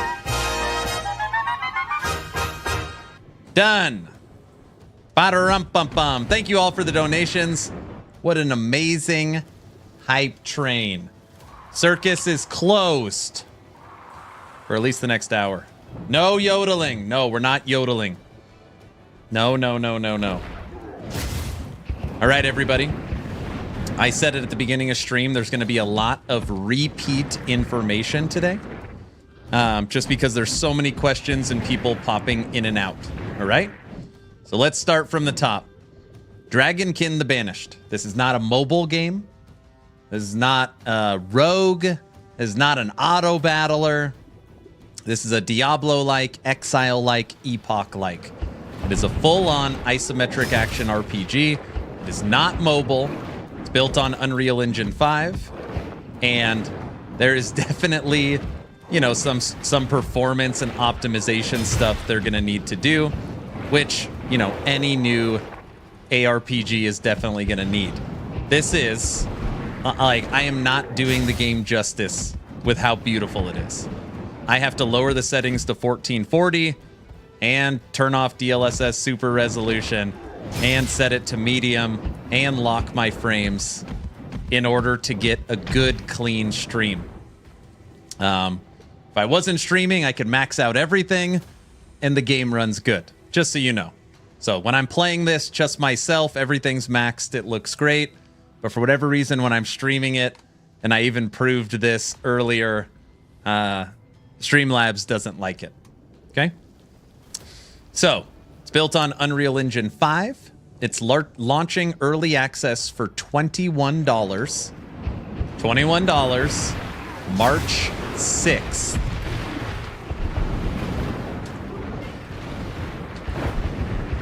It's going to launch, from what I'm being told, with 4 playable classes. The Barbarian, which I am playing right now. The Knight, which is a lance and board build. The Oracle, which is your spellcaster. And you're a fish lady. And like a marksman, like a bowcaster. Game has good character customization from a tinkering standpoint. It'll launch with a 30-minute prologue, a 6-hour Act 1 in the campaign, and 5 endgame systems. And it's coming March 6th. Fish, summoner, or druid in the game? No. So basically, kind of more of a tankier class because you use a shield, the Knight. Melee bruiser, Barbarian. Spellcaster in the Oracle. And then physical ranged with the bow. Tell me what version of the game you play. Hey, what's up, Uncle John? Thanks for the raid. Welcome, everybody. Welcome to the reveal of Dragonkin The Banished. This is the version I'm playing. This is a demo version given to me by the developers that I'm allowed to stream and make content on as of today. Shout out Uncle John. If you guys don't know Uncle John, give him a follow. Awesome creator. The game will have 4-player co-op, multiplayer. It's even got a group finder in its in your city. Let me finish this run and I'll take you all through the city. Like, I'll show you some stuff that's impressed me. I'll show you some stuff that's impressed me. Right now we're in the endgame system, dungeon purification. I'm going to die because we're playing on the hardest level of difficulty. Torment 4. I mean, very hard is what they call it.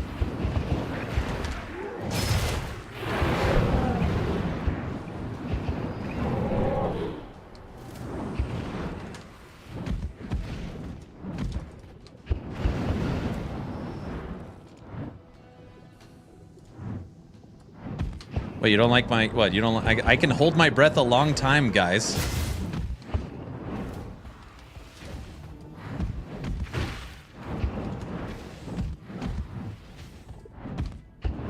This frickin' purple guy.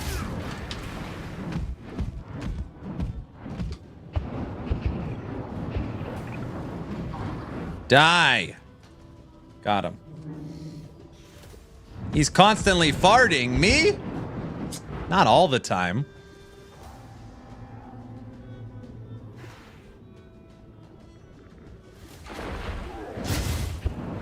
Uncle John, there's going to be a demo for the game out on the 20th. Dude, we're about to die again. Get out of here. So a week from today, there'll be a demo available for people to check out. And then the actual early access is on the 6th. So it'll be perfect. We'll play some Dragonkin as we wait for Last Epoch Season 2.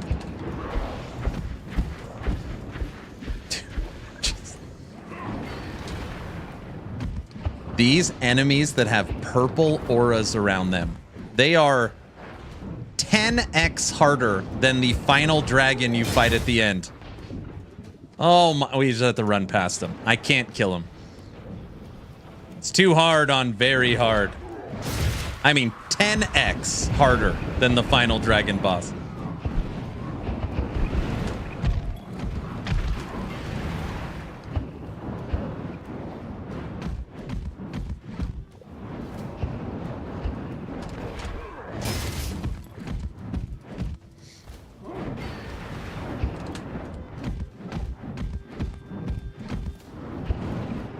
Diesel, just because you don't know what you're doing, you should try and be nice, you know?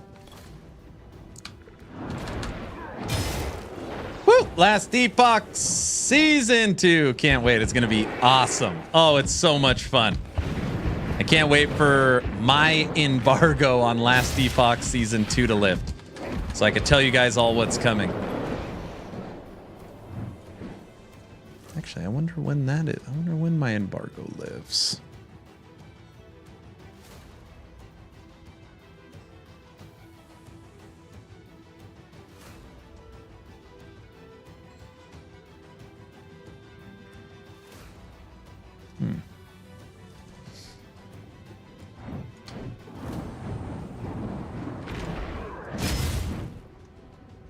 I'm not nice. I think you're nice.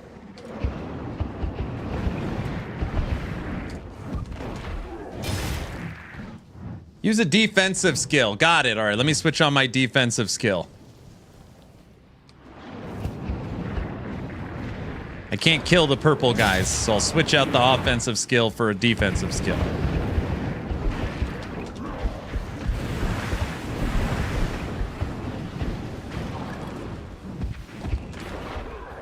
Let me respec. Yeah, it's actually funny. We probably could respec our passives and it'll make a big difference. All right, we'll respec. I'm going to go max life. Or I wonder if we need armor. Or resistances. Or ward. Maybe we need ward. What you guys could say is, hey, Aaron, you went to the hardest difficulty even though you're only level 35. Maybe you should lower the difficulty. No, it's just you suck. Which is true. You know, obviously that's an actual statement. Oh!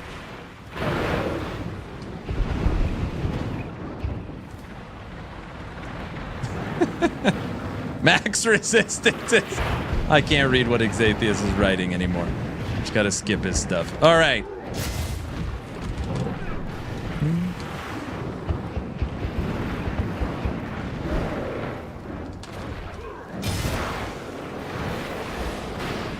Get out of there. There's 8 different resistances in this game. 8.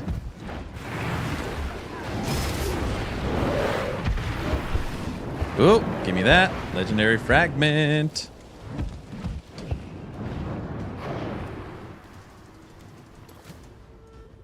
Whew. You need to use ward. I know, I need more ward.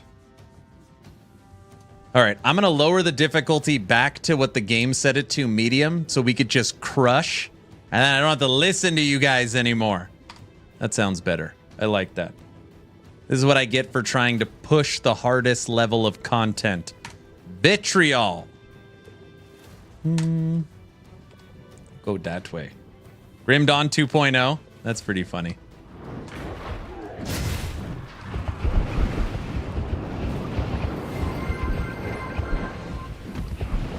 Hey, Trevor, if you're out there, I'm still standing.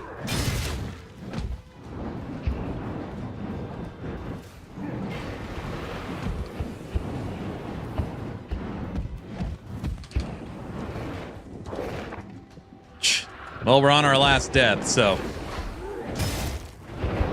the fish doesn't like us. Wait, did the fish just shrink or did I kill him?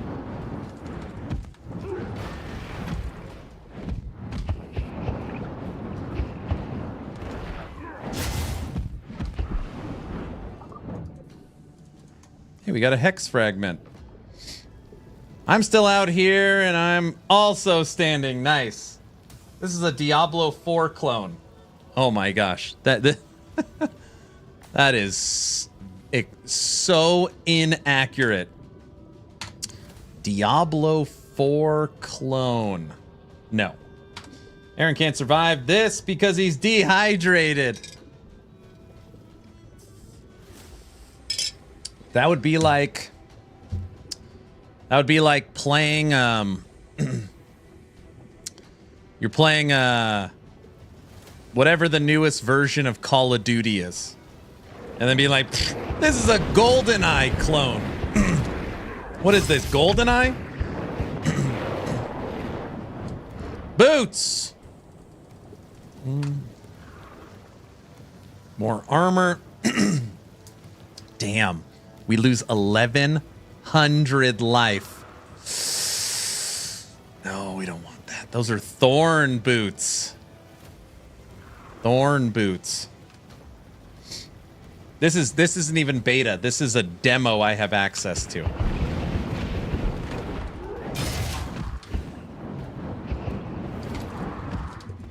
And we're done. All right. We are so... Okay, also the underwater level is unequivocally the hardest level too. I think it's because everything does lightning and electric damage. Everything's pretty much a one-shot. All right, we're done with very hard. We'll go down to hard. No. There we go. Okay.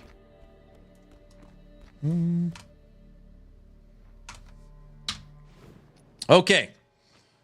Let me take you around the city. You guys ready to go for a spin around the city? All right. Here we go. We're taking a break from combat, and we're going to talk about all of the other systems in this game. Okay? You're going to hear my spiel. Okay? This is not a sponsored stream. You'll notice that it doesn't say ad anywhere. I'm not being paid to play this game. I'm actually not under NDA or anything signed whatsoever. Kind of crazy, but I don't know. Maybe they trust me. Either way, everything I'm saying is my opinion. Okay? So, first things first. Dragonkin The Banished is not a mobile game. It's not a MOBA game. It's not a Souls-like. It's not auto battler or rogue. This is a Diablo-like, PoE-like, Exile-like, Torchlight-like. This is a full-fledged isometric action RPG built on Unreal Engine 5. It is one of the most gorgeous games you will play. It's up there with Wolcen. It's up there with D4. It's up there with PoE. Okay? The reason why I can't visually show you that awesomeness is, in order to get a very clean stream, I had to lower the settings from 4K to 1440, lock the frames, turn off DLSS super resolution, and lower it from ultra to medium. So there's definitely, when I play the game just myself, it's fine. I could max all the settings, but there is something lost in the translation for Twitch stream and Streamlabs. So in order to get a good stream, I had to lower all the quality settings, just FYI. Okay, so it's launching March 6th, early access, and it'll have a demo on February 20th. All right, I am playing a provided demo that is unbelievably restricted. So I've got access to 3 classes, the prologue, and 1 endgame system, dungeon purification. All right, are you with me so far? Now I'm going to talk about a couple of things that I really like right off the bat. First thing that I really like, and I guess this is in PoE 1 and PoE 2, is that in the settings, it's got a VRAM usage. I love this. Man, do I love this. Kudos to Path of Exile if they were the first ones to do it. So in here, you could see in real time your VRAM usage based upon your settings. So I switch a couple things from medium to ultra, 6% of my VRAM has gone up. Very, very cool. Okay, I love that. I love that. Okay, next thing that I like that I don't know if I've ever seen before in a game. This is your stats. You have power, defense, life, and miscellaneous. Very standard in an action RPG is to be able to see, you know, the breakdown of all of your affixes and passives and stuff. In here, okay, in here, I've never seen this before. Every single stat is pinnable. So I want crit damage, bonus damage. And I have now pinned those to the top so that in real-time combat, you can see the numbers moving. Like if you're trying to figure out if something's working or not working, or what is combat damage versus outside damage, you could pin any stat to the top. And just as easy as pinning it, it puts an X on all of them. And now they're gone. That is nice. I know, it's so nice. All right. So those are just some settings that I like. All right. Follow me for a second. Follow me for a second. Character customization, making builds, tinkering. What does this game have to offer? Great question. Okay. First thing, you have 9 slots for gear. 9 slots. Helmet, armor, gloves, boots, main hand, offhand, potion, ring, and amulet. And you have 5 rarity of items. Common, uncommon, rare, legendary, and the 5th one, I don't know the name of it. We're guessing it's either epic or unique. It's yellow. So the highest rarity is yellow. Common is 2 tiers or 2 affixes. Uncommon's 3. Rare is 4. Legendary is 5. And the 5th one, we don't know what it does. We're guessing it might have unique modifiers on it. All right. So you got your gear. 2D art matches the 3D render, which actually makes your character look different. Okay. You'll see my boots, switching the boots to the frost boots. They change on my character and they change in game. There's an update coming where you could also change the camera angle, likely being able to zoom in or zoom out. Okay. You with me so far? You have the Ancestral Grid. This is your skill system. And think of this like Undecember. But in Undecember, you put in 1 singular skill and node. These are clusters. So instead of putting in 1, you're putting in 4. And ultimately, You're putting in skills and trying to get as many supports as humanly possible to work with your 5 skills. And this unlocks bigger as you level up. So you got your 9 slots for gear, 5 rarity, and you've got your Ancestral Grid for your skills and supports. You also have your attributes. And your attributes, you have courage, intellect, resilience, and agility. And in here, it's not clicked. And in here, it's not clicked. As you put points into your attributes, you unlock passive bonuses. I think of it as like Diablo 4 skill tree, because there's only a few options. And they're these like little branches. That's what it reminds me of. And you can freely change these whenever you want. So for example, you don't need to like, there's not a respec cost. So it's like, oh, I don't want these anymore. All right, we're pulling all these out and we're putting them over here. Nah, forget that. Let's pull them back out and let's put them over here. Let's respec all of them. I like that you can freely move the points around. I think that was smart. Okay. 9 items, 5 rarities, full Ancestral Grid with supports and passives, attributes with added passive supports, and your talents. Now the talents, I literally don't know anything about. Literally zero. Nothing. Okay? To me, they look like ascensions of a sort. There's 21 different talents. And I guess you're going to get gems, and then you could socket the gems in here. So if you want to go into technical or thorns or vitality or survival or draconic ascension or danger powers or energy, fervor, healing, there's 21 different talents you're going to be able to spec into as well. 9 items, 5 rarities, Ancestral Grid, skills and passives, attributes with passives, talents, and your wormling. Your wormling is this little pet right here that flies around with you. It attacks. It gives you symbiosis with your skills so that your skills like hit their final form, and they have their own passive tree as well. And they have their own passive tree as well.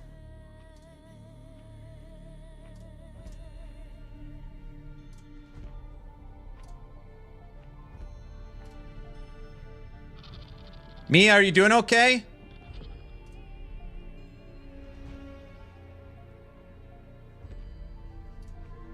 How was it? She had her cavities filled too.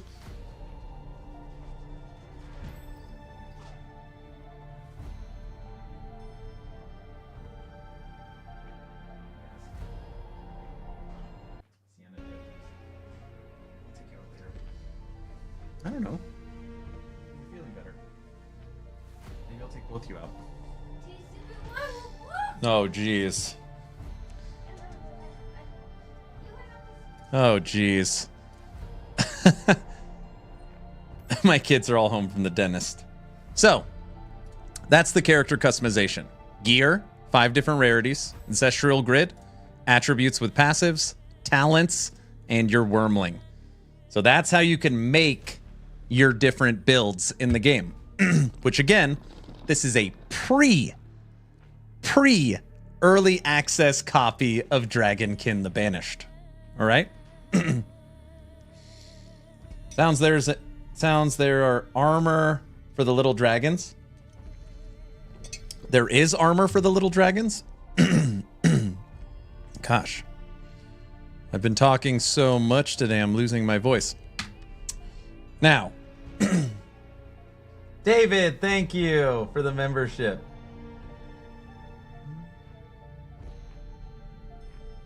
So good for build making. Yeah, I would say it's good for build making.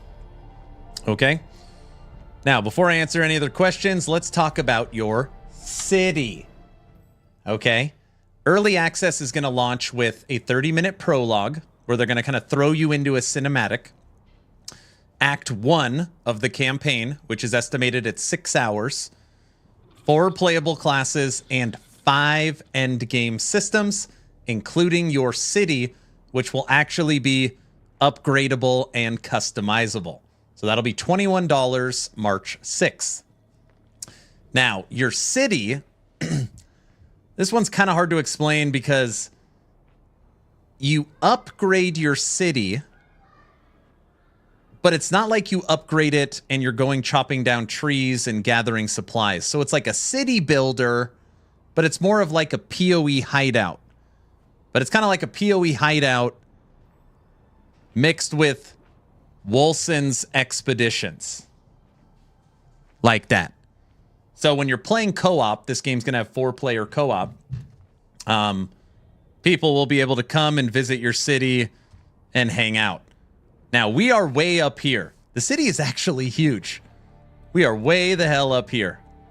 So, traversing your city would suck if you had to walk. I would literally have to walk down here, then over here, then down these steps, then out the gate.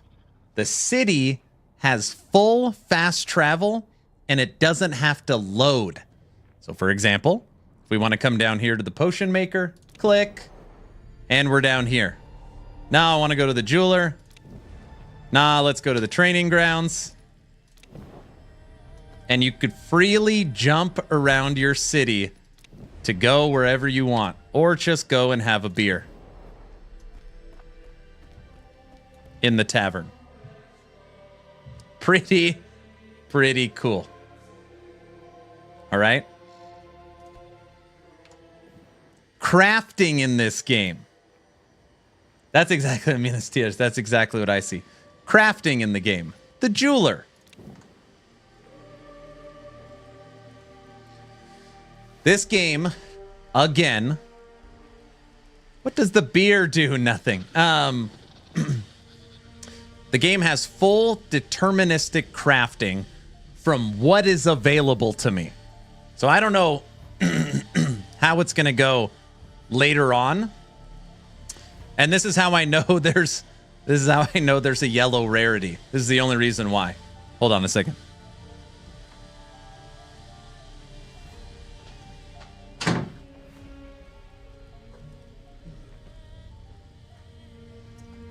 My mother-in-law's vacuuming right outside my studio.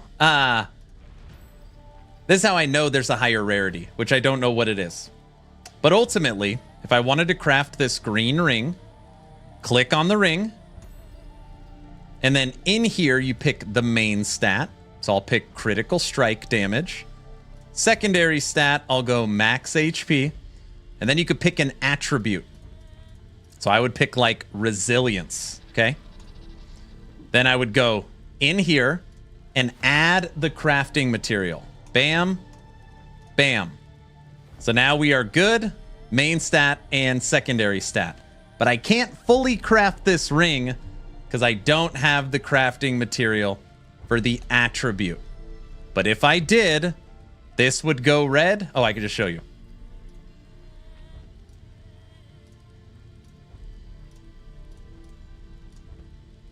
So now if I drop the rarity to blue, I could craft main stat, secondary stat, resilience. All the red lines are filled in, and we would hit craft, and it pops into your inventory. Is there a global chat or trade? I don't know. This game will have 4-player co-op.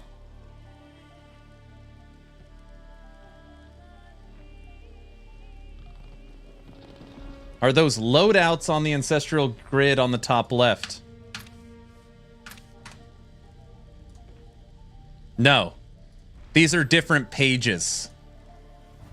So it's just like your inventory.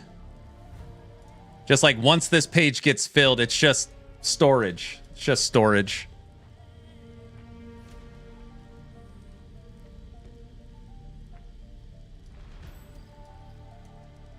Oh, that's... Oh, I just learned something too. It was driving me crazy that you can't just easily switch where your skills are on what click, it's in your Ancestral Grid. So down here, you could switch what skill is on what click. This is where you move this stuff around.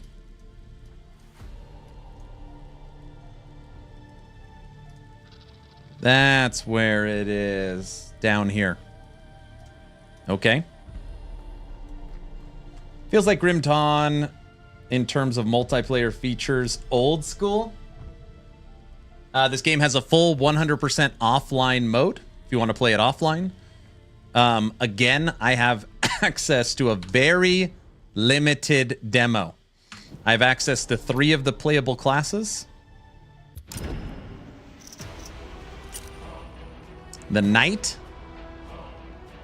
the Oracle, and the Barbarian. Barbarian being my favorite, which we are trying to level.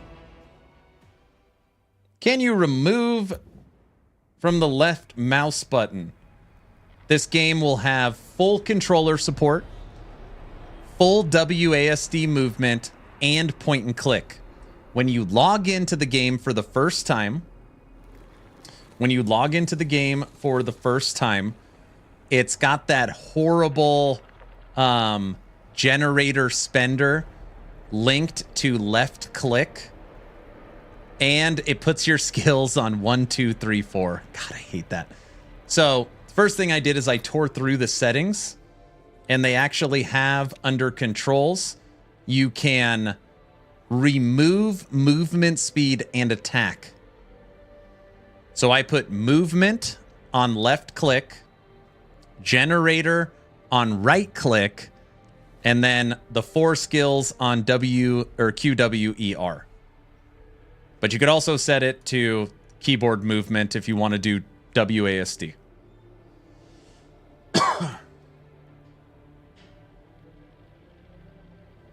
Will this beat Last Epoch? No. It looks like the game is from 2010, to be honest.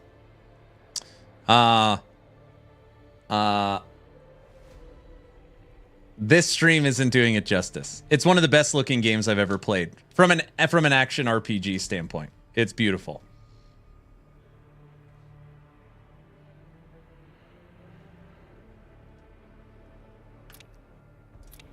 This is the Oracle. From a visual perspective, I'm telling you, if I could max out all the settings and show you, it looks just as good as D4 and PoE 2. It's the Unreal Engine 5 is gorgeous.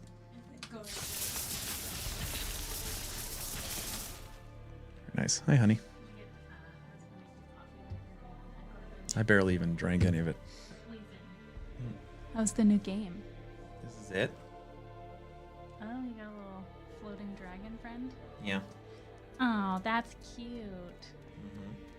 It reminds me of the little Mushu from Mulan. You think it's Mushu? I can get a red one.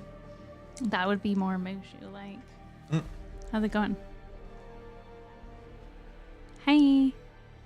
Looks like a game from 2010. Is that true? No. Is this what games from 2010 look like? You push the lever. Now they're going to attack you. The training dummies. But it's just pretend, right? Oh, yeah, they can kill you. Oh my gosh, that would be hilarious. Would you be so mad at me? No. All right, I'm gonna wrong lever. Okay. So you don't want coffee, or you do? No, I do. Everybody's alive. Everybody survived. Good. You guys slept last night.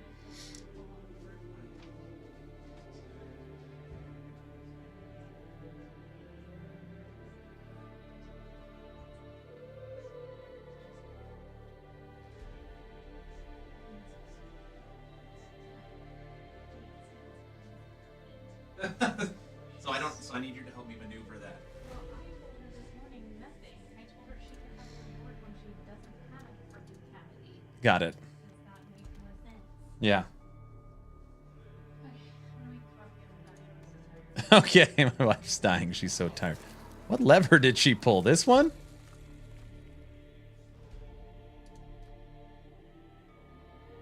Yeah. When I play this game on max settings, DLSS super resolution, 4K, unlock the frames, and ultra settings. I know it's like, I'm not sponsored. There's no ad in here. I have no reason to tell you the game looks gorgeous. It's gorgeous.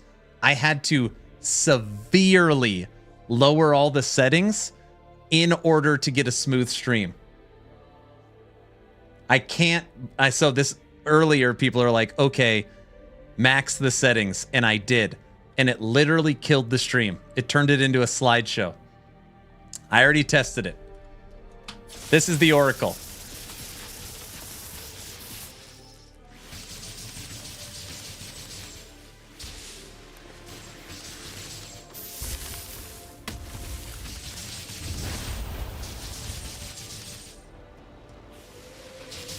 That's because Unreal Engine 5 is an overhyped engine. What's going to be the price? This will launch March 6th for $21.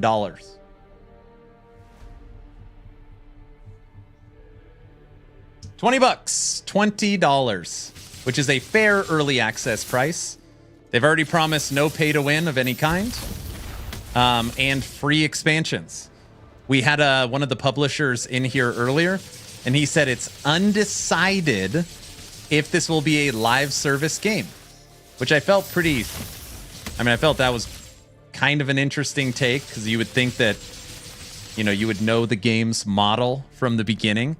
But he said right now they're just focused on early access, and early access is scheduled to be 7 to 10 months. The difference is that the base developers have been know how to use Unreal Engine since they've been using it for a long time. Is this better than PoE 2? No. No. But this is again, I'm doing my best to try and tread these waters. I do not have access to the other 4 endgame systems. I don't have access to one of the classes. I don't have access to the city builder as far as the upgrades in crafting, and I don't have access to the campaign. So I have access to 3 classes pre-built for me at level 35 and 1 end game activity. So, I can break down. I know all the systems for character customization for the most part. I feel like I have a pretty deep understanding of the game. But playing a demo version, it's hard. Let me show you the knight.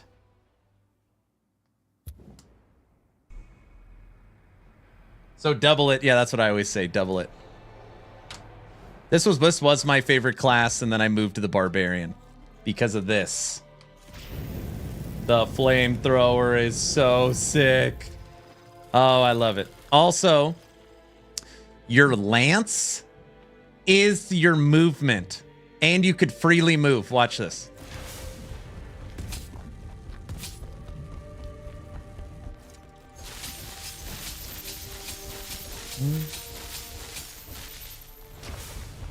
It's very, very cool. And then you got your flamethrower.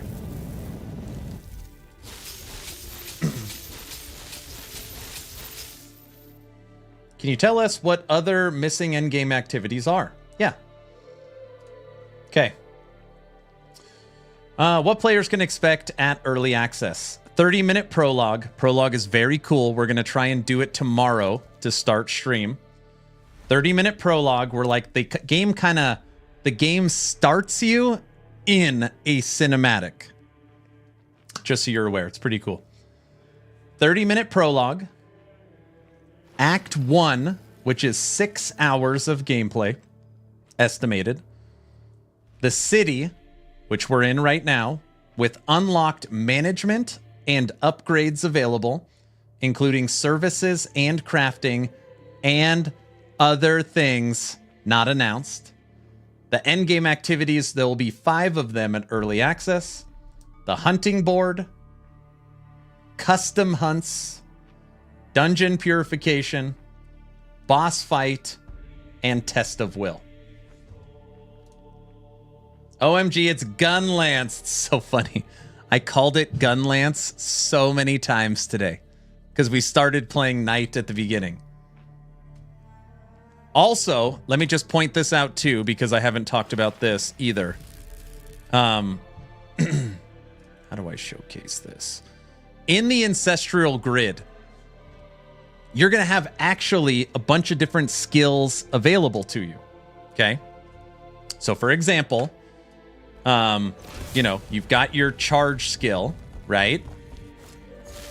But very, very simply, you can go to your grid, move that, put that in, and now you no longer have your charge skill. You've got your fire charge. I guess it's still a charge skill. But it's not like these are the only 5 skills available to you. Like your little fragments that you get, you could switch in and out for other things. What's this? Volatile. Oh, that's a wormling skill.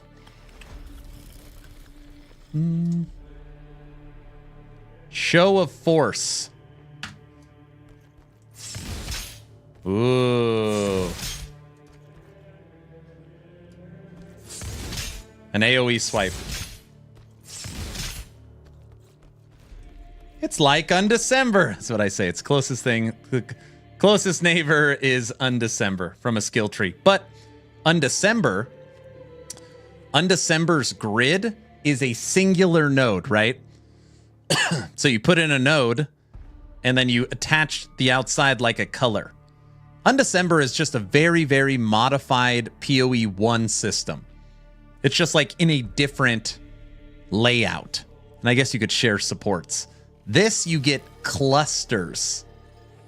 So you see these different clusters that go in. And you got to make them all fit, and it gets bigger as you level up. Is there an economy? I have no idea if there's trade. Honestly, there's only one like fairly embarrassing thing. I can't find the stash. Love you, honey. Okay, I can't find the stash. I mean, come on. An action RPG with all this, I can't find the stash. My guess is maybe it's not in the demo. But yeah, it's a weirder one. It's a weirder one. What's the wormling skill? It's your pet. Okay. So, you see my little dragon flying around here? That's my wormling. And your wormling has its own upgrades. And you could switch out your wormling at the dragon's jail. You have frost, fire, toxic, and lightning. And your wormling can offer you symbiosis with your character. When a skill achieves symbiosis, you will notice right here that the icons change. See this? See how these two are all like electrified? It's because my wormling and me have become one. Something like that. So for example, on my generator attack, the wormling is lit up right now and blinking because it's striking down lightning strikes. That lightning strike is only happening because of my wormling. Here, my explosive shot adds in lightning. See the little lightning bouncing around? That lightning bouncing around is because of my wormling.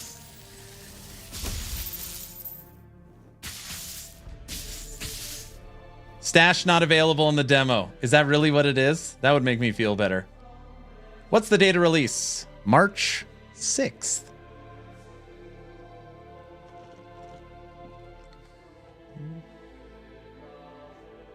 I saw the Steam page. They have a stash. I'm sure they have a stash. Somebody on Steam asked, what's the stash like, right? Because it's like, it's a great question. We talk about stashes all the time in other games. Is it like stash tab affinity or priority? Can you auto sort? do they cost gold? Is it in-game currency? Stash is actually a great question. Oh, yeah. Here, wait, let me show you. Let me go back to my big dog.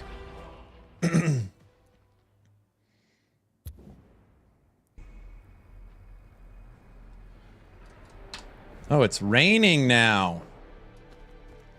In my game, it's raining. In the Ancestral Grid, you have this. You'll see that these three right here is a wormling skill. And it's called Explosive Death. Explosive Death. And it attaches to my Whirlwind. So since Whirlwind has all of these on there, it also has symbiosis with my Wormling skill, which means when I spin, I get a torch.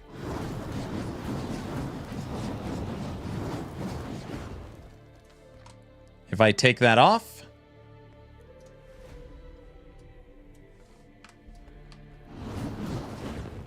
oh, wait.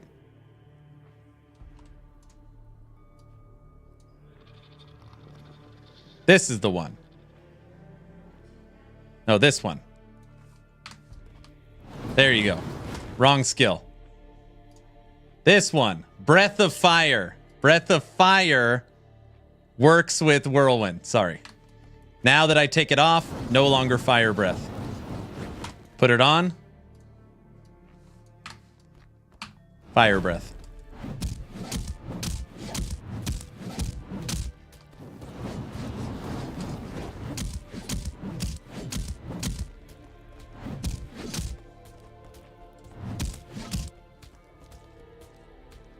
I would assume there's abilities you don't have access to. Yeah, we were messing around with some. So this is the character where I said I'm going to build my own. It just sucks. Like, it's very hard to level. I don't even know if they want you to level in the demo. That's my guess, is you're not supposed to be leveling. But I've been going to the Dark Merchant, dumping gear I don't want, and dumping fragments I don't want. So these that I have found, which, by the way, this system needs a sort button as well. These are all legendary. Every single one I have found has a legendary modifier on it. So I've been saving these so that I could pull all this crap off the grid and make my own with legendary modifiers. But it's just, you know, it's a new system, and I don't know, trying to make a guess that I try and make something better that they made for me. Probably not going to happen, but it could be fun. But a small example would be, what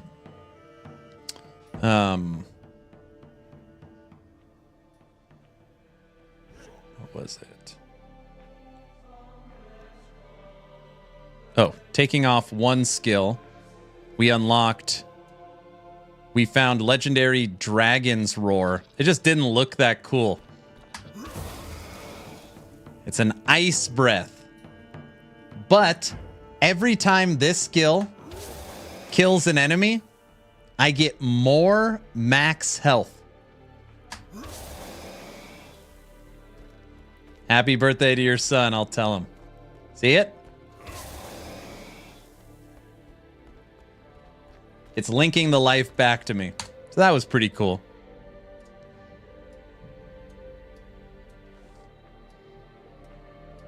But yeah, we're saving up all of our legendary modifiers on this character to see if we can come up with something. Who knows? Also, we've been building up legendary items. I've got 1, 2, 3. Not too shabby.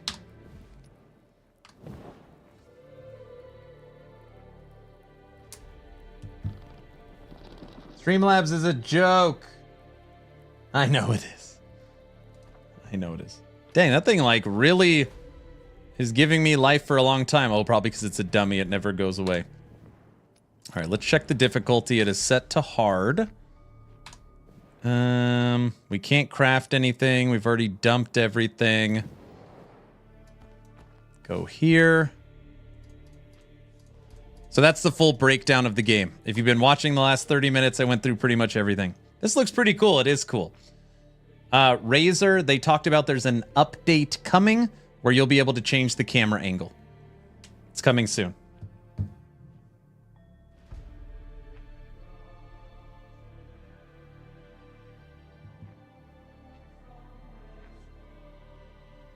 Don't forget there's Titan Quest coming. I have not forgot about Titan Quest 2 or Fangs of Astercon for Grim Dawn or Dragonkin the Banished or Last Epoch Season 2 or PoE 2 0.2.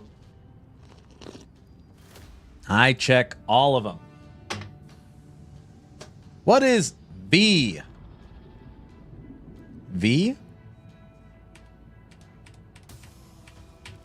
V does nothing?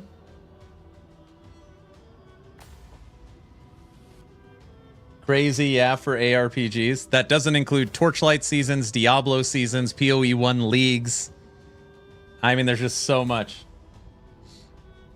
Yeah, I hate the underwater level. I was so excited that they gave us an underwater level. Not a big fan. This is the one endgame system. It's called Dungeon Purification that I have access to. In this system, the best way to describe it is the pit. Kill enemies to fill this huge bar. Yes, that's what she said. Kill enough enemies. Triggers a portal. Go in the portal. Kill the enemies and the big dragon and get a reward.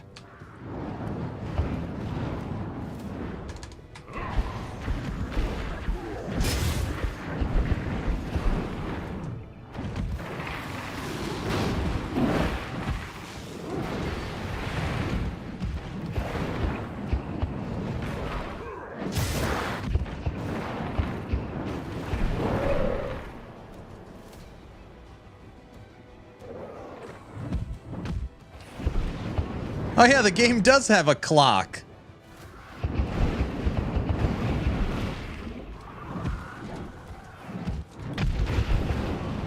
Also, this game has one of the most interesting death punishments I have seen. They take your life away, and we're about to die. If you ever see a purple enemy, run.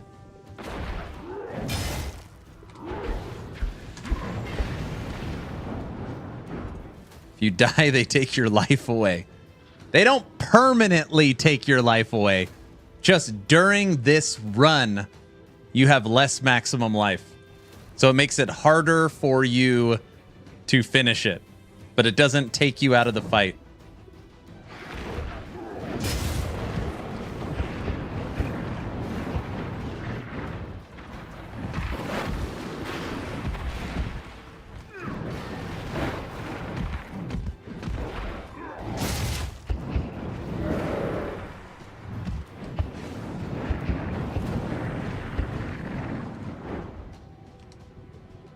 Now, I do have feedback on the dungeon purification runs. Actually, kind of the same feedback I have for Path of Exile 2. Fortunately, the game kind of has a lot of backtracking. So it's like you go one direction till you hit a dead end, and then you got to backtrack to go the other direction.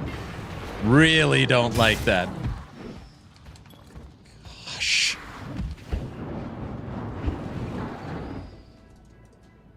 The underwater level's the hardest. Luz, how are you doing today?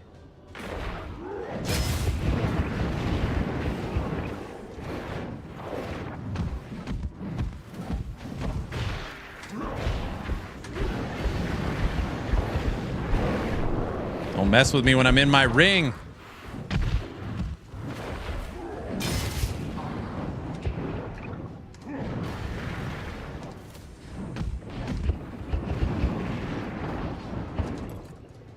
It's also weird that when you're about to die, the screen goes gray.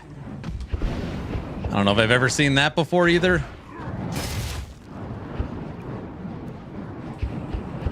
Yeah, you can't run away now. Did you go to IHOP already? No.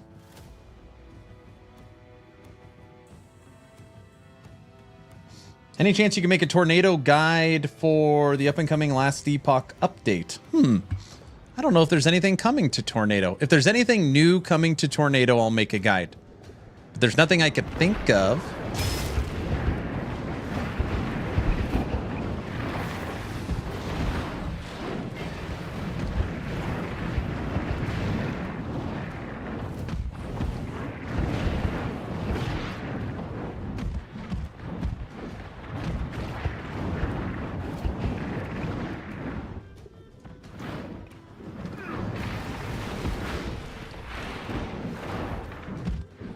My oldest son turned 19 today.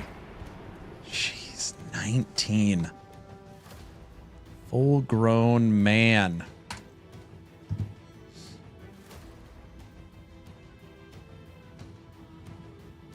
Good afternoon, Aaron. Thank you for showcasing this game for us. You're very, very welcome. Trying to answer as many questions as possible. I know there's a lot of like repeat information. But I plan on playing this the next few days. And I know it's like, how many times can you play the same demo over and over again?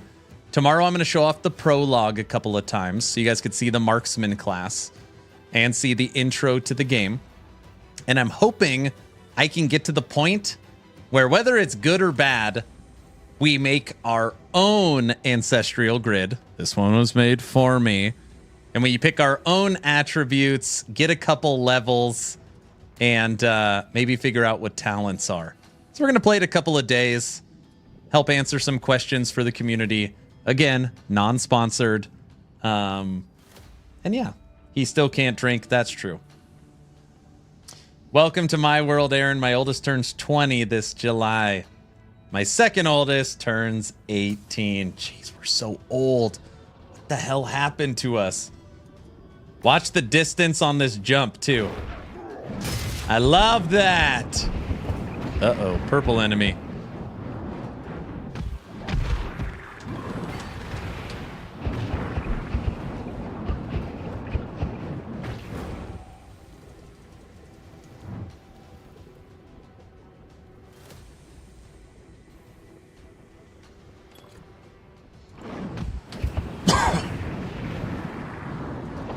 Dragonkin The Banished. Today is a very shocking day for me. my brain still can't. The embargo for news on this game opened up today. I can't believe I'm the only am I still the only person playing it? That seems so weird.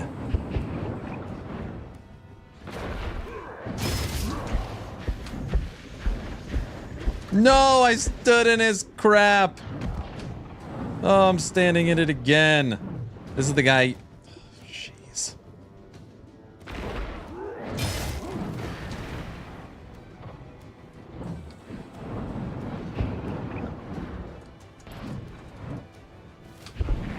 Oh, got him.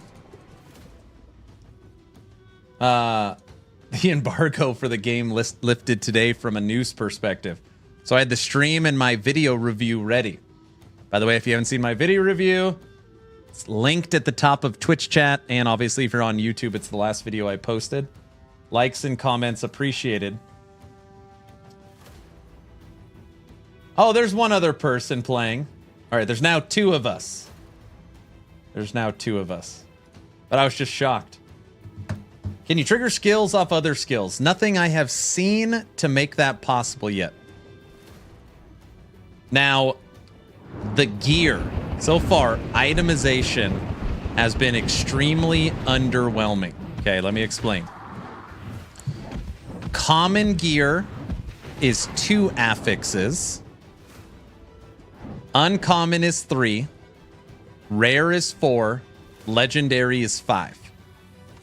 So the only difference between the rarities, the 5 rarities of it, or I guess the 4 rarities I have seen, is just moving the notch 1 affix. There has not been a singular item I have found that does something, that has an actual modifier that changes something. So I'm hoping that final tier of rarity, that yellow rarity, whatever the hell it's called, adds something to itemization. My oldest is 37. My youngest is 7. Forgot how hard it can be to handle. Man, cherish that 7-year-old. My youngest is 9. Turning 10.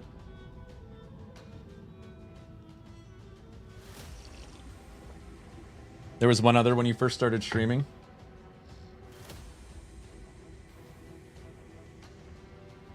What game is this? Streamer early privilege. Yeah.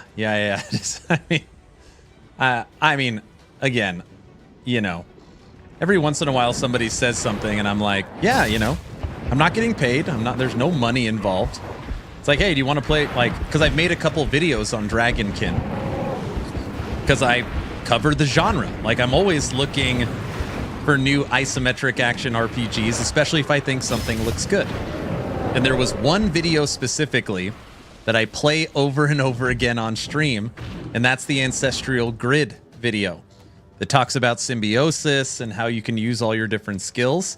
And I was like, damn, my favorite part of Undecember was its skill tree.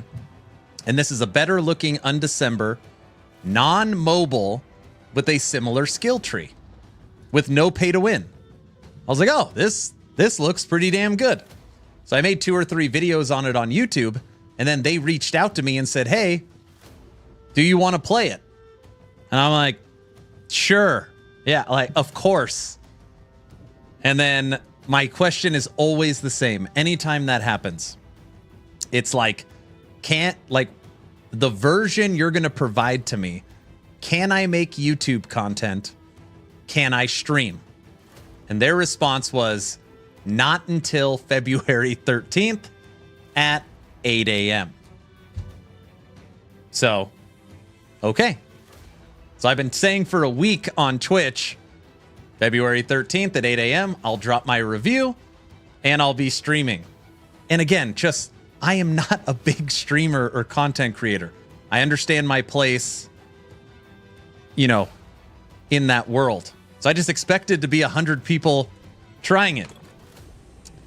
And there isn't. Which means, one, they don't know about it. Maybe they don't care. I don't know. I don't know what this. I don't know how to. I'm not going to speak for anyone else, but I just expected more people to be checking it out today. And there hasn't been.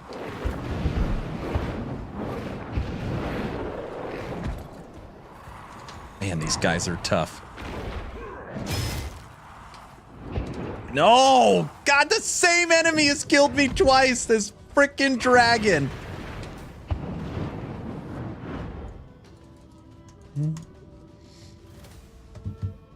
Because of me, had to beat you to that thick head of yours. This one?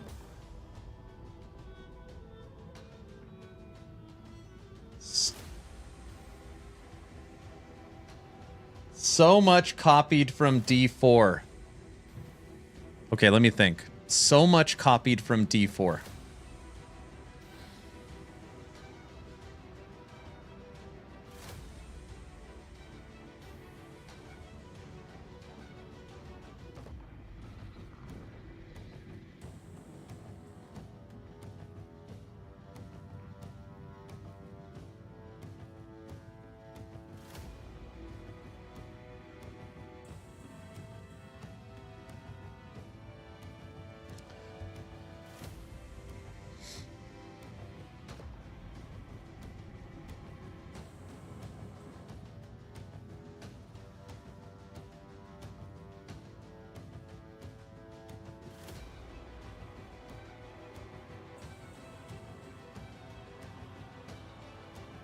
There are a couple things that are close, but I would say as far as 90 to 95%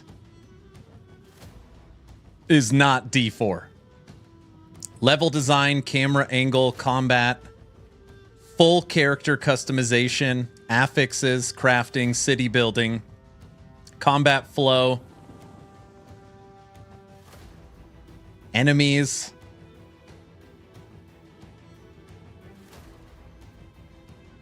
It's even a different engine. No one copies D4, that trash game. No, I mean, VC's right. No inventory Tetris. The items are the same size. Granted, the layout is way different. But yeah. Generator spender and a modified pit. It's an ARPG. They're all similar. I'm only talking about the UI.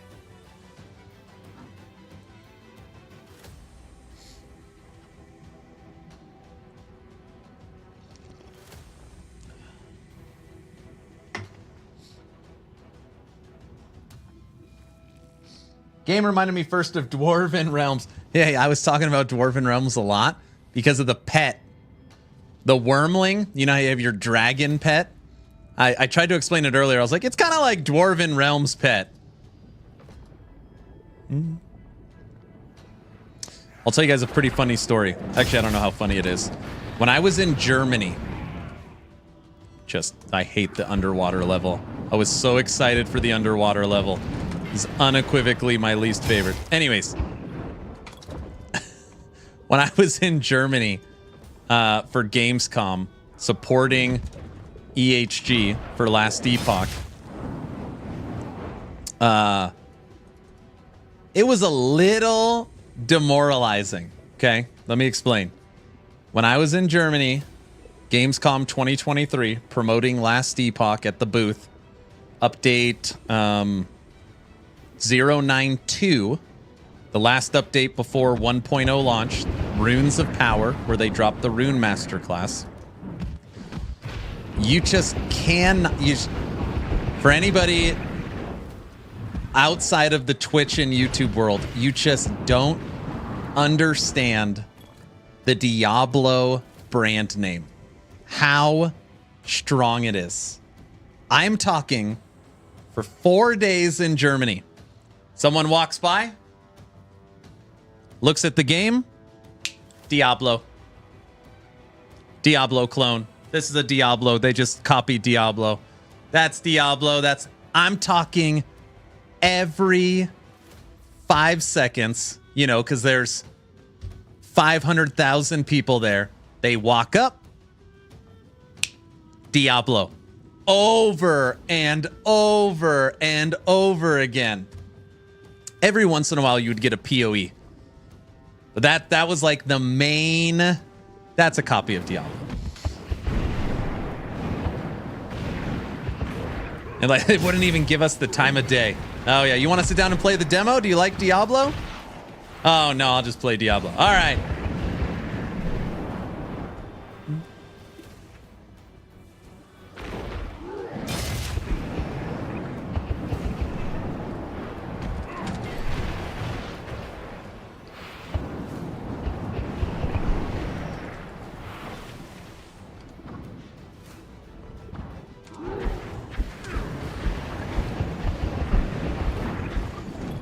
Take that!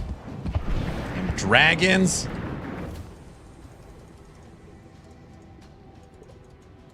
The branding of Diablo is so strong. Man. And of course, like, you know, they're the first, so it's understandable.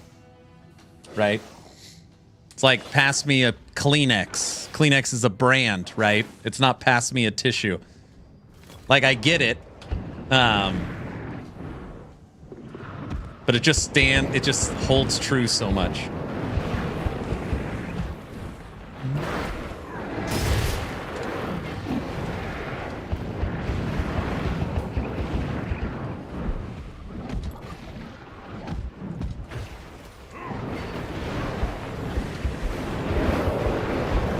Don't fight me in my ring. I had to warn him.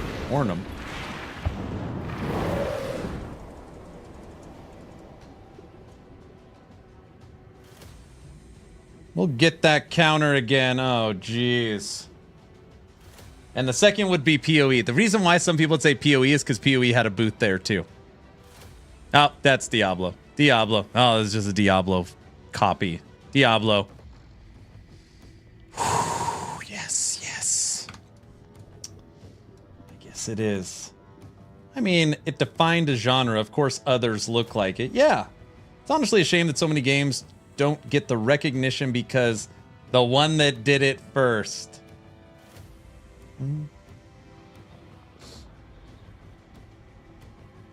Diablo-like, unfortunately, is a true statement. Yep. That was the analogy I said. If you play the brand new Call of Duty, dude, that's GoldenEye. That's perfect. That's Duck Hunt. You're playing the new Call of Duty? Well, that's Duck Hunt. That's just a copy. Get out of here with that. Nobody says that. I don't know. Maybe they do say that.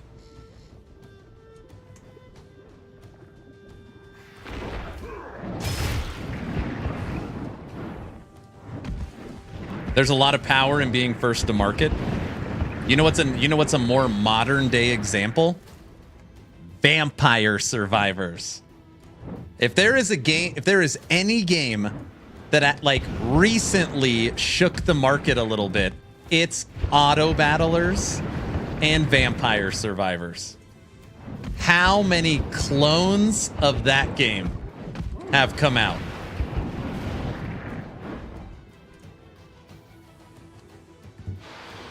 Or a WoW clone?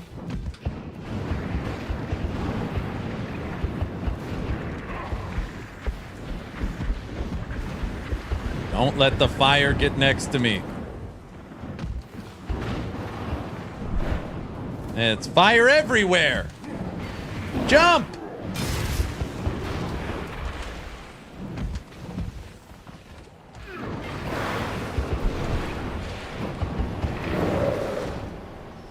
How are we still alive? There's nowhere to go!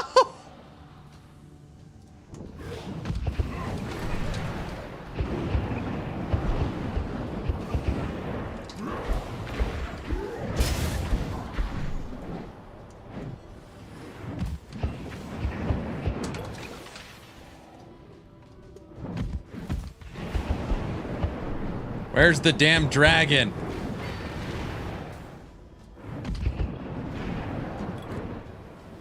There he is. That's not him. Where the hell is he? There he is!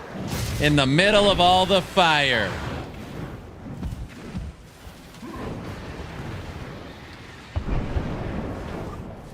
Oh, brother.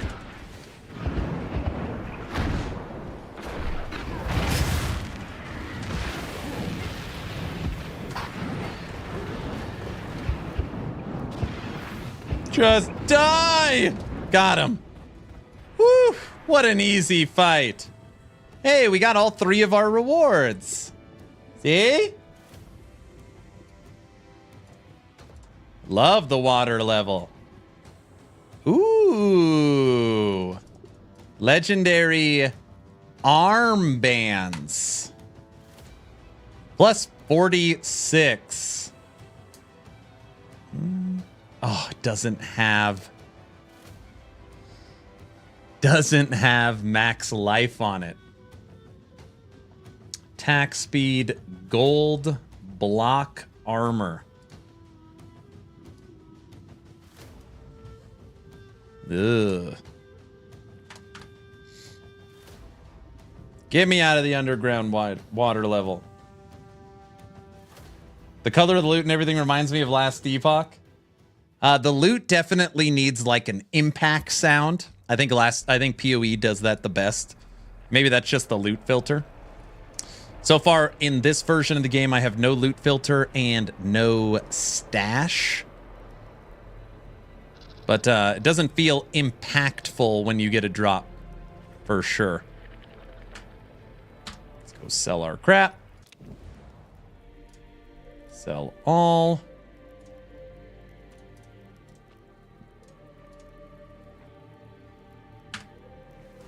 Have you gotten a unique yet? No. So what the question being asked is, we know there are 5 levels of rarity. 2 affix, 3 affix, 4 affix, 5 affix. We don't know what this is.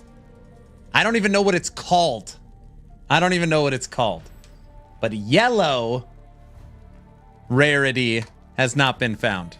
I have found 40 legendaries, but no yellow yet.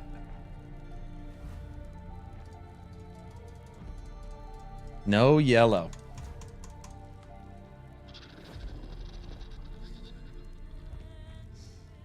If you love the genre, why does it matter? As long as it's good and you're having fun. Oh, it doesn't matter. I play everything. I play Dragonkin, Torchlight, PoE, Last Epoch, Diablo, Warhammer 40k, Inquisitor Martyr, Grim Dawn, Hero Siege, Slowromancer, Chronicon. We played Chaos Bane.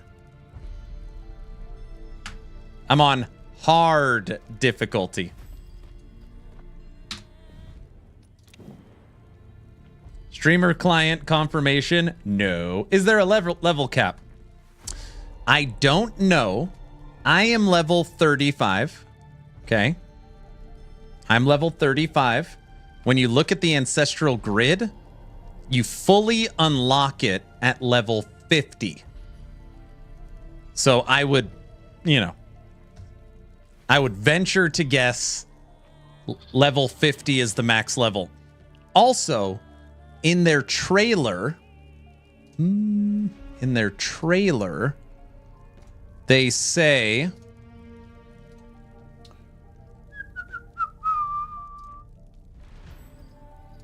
let me show you a fully decked out Oracle at the end. And I believe they're level 50.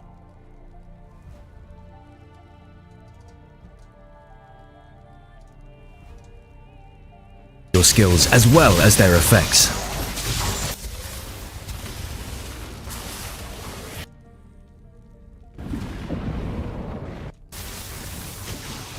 And to give you a good idea of what an optimized grid might look like with all the character and wormling skills modified, here's an example with the Oracle. Yeah, so you'll see right here, both are level 50 and they have no experience. You can see, Dragonkin's skill system with the Ancestral Grid, Fragments and your Wormling offer a vast amount of freedom to customize your skills and playstyle. Experiment, combine, optimize, and release your inner ancestral power. Thanks everyone for watching and for your ongoing interest in Dragonkin The Banished. Yeah, I would guess level 50, but I don't know.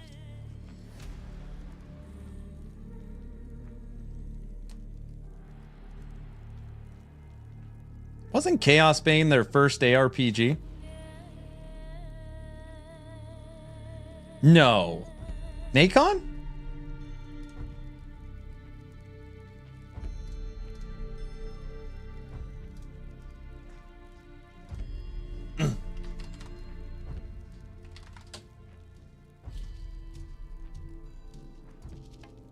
Peggy 16.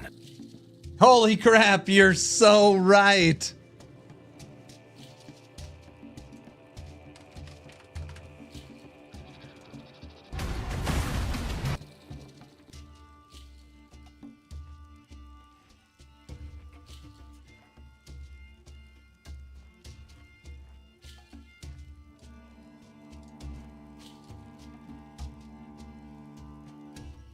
Oh man, I'm so happy you told me that. Same publisher that made Chaos Bane. Grim Dawn good? Of course!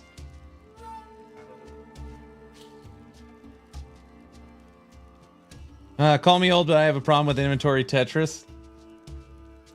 It's so weird that yellow is the most rare one. Doesn't make sense. A lot of games switch up the colors to do their own thing. But yeah, in this game, white, blue, green, brown, orange, yellow.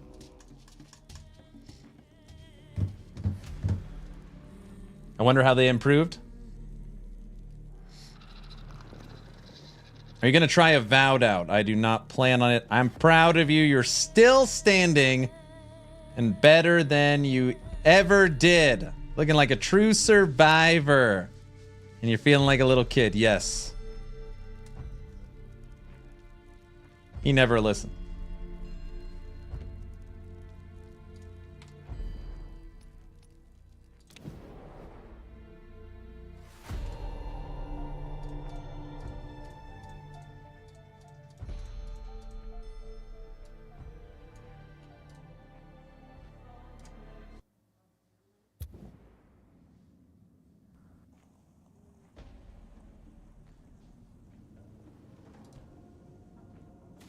How many generator skills do you have to choose from? I have no idea. I have absolutely no idea. So right now I am only keeping fragments that have a legendary modifier. And I'm just slowly building these up. I have 1, 2, 3, 4, 5, 6, 7, 8. And once I get a couple of tabs of these, we're going to sell all this crap and make our own grid. That's the plan. So I've gotten Dragon Breath, Flurry of Blows. I don't know what that is. Ancient Runes, Resonating Blast.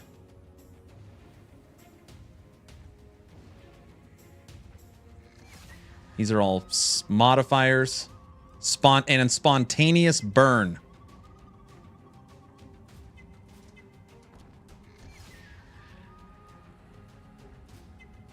Is the generator skills good at least? Okay, this is... So here's the thing. I do not like generator spender systems. I did my best to explain it earlier. It's like fun, fun, fun, fun, fun. Terrible, terrible, terrible, terrible, terrible. Fun, fun, fun, fun, fun. Terrible, terrible, terrible, terrible. It's just a horrible flow to the game. I am not a fan. I'd rather have a weak skill, right? Like you have a weak skill and then 4 skills that have a cooldown. So it's like weak skill that you could make stronger and then 4 other skill. Yeah, I don't know. I just not a huge fan. Not a huge fan. But I mean, through passives, through skills, through supports, through wormling, through talents, through gear, there has to be a way to dump generator. I just feel like there has to be. In the talents, there's gotta be energy. 30% energy generation plus 50 to maximum energy. So you got energy there.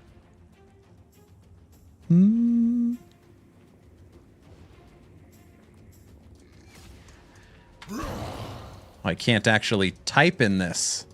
Well, there's going to be a search box.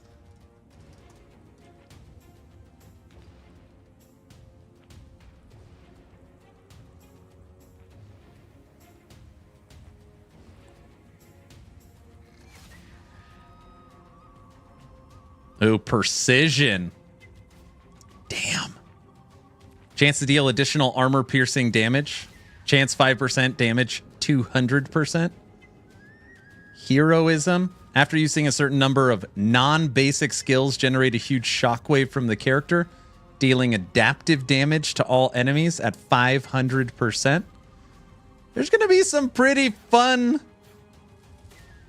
stuff to test in here. Movement speed. You want to be a zoomer?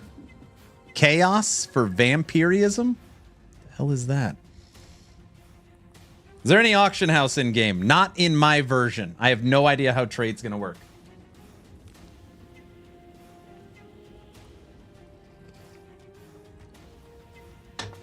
I'm going to try and get them on the podcast. There's been a couple developers in here today, and they said we'll talk about the podcast. So I'm going to try and bring them on with me and Frosty LaRue, and then we could just hit them with a million questions.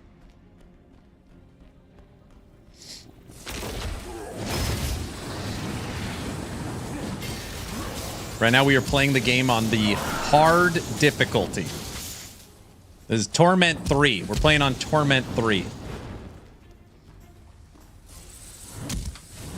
I can't believe we've been live for 6 hours already. I guess we started pretty early. So the plan for tomorrow, okay? Plan for tomorrow is we'll start in, hopefully, the prologue. So I'll take you through maybe a couple times the kind of intro cinematics for the game. All right? Also, I'll be able to show you, if I can get that to work, the marksman class. Because so far you've seen the knight the Barb, and the Oracle, but you haven't seen the Marksman. So I'll show the prologue, we'll do the Marksman, and then I'm hoping by the end of tomorrow, we can maybe start our own build. What I want to do today, before the stream is over, is simply level up once. In all the hours I have played this game, we have never leveled up. And our bar is close. So I just want to see, you know, what's the visual that pops up on the screen, what leveling up gives you. So I just want to level up. Oh, I hate the frogs.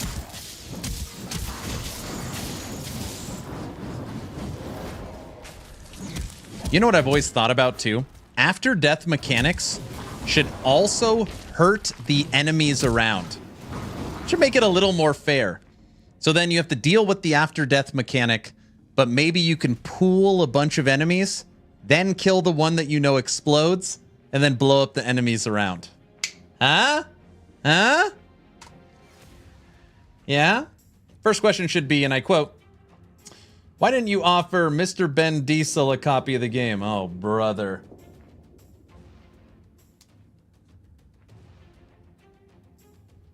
Next question. Do you think I should take hours to get one singular level? So here's my assumption, okay? Here's my assumption. Okay. I am playing a pre-built demo that has pre-made characters. I don't have access to the campaign. I don't have access to the other 4 endgame systems. I would venture to guess I'm not supposed to be leveling up. Like they don't want that. I don't know. Cuz yeah, it doesn't make a whole lot of sense. Or there's no progression after max level. Right? So once you hit level 50, you know, there's not a Paragon board. There's not anything special. So,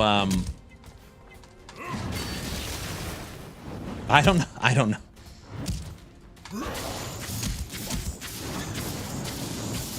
So like it's a slow burn. I don't know. They didn't say why it's taking so long.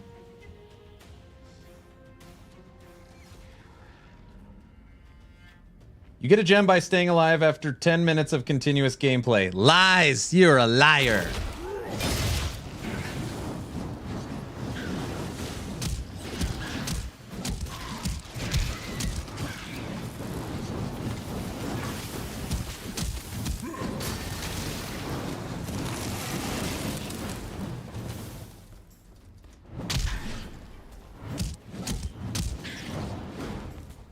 How does the game feel? Combat controls, gameplay?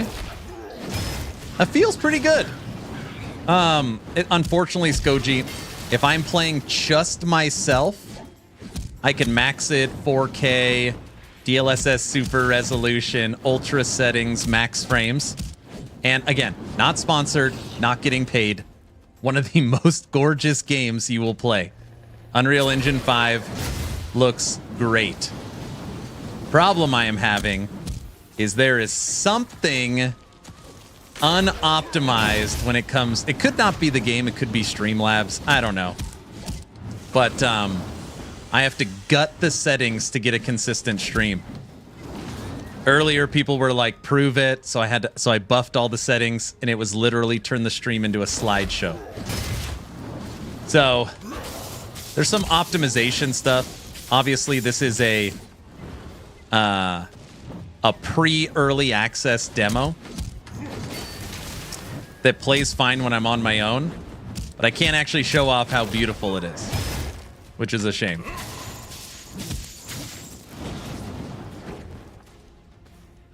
You think it's the NVIDIA drivers? That's actually extremely possible. It needs game-ready drivers. There's no driver support for the game specifically in the drivers. That's my bet. That is very smart. That could be exactly what it is.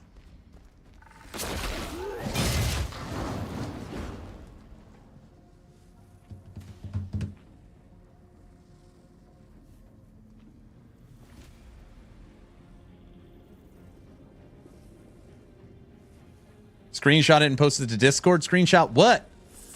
Everybody, we're on our final box. One more box to level 36.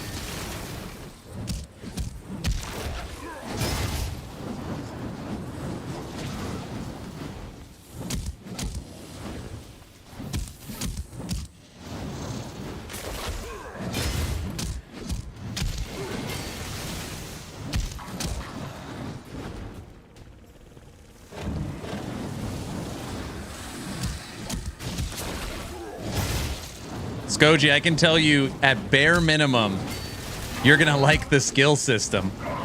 As a big fan of Undecember, I think you're going to like the skill system.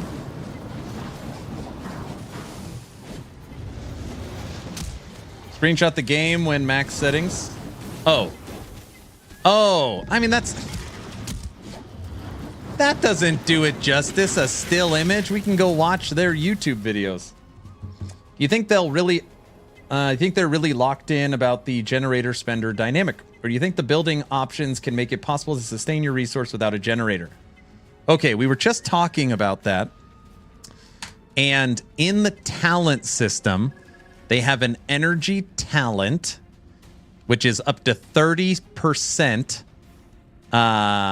more energy generation and max energy. In the gear... The gear also has an affix for energy gen on it. So you know you have gear affixes and a talent affix.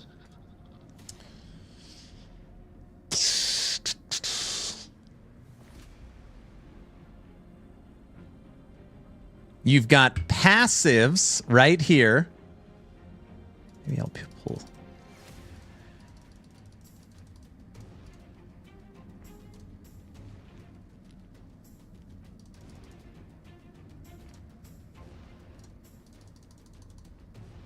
Increase energy regen. Increase maximum energy.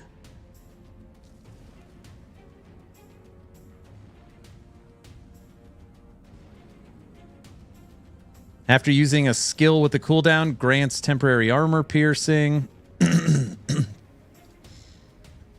Wonder if the wormling...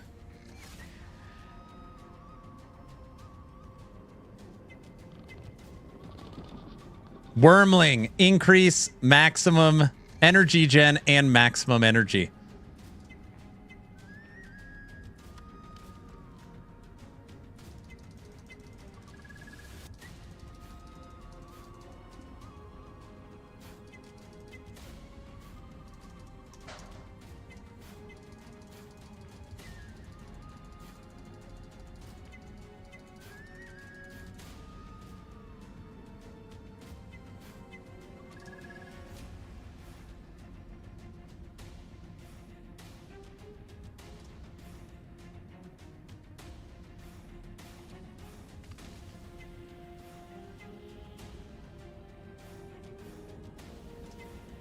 There's going to be a way.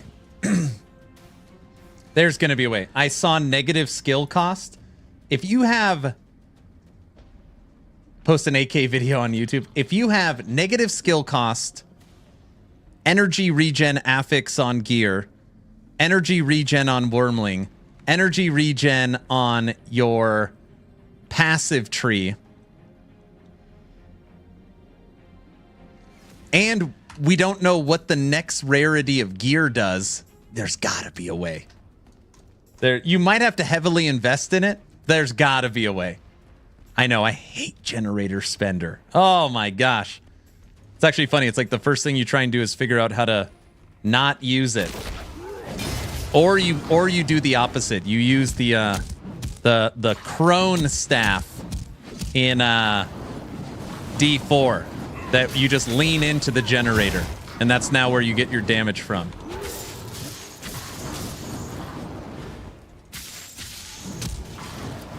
It's like you can't beat them, join them. There's also ways to buff your basic damage too. Get out of here, frog.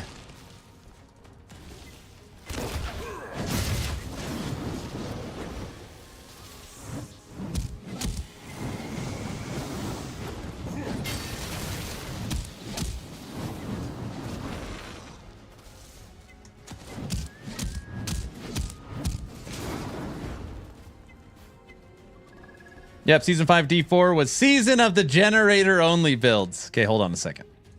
Let's look at this again. Increase energy regen. Maximum energy.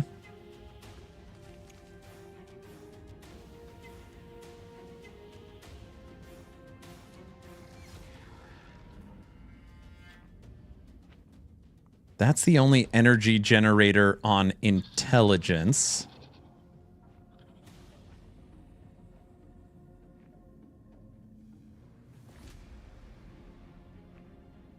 Oh, courage. Courage has execute. Chance to execute enemies with low health when dealing damage. Execute. Execute them.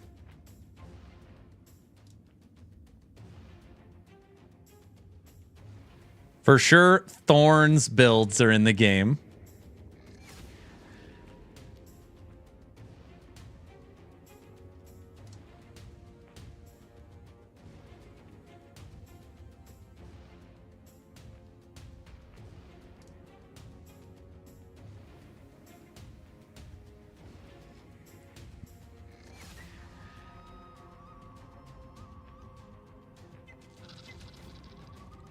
Okay. The only energy regen in the entire tree is right here. The first 10 on intellect. That's it.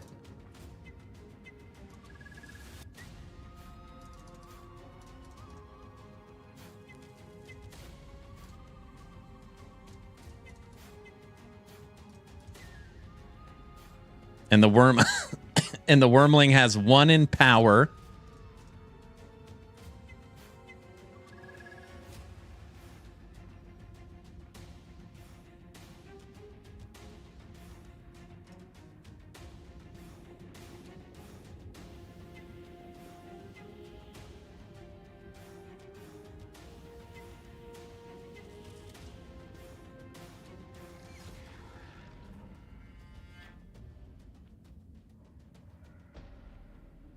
Yeah, that's it.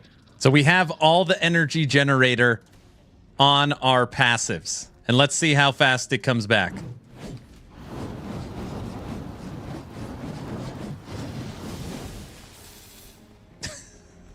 Oh, you can't see it.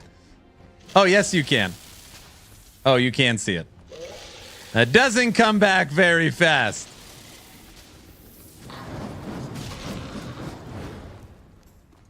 Okay.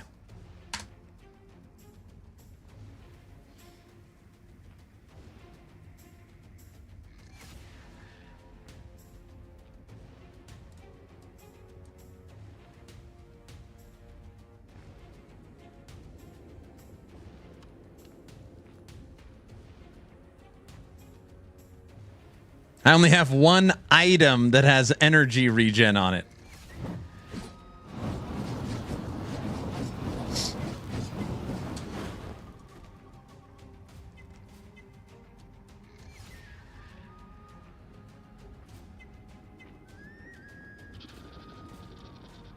Seems like you can equip armor on your wormling too.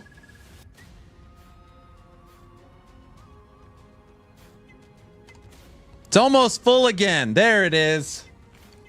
Okay, maybe we're thinking about it wrong. What if it's forget energy regen? Maybe you can stack your basic generator where you only have to hit the enemy once with it and you're full. So maybe you could flip it and your generator, you know, doesn't require a lot of attacks or something like that. Where do you guys see you could put gear on your wormling? Where do you guys see that? A couple people have said that. Am I missing a menu or a click? Ooh, our wormling leveled up.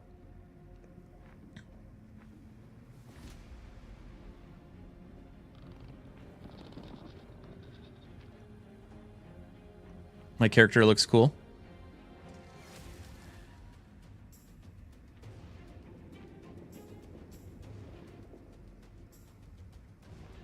Where does it say that?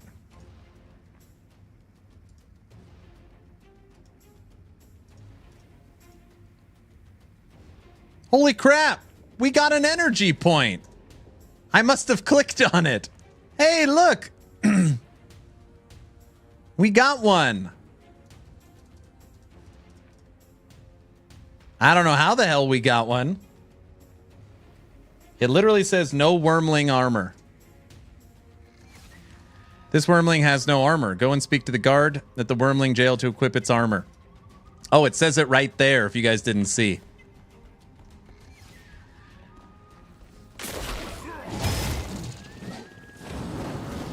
Watch out, I got a talent now.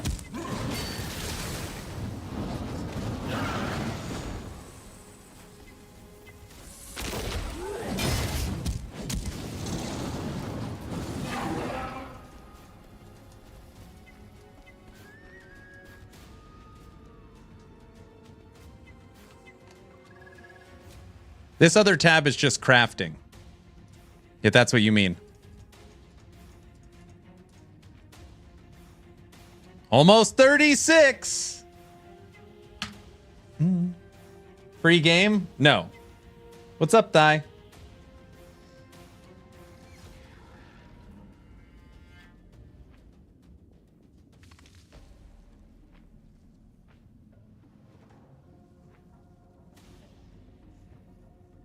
We're almost there. We're almost there. We're almost at the end of this run, too.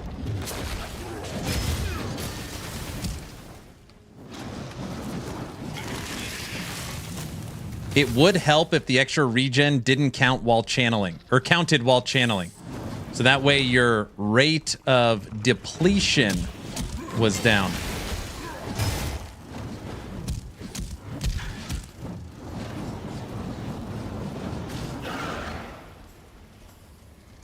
%. We're gonna have to do another run. Unless we can get the level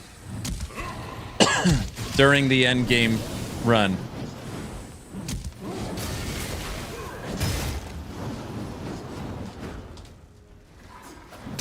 Oh, there's all kinds of crap in here.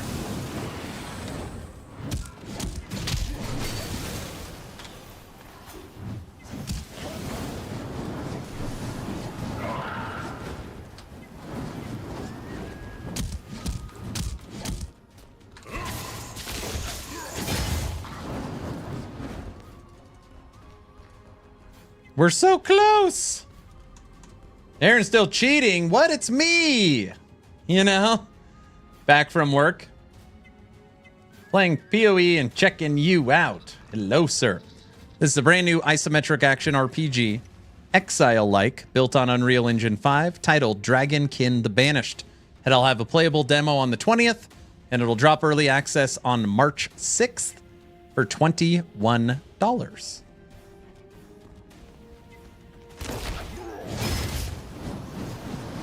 Oh, the lightning spinner. I will give it to them. So far, I'm still seeing stuff I've never seen before. I guess that's good. I will say that I appreciate the lightning spinning things. At least I can see it. Or whatever the hell was hitting me with the poison, I couldn't see crap.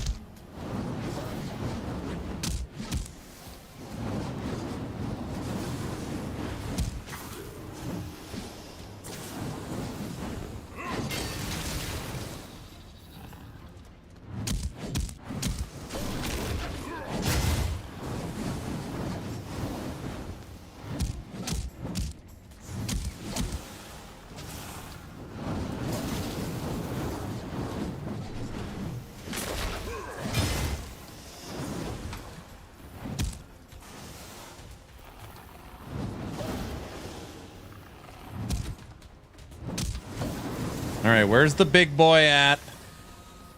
There he is. Dragon, come here.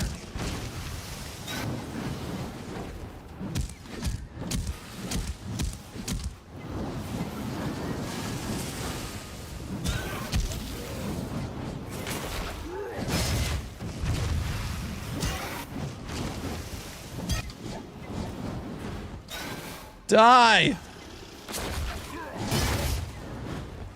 Oh my gosh.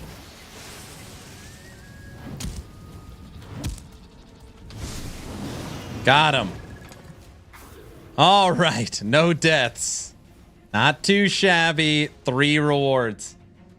Woo!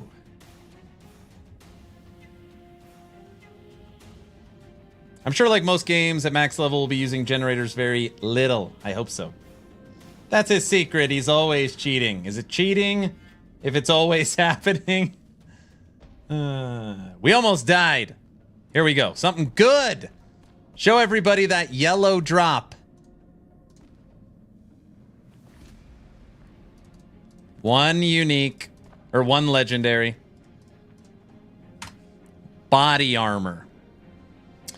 Direct damage reduction. This has damage reduction on it. Elite resistance. Physical resistance. Barrier.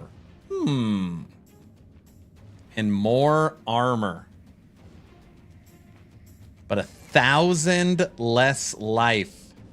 1,000 life.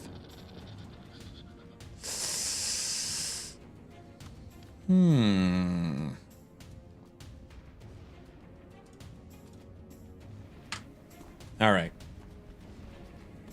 0 deaths on that run. You know?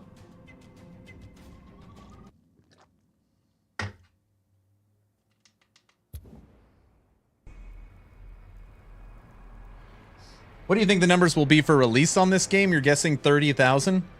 30,000 would be massive. 30,000 would be massive. What was a game that had a ton of hype? Wait, I've got this. That would beat the highest ever for Torchlight Infinite. Torchlight Infinite. Steam charts.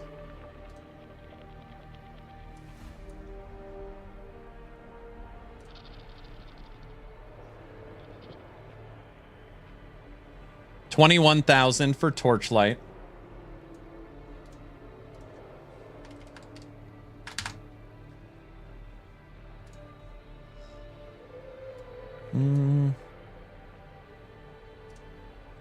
Undecember's 46,000. It's better. Watch this. No rest for the wicked. Ton of hype. Steam charts. No Rest for the Wicked, which had a ton of hype. Every content creator, 36,000.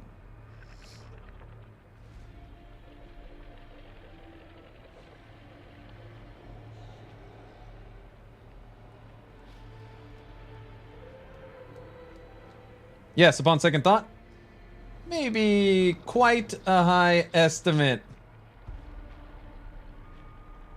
Aaron, is your guy okay? Oh, he's well,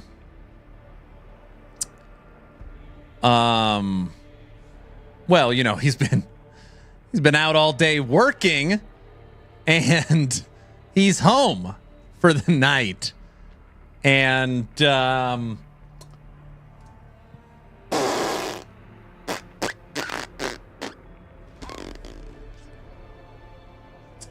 right. A little excited. That's not funny, guys. Guys, he's very excited. It's because there's no void portal. Yeah, you can explain that. He's twerking with the wrong end. Last Epoch had a pretty high peak, 260,000.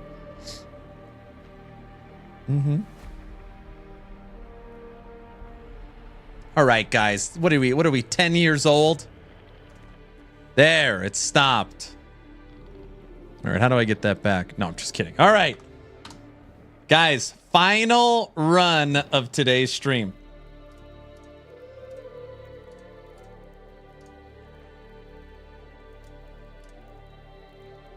Tech, right now I'm keeping only legendary Ancestral Grid fragments. This is how many I found today. 1, 2, 3, 4, 5, 6, 7, 8. And once I get a couple of pages of these, we're going to make our own build. At least I hope so. That's the plan. I still can't craft a green ring because I don't know how to find these.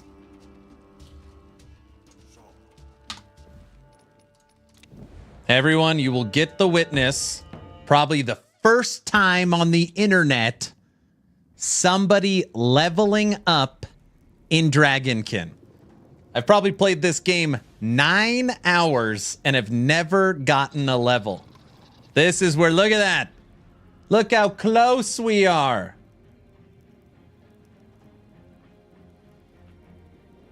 Go back to the city. Stop. Go back. Boo. What? What do you want to see in the city? I was here. That's right. That's right. Can you show Endgame? This is an endgame system called Dungeon Purification. Basically like the pit. You got to fill up this purple bar by killing enemies. Kill enough enemies, it opens a portal. Go in there, do the endgame thing, kill the big dragon. It's a little timer, and get your reward.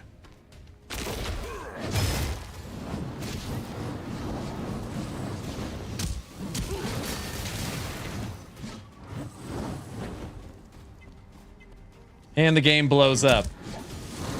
What's up with the XP bar? What is the 31? Good question. We have 2 XP bars because 35 is my bar. 31 is my wormlings bar. See my little dragon?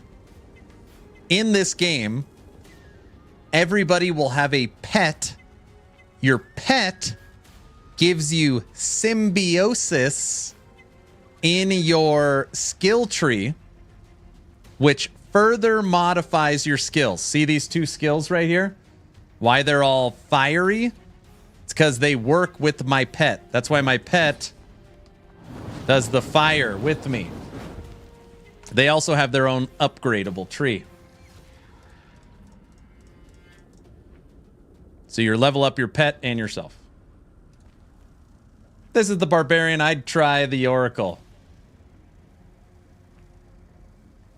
Devs, quick, force a log out. Oh my gosh.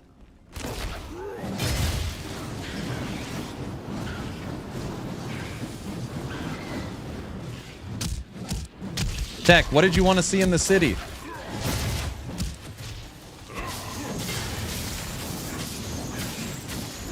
I hate this guy so much.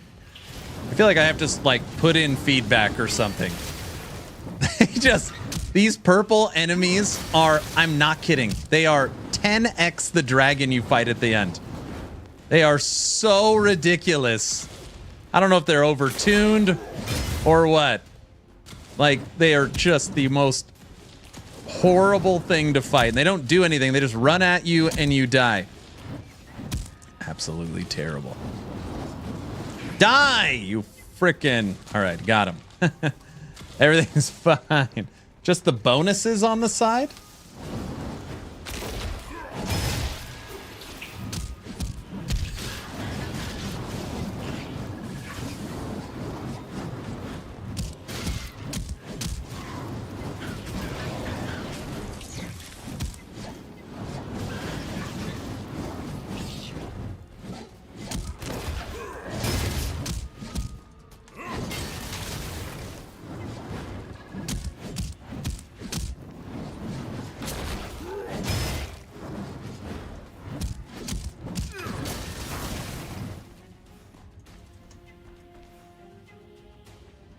When does it go on sale? March 6th for $21. No, it's the same idiot with the purple stuff.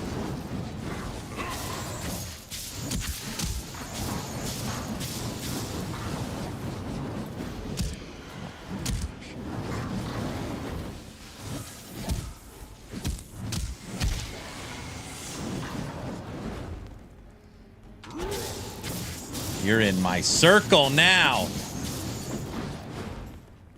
Ooh, we don't have a legendary helmet. We do now. Fire resistance barrier. Thorn damage. Thorn damage? Look at our helmet.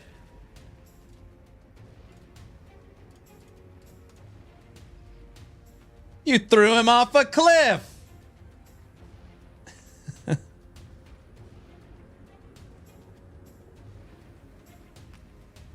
I know it's thorns. You're all excited. I know. Okay, we are our offhand weapon away from being at least fully legendary. That's pretty cool.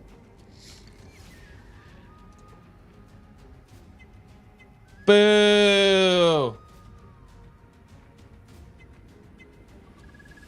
Game does look pretty sweet. It's really sweet. And this is a demo version pre-early access. Early access will run 7 to 10 months.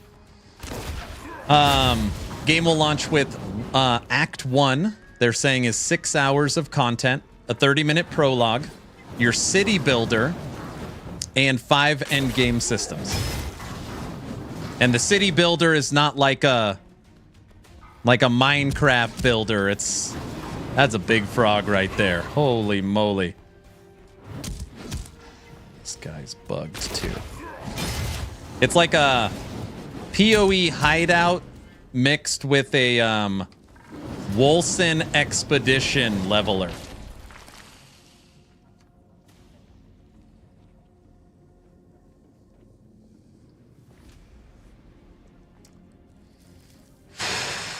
I tried to put in my video review, pinned at the top, that frog has the biggest after death effect I think I've ever seen in any game. I think it's the biggest. Yes, that's what she said. And look, this idiot with the purple crap still alive. You can't even hurt him. Look at him. Oh, forget it. 2x.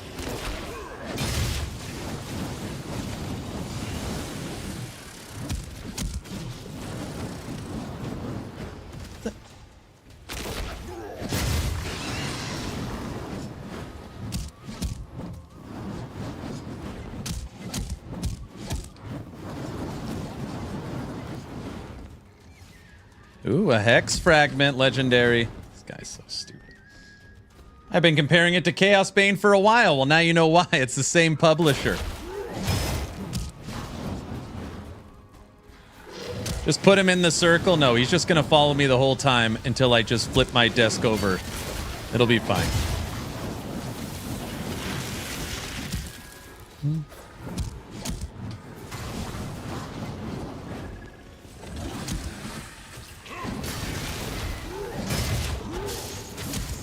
You're in my circle.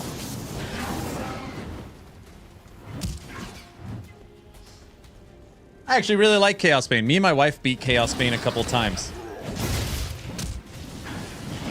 Chaos Bane definitely had a slow start.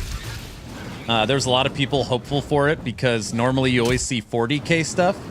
You don't see a lot in the fantasy universe. Dude, there is just... For sure, there's some enemy balance in the game. You know what it feels like? Anybody that's played D4, you kill all the enemies, and there's 3 enemies left, and they're all like baby spiders that have extra life. That's what it feels like. Does anybody know what I'm talking? Nobody knows what I'm talking about. Stupid D4 enemies. They're always the last ones.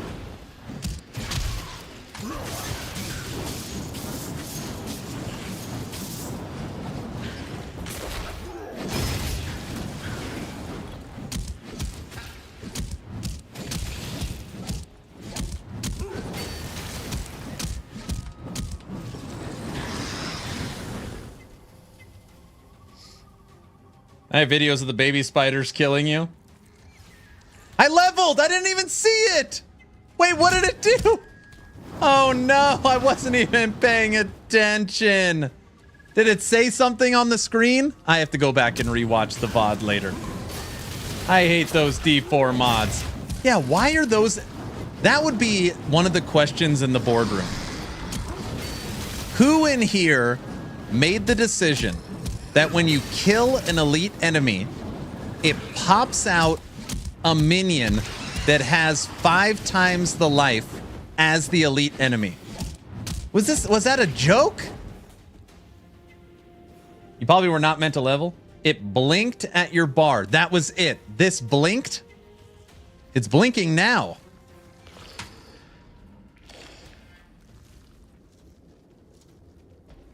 We got 4 attribute points. Okay. Each level is 4 attribute points.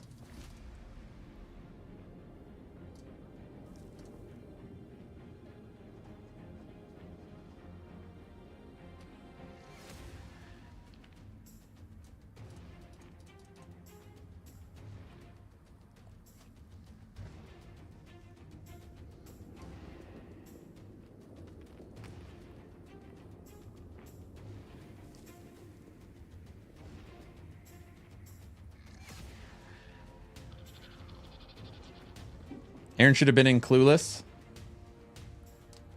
Just a ding. Okay. Here is another curious thing. Talents. These are what I like to call the ascendancies. We had 1 point in energy, and that point is now gone.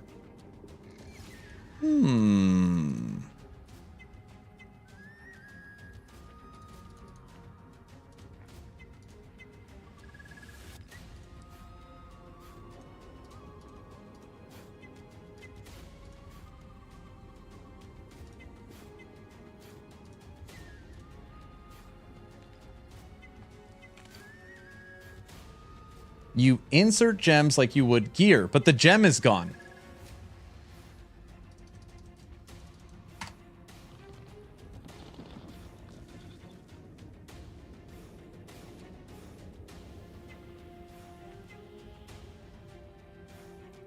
No, I didn't change anything. Nothing. The only thing I changed was my helmet. I have no idea. The talents I have no idea on. Wait a second. Maybe I could find out. They sent me all this reading stuff. I mean, I read all the reading stuff.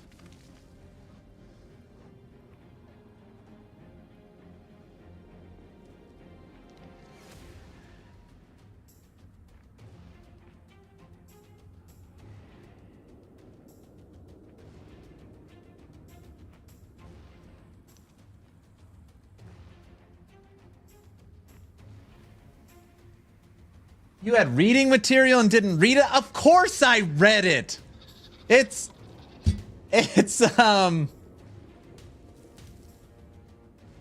in there. Okay, ready?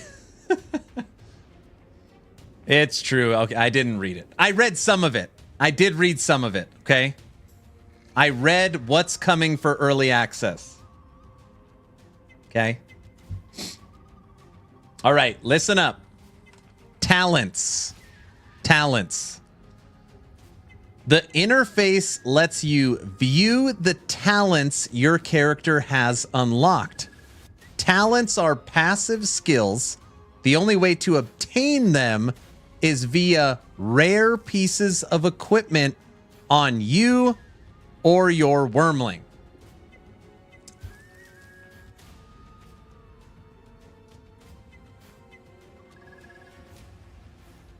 See, I knew that.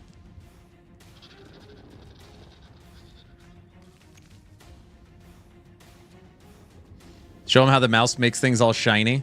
See how you like mouse over stuff and it shines everything? Go get you a shine box. Where? Oh, wait a second. I think I got an idea.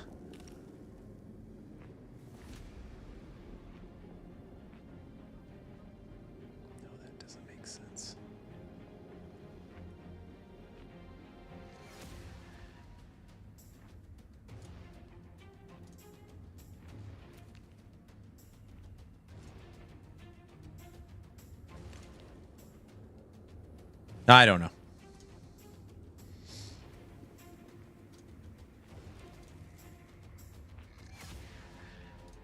Maybe we'll find out more when we get access to the final rarity of gear.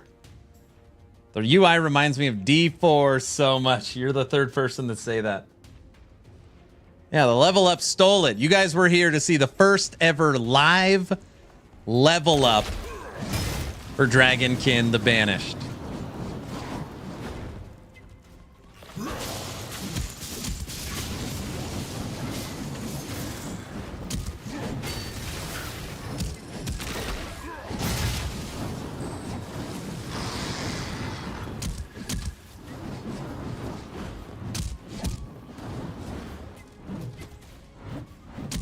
I'm not even paying attention. The screen going dark is what happens when you're about to die. Here's a perfect example. This little idiot is our minion with extra life. Die!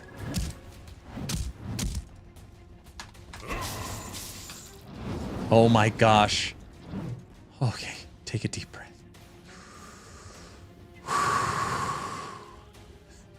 When you travel too far away, the minion runs back to its home and regenerates its full life.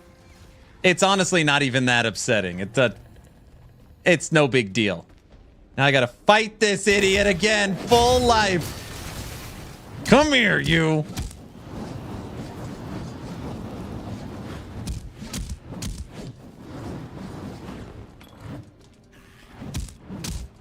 Well, Aaron, don't run away. Oh, gosh, don't even say it.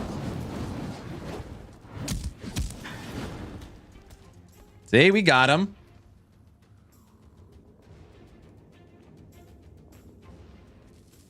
I get it when they take inspiration from other games, but the devs are beyond taking inspiration. Wait, from which game? Anybody that says that this game is a direct copy of Diablo, I can tell you from playing hundreds and hundreds hours of Diablo 4. Yes, it's the same genre. It plays nothing. Oh, I'm sorry. I don't want to. Here's what's the same. It doesn't do inventory Tetris. Okay. It's a generator spender. Generator spender. No inventory Tetris. And BC, what's the last thing?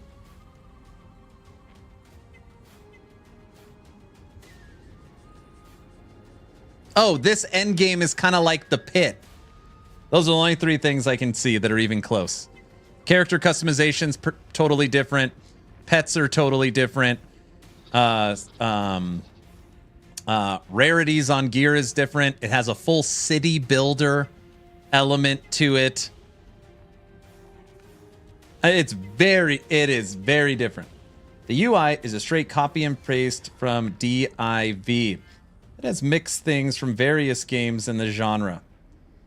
Could you imagine making an isometric action RPG that doesn't borrow from the Diablo franchise, Torchlight franchise, Grim Dawn, Titan Quest, Last Epoch, Path of Exile 1 or 2?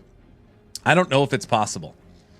I don't know if it's possible.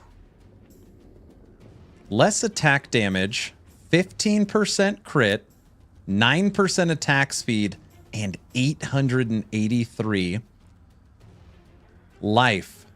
That might be an upgrade. Can I put that there? No. It's less base attack power, though.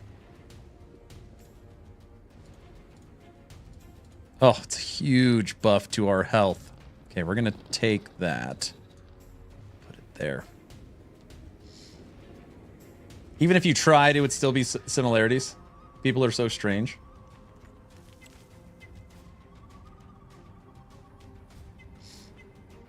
There are so many ways to make a UI for these types of games. Stop all the drama. Was it Undecember? There was some game. What was the game I played where the UI was top left? It was shrunk and put in this corner so that you had the whole bottom of your screen. I loved that. What game was that? I can't even remember. I don't know.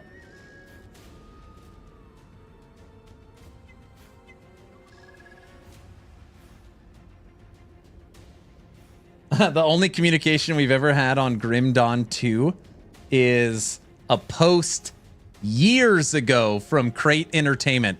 And it wasn't even a post. It was like in a forum or Reddit that they're currently building the Grim Dawn 2 engine. I don't even know if that's true anymore.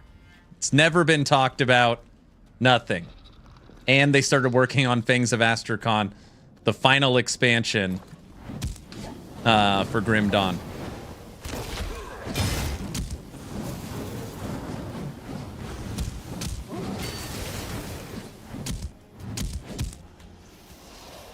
I see the poison on this level now that killed me a lot earlier.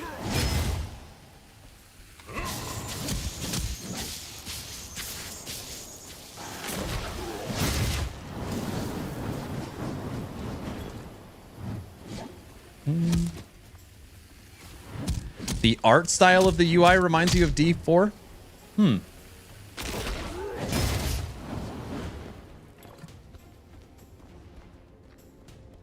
I do.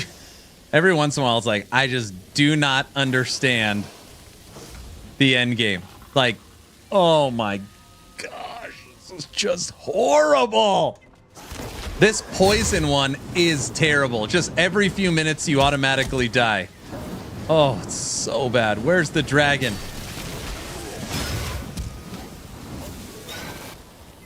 Final one.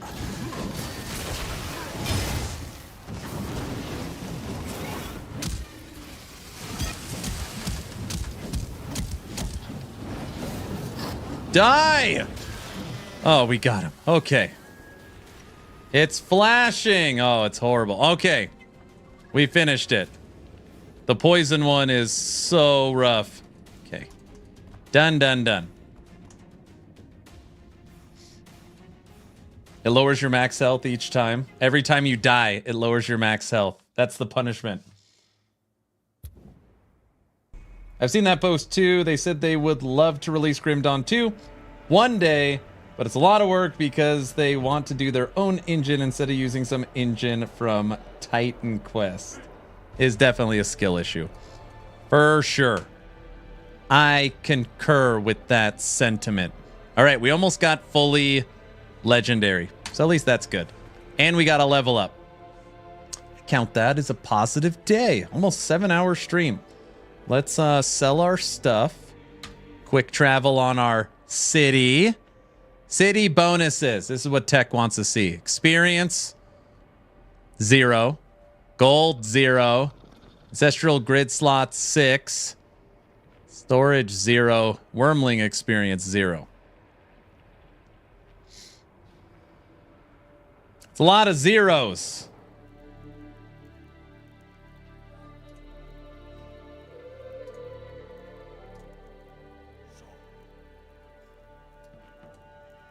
We got a new modifier. Earthen Emergency. Wormling ice skill with double attack. That's what we found today.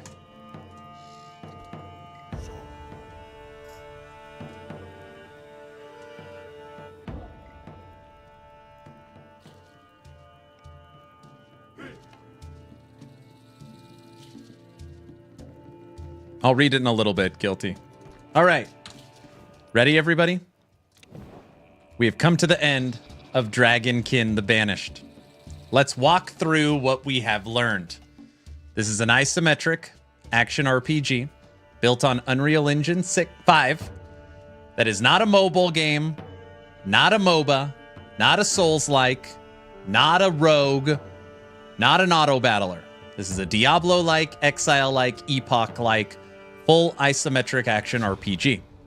There's going to be a playable demo on Steam February 20th, and the game will launch early access March 6th.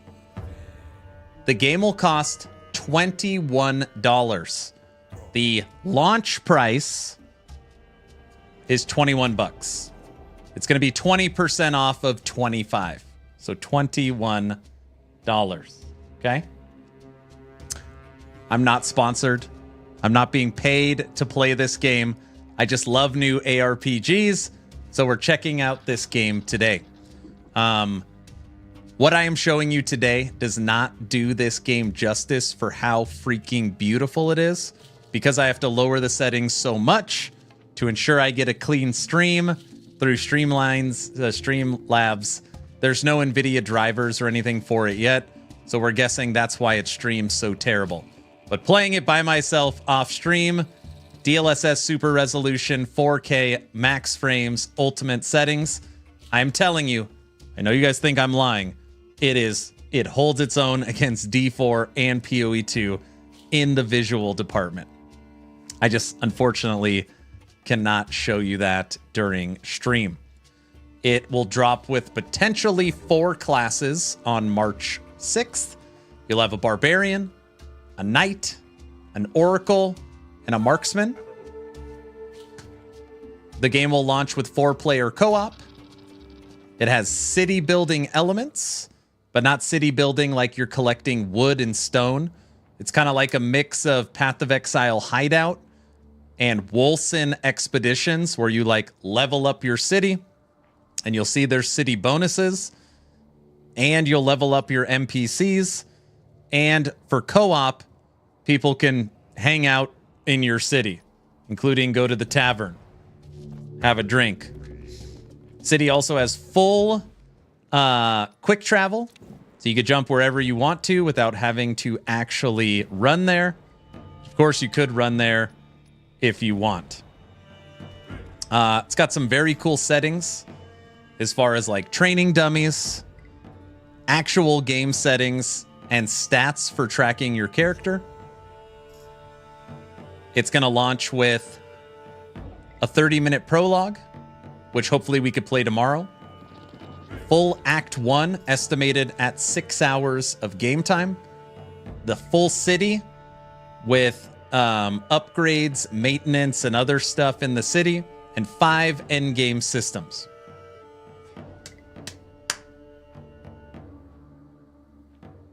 I think that's it. My Wolcen city had never made it to the homeless tent. Oh, brother. Oh, brother. Grim Dawn is the best ARPG ever, in my opinion. Last Epoch has been my go-to for a while now. Both games are so good. Agreed. Best feature, pin stats. All right, I'll show that off just really quick. There's one feature in here I've never seen in a game before that is so cool.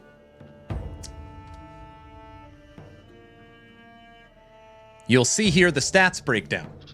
Power, defense, life, and miscellaneous. In all action RPGs, you can, take a look at your stats and break them down with tooltips. That is not what's unique in the game. What's unique in this game is you can pin any stat to your screen. So you want to see your critical strike damage and your critical strike chance and your bonus damage. While you're in combat, they are now pinned to the top of the screen so you could see the combat numbers in real time. And just as easy as you put them on the screen, you could pull them off. It's a very, very, very cool quality of life feature. Very cool. Hey, lady. Game will be 21 bucks. 21 buckaroonies. So,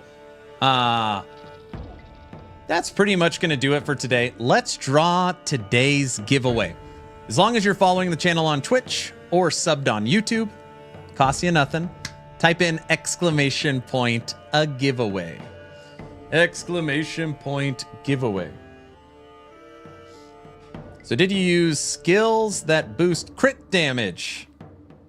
It will show in real time. That's the whole time. That's like the whole point, is that there's so many affixes in action RPGs where, in combat, out of combat, I've got like this survival surge that boosts my crit and crit damage. So, it's just a way to monitor certain stats to see how they're working during the game. It's pretty cool. I also pointed out too, I guess this is more common than I knew, but the settings in here too, under graphics, you could see your total VRAM usage in real time. So if you change a couple settings, it'll show you how much VRAM you're using. I love that too. People are like, oh, that's in PoE 1 and 2. I was like, oh, okay. So tomorrow, we'll check out the Marksman. I wasn't able to show that today. Hopefully be able to play the prologue and hopefully push this character, find our first yellow item with, I don't know. Oh, we never looked at the Wormling armor. We'll do that tomorrow. And figure out how to armor your Wormling. I don't know anything about that either. But it says I have no armor. Yeah, we could sit down. Dude, I stood up for like 5 hours. Ugh.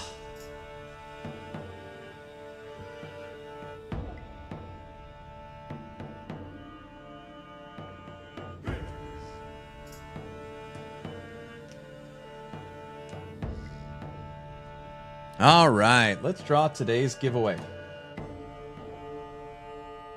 The Endgame activities. The game's going to launch with 5 Endgame activities. They're titled The Hunting Board, Custom Hunts, Dungeon Purification, Boss Fight, Test of Will.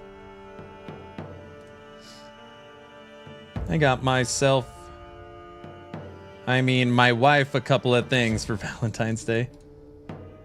Corporate holidays. Yep.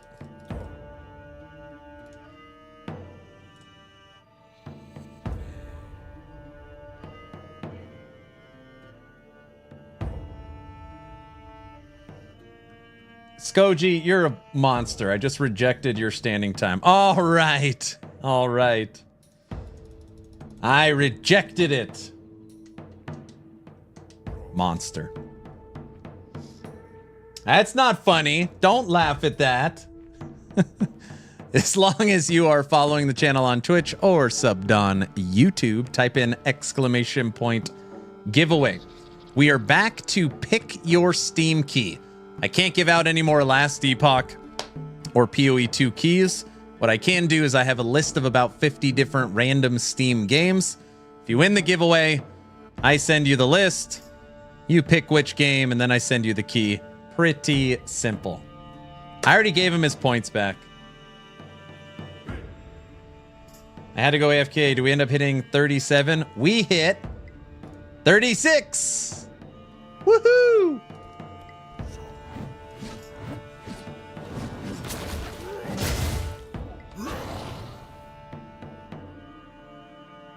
Not too shabby, huh?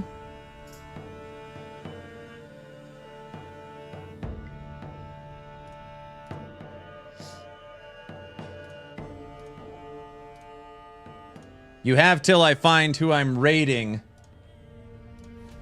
to get into the giveaway.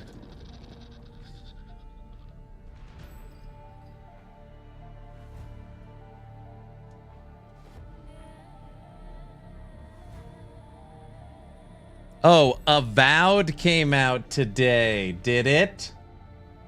Avowed.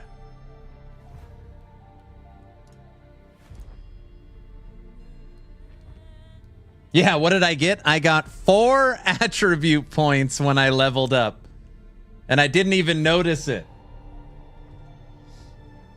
4 attribute points. Dude, Rax and DM are PoE 2 machines.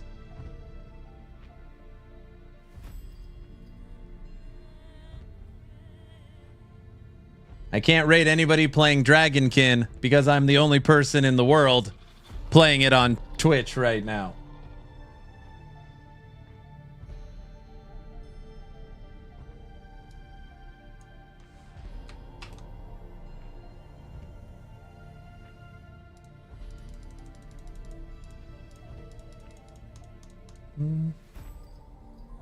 It's on Game Pass also, Avowed? Is Dragonkin on the list? No. I'd rather shut my head in a car door than play PoE 2 that much. I mean, I would venture to guess. I mean, I stopped playing over a month ago, right? and I had 280 hours. I would venture to guess Rax and DM, from an hour standpoint, are approaching 600-700 hours. We're going to raid DAP mods because I just raided Moxie. I was going to raid Moxie, but we just did. So we'll raid DAP today.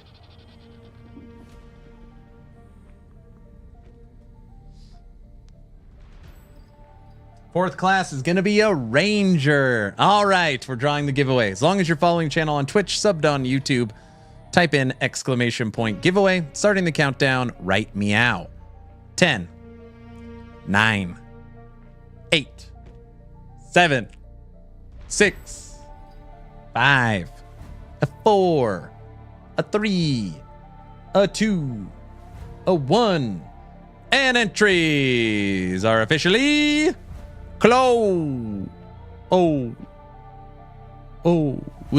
Right now. And the winner, a free copy of Pick Your Game. You don't have to be present to win. You don't have to claim your prize on Discord. Is click Dennis the Menace. No, Dennis and this is a real person. This is the link to Discord. Dennis, say something. I'm giving up on you. It's not a bot. This is real. There he is. Nice. Nice job, Dennis. Nice job. Dennis, I have one other person that's going to be picking a game from the list. Okay? They're ahead of you. So just, again, send me a DM on Discord. And then you've got next pick. Congratulations. And we are done. Well, bam. All right, everybody. What? That's a real bot name. No, it's not. All right, everybody. 7 hours of Dragonkin The Banished demo.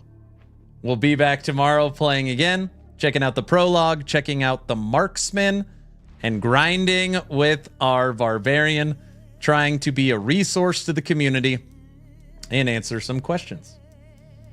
So it's because I just did the Discord command. That's why it's not working. There it is. Coincidence? I think not. If you guys need anything, hit me up on Discord. And I'll see you tomorrow for Dragonkin and Last Epoch dev stream.